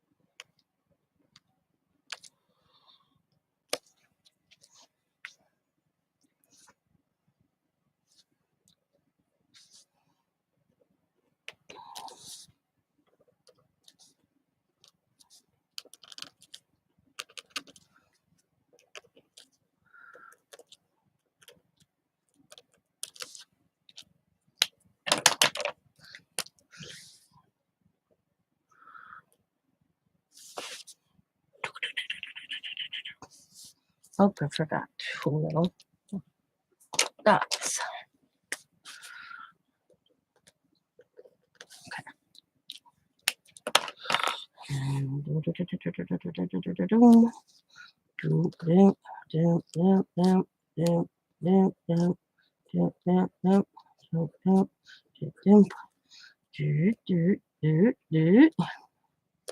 Boom and boom.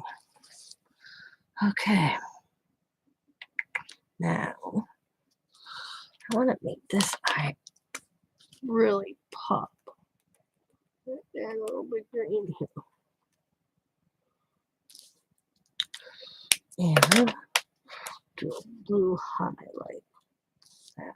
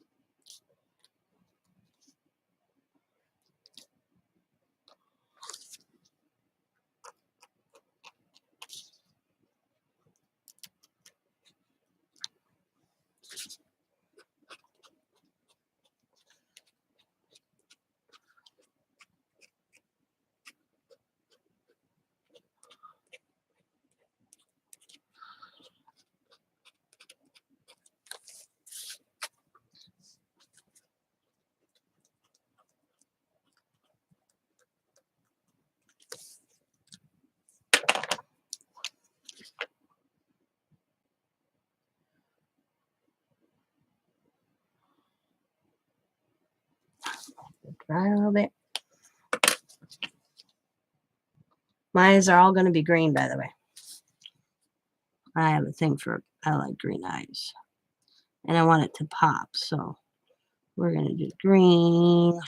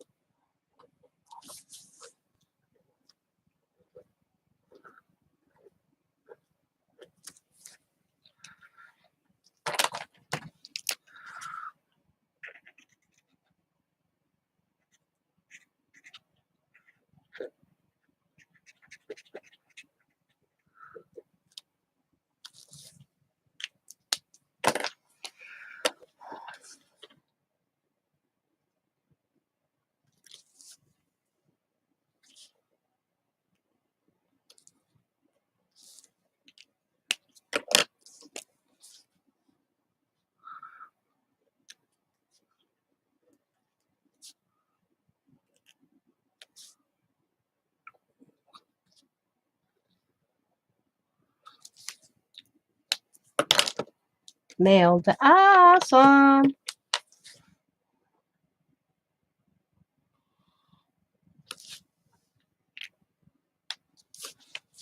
There we go, guys. Except I have to do this part.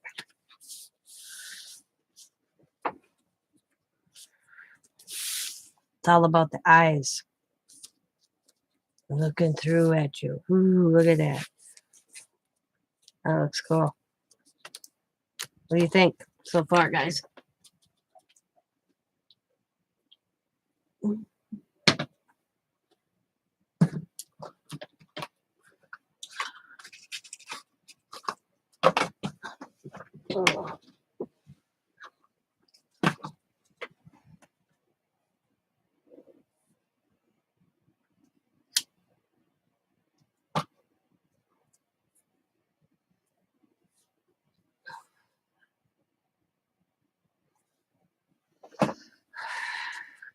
Now, let's put this, and then we're going to turn it to this. So we got dots on this one. What do I want to do on this one? Maybe, I think it's little like squares. Okay.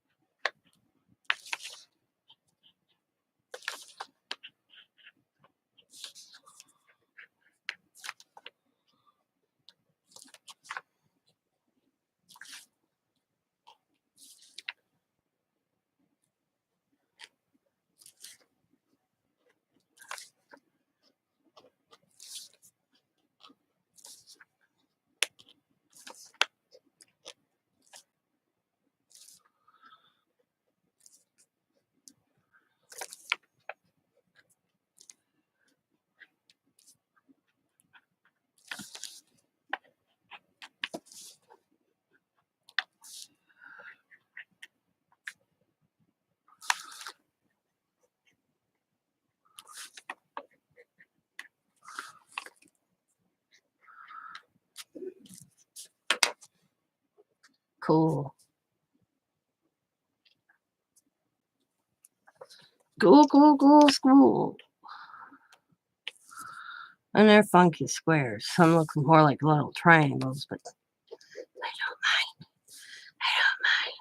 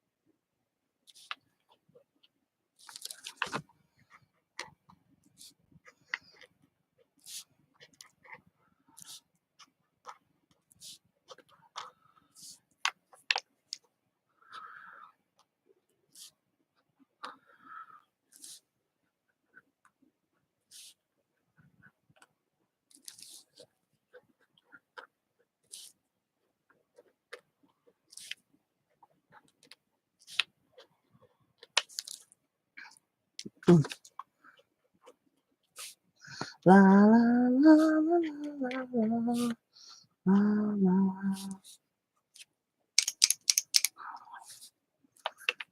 I've been on here 4.5 hours. Oh, yeah, about half an hour and I'll be done.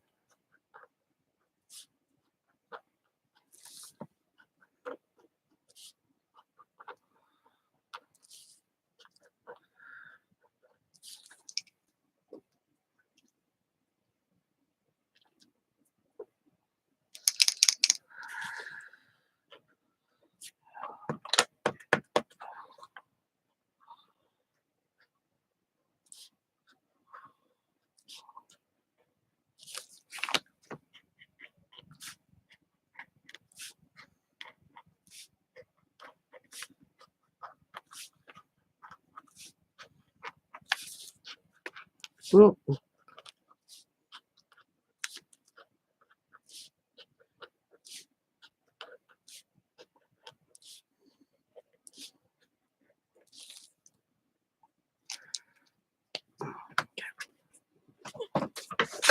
All right.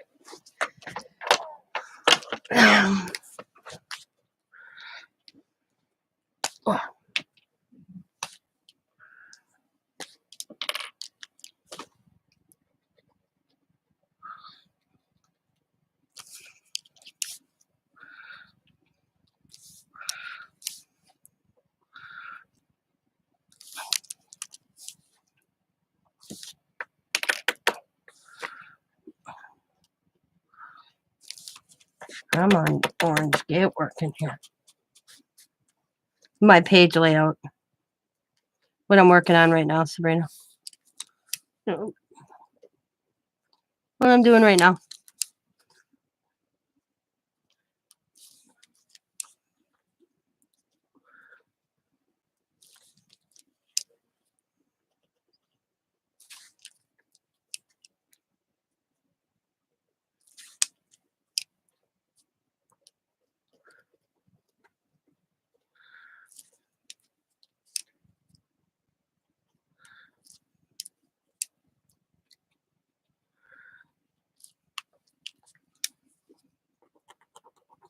All I am is laying color. I'm not being perfect. I'm trying to stay in a square, but it's not I'm not solid coloring it.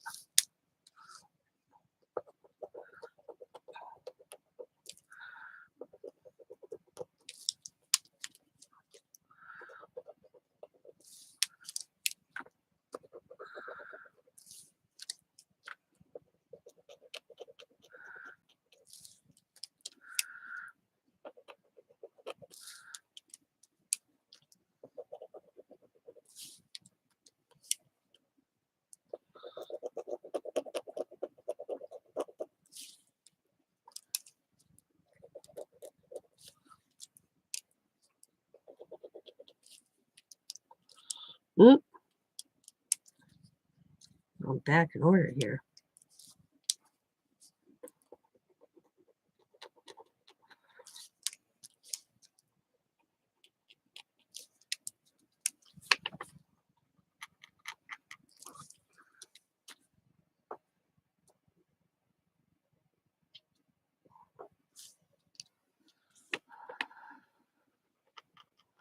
Orange is driving me crazy. I might have to go back over the orange a little bit. We'll see.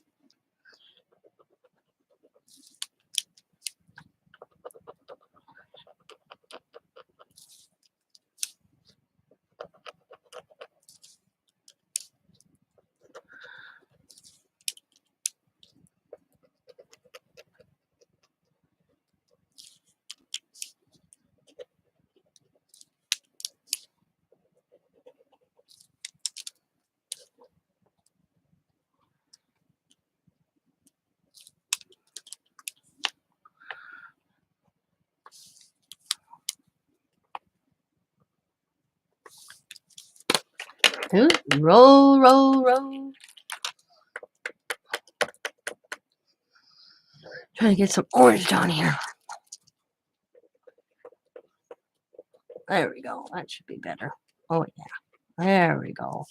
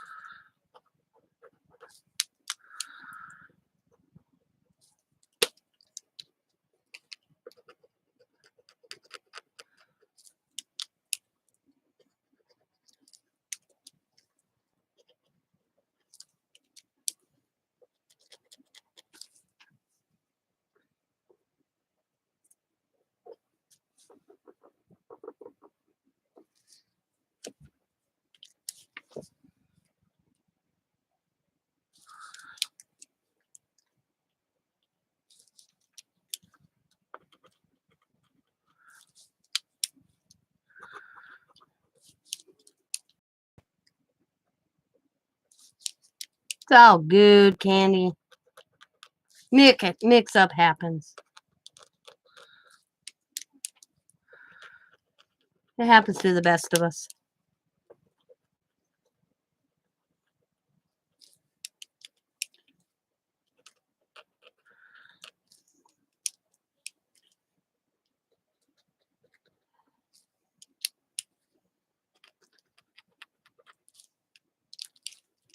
Yeah.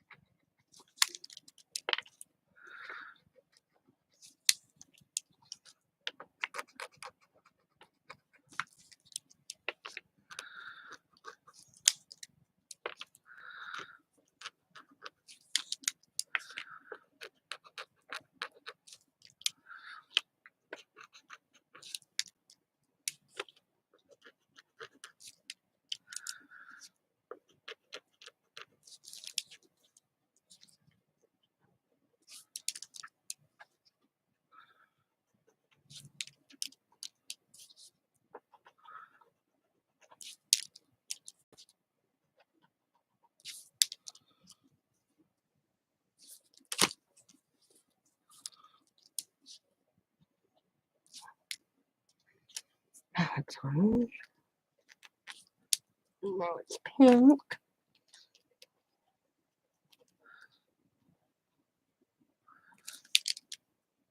Blue.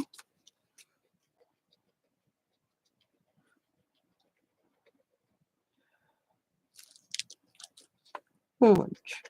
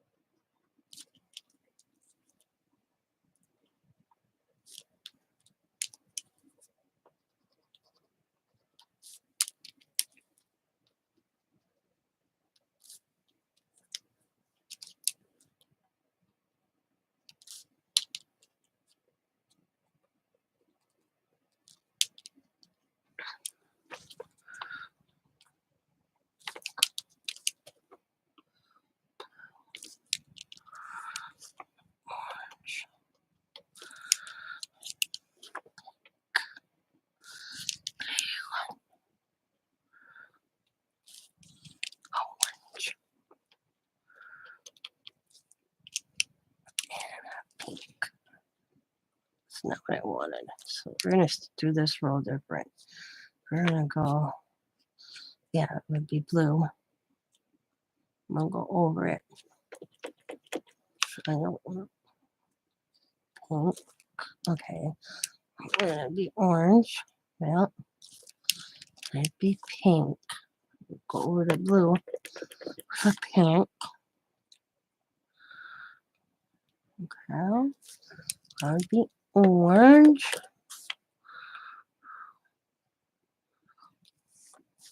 Blue, orange, pink. Oh, that would be blue, not orange. My bad.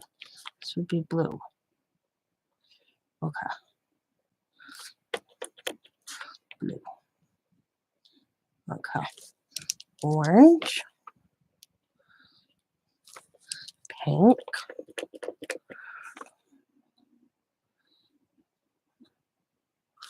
And blue. There we go. You never know I did that.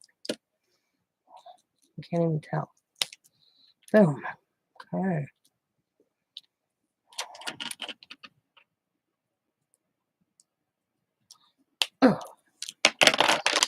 And boom.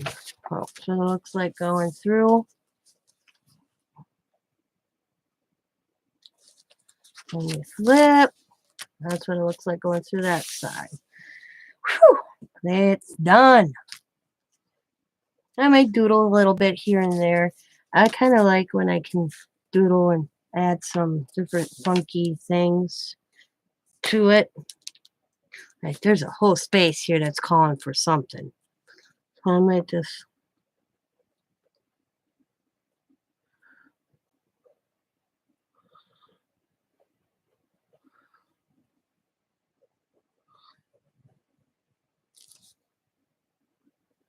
you know.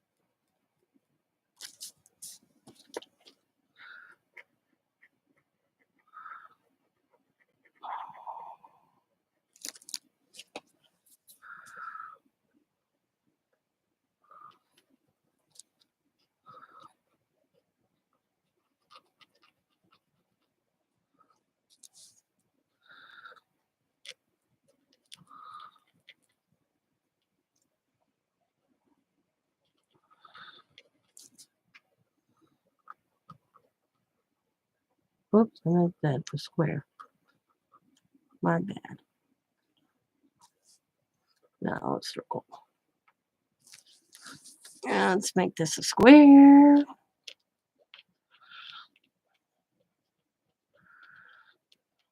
Okay. And then, oops, that's another square. Circle. Not really enough room. We're going to do a little square. And a little circle. I just smeared my circle. And my square smeared. Damn it.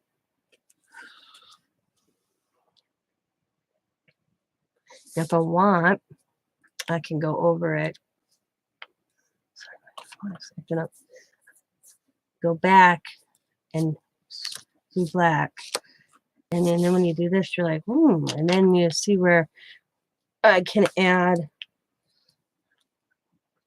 where you can't see it through the space, but I'll just add it so it kind of all like, oh, she did that because she wanted to.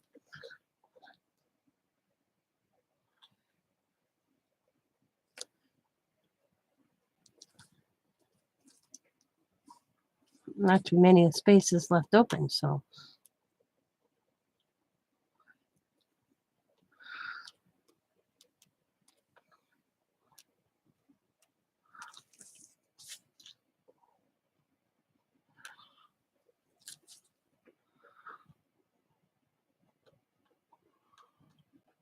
I always think it just adds to it.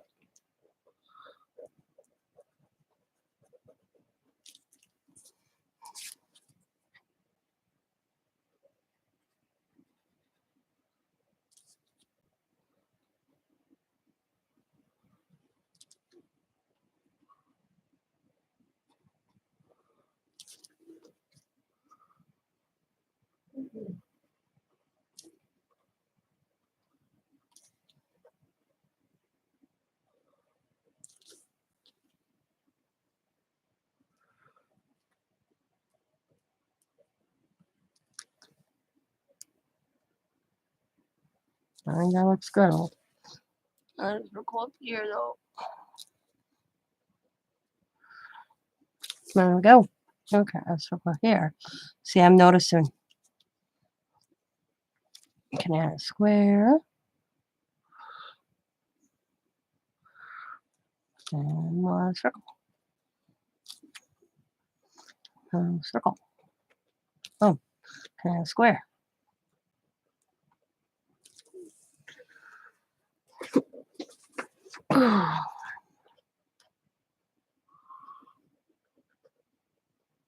And then when you close it, you only see the ones that I did.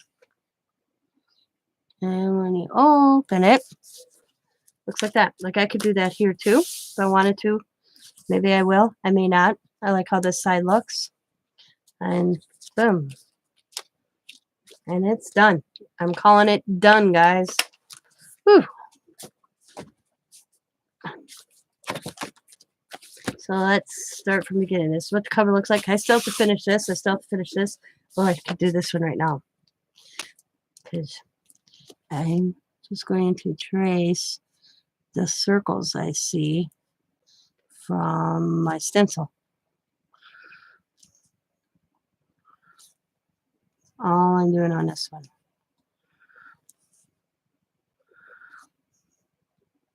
Wanted to make sure this got real dry before I did this.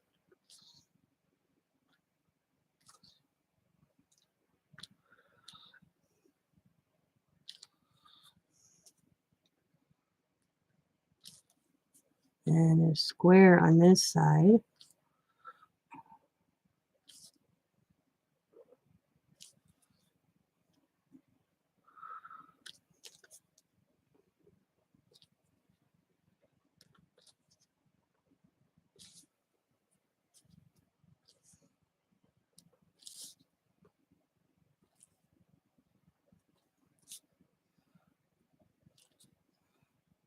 There.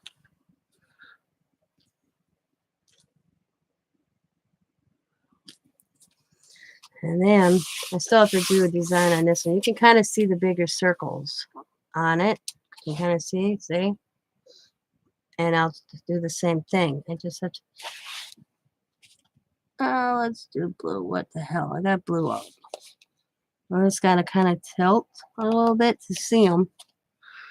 I just think it adds to it.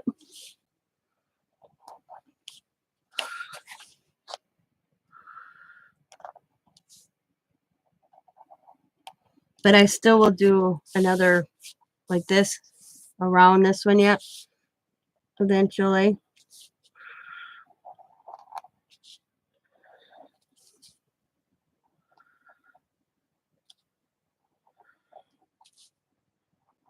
I kind of got to tilt to see these. There we go. There we go. There we go.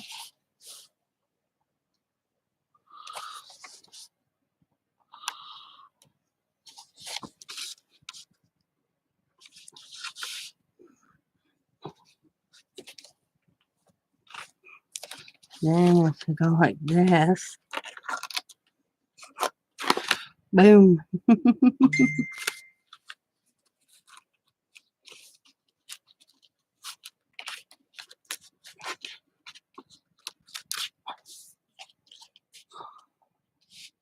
Like that. Like that. There we go. So, and I'll do a circle on its head, even if there isn't one. It looks odd without it being done. You know? Put that up, give it a circle.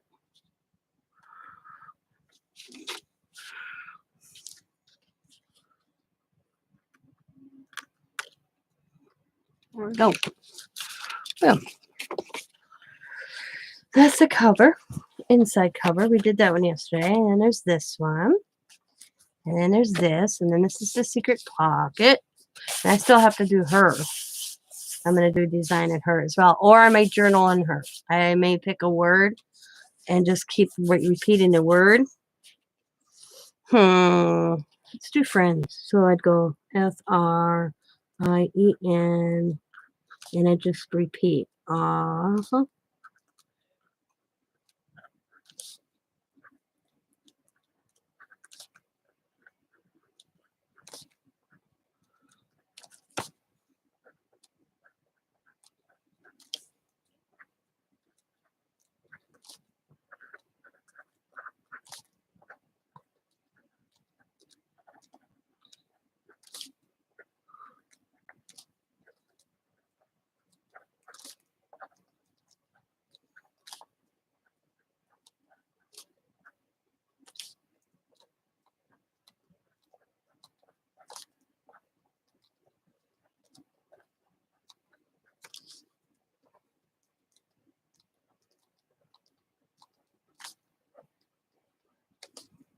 And you don't start over. Like you see, I have friend and then FR. You just continually do that.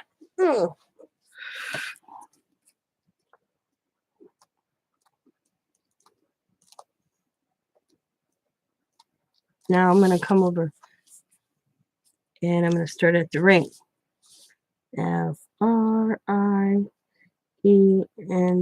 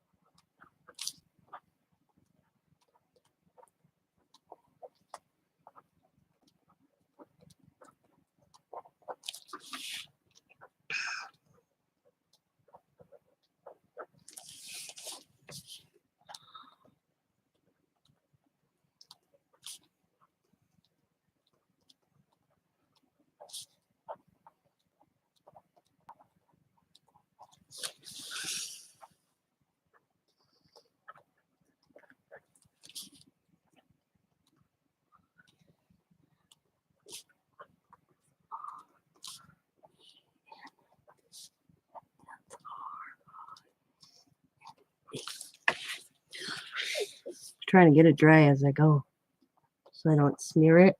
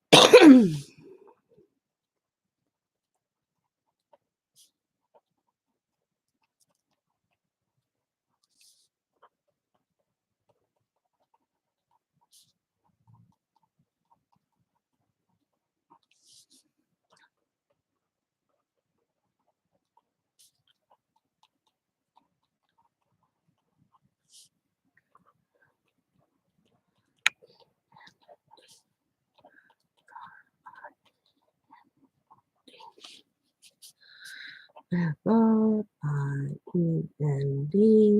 F-R-I-E-N-D, F-R-I-E-N-D, F-R-I-E-N-D. There we go. Boom. That's how you do it. We're gonna do words, design. You could just leave it black. I like doing that. And then there, that. And you got this pocket one I did. That one, and here's today's. And boom. Oops. Boom. See it through like that. Or like that. But I am done for today. Now I have to do me some coloring. And then I will be on these 2 pages.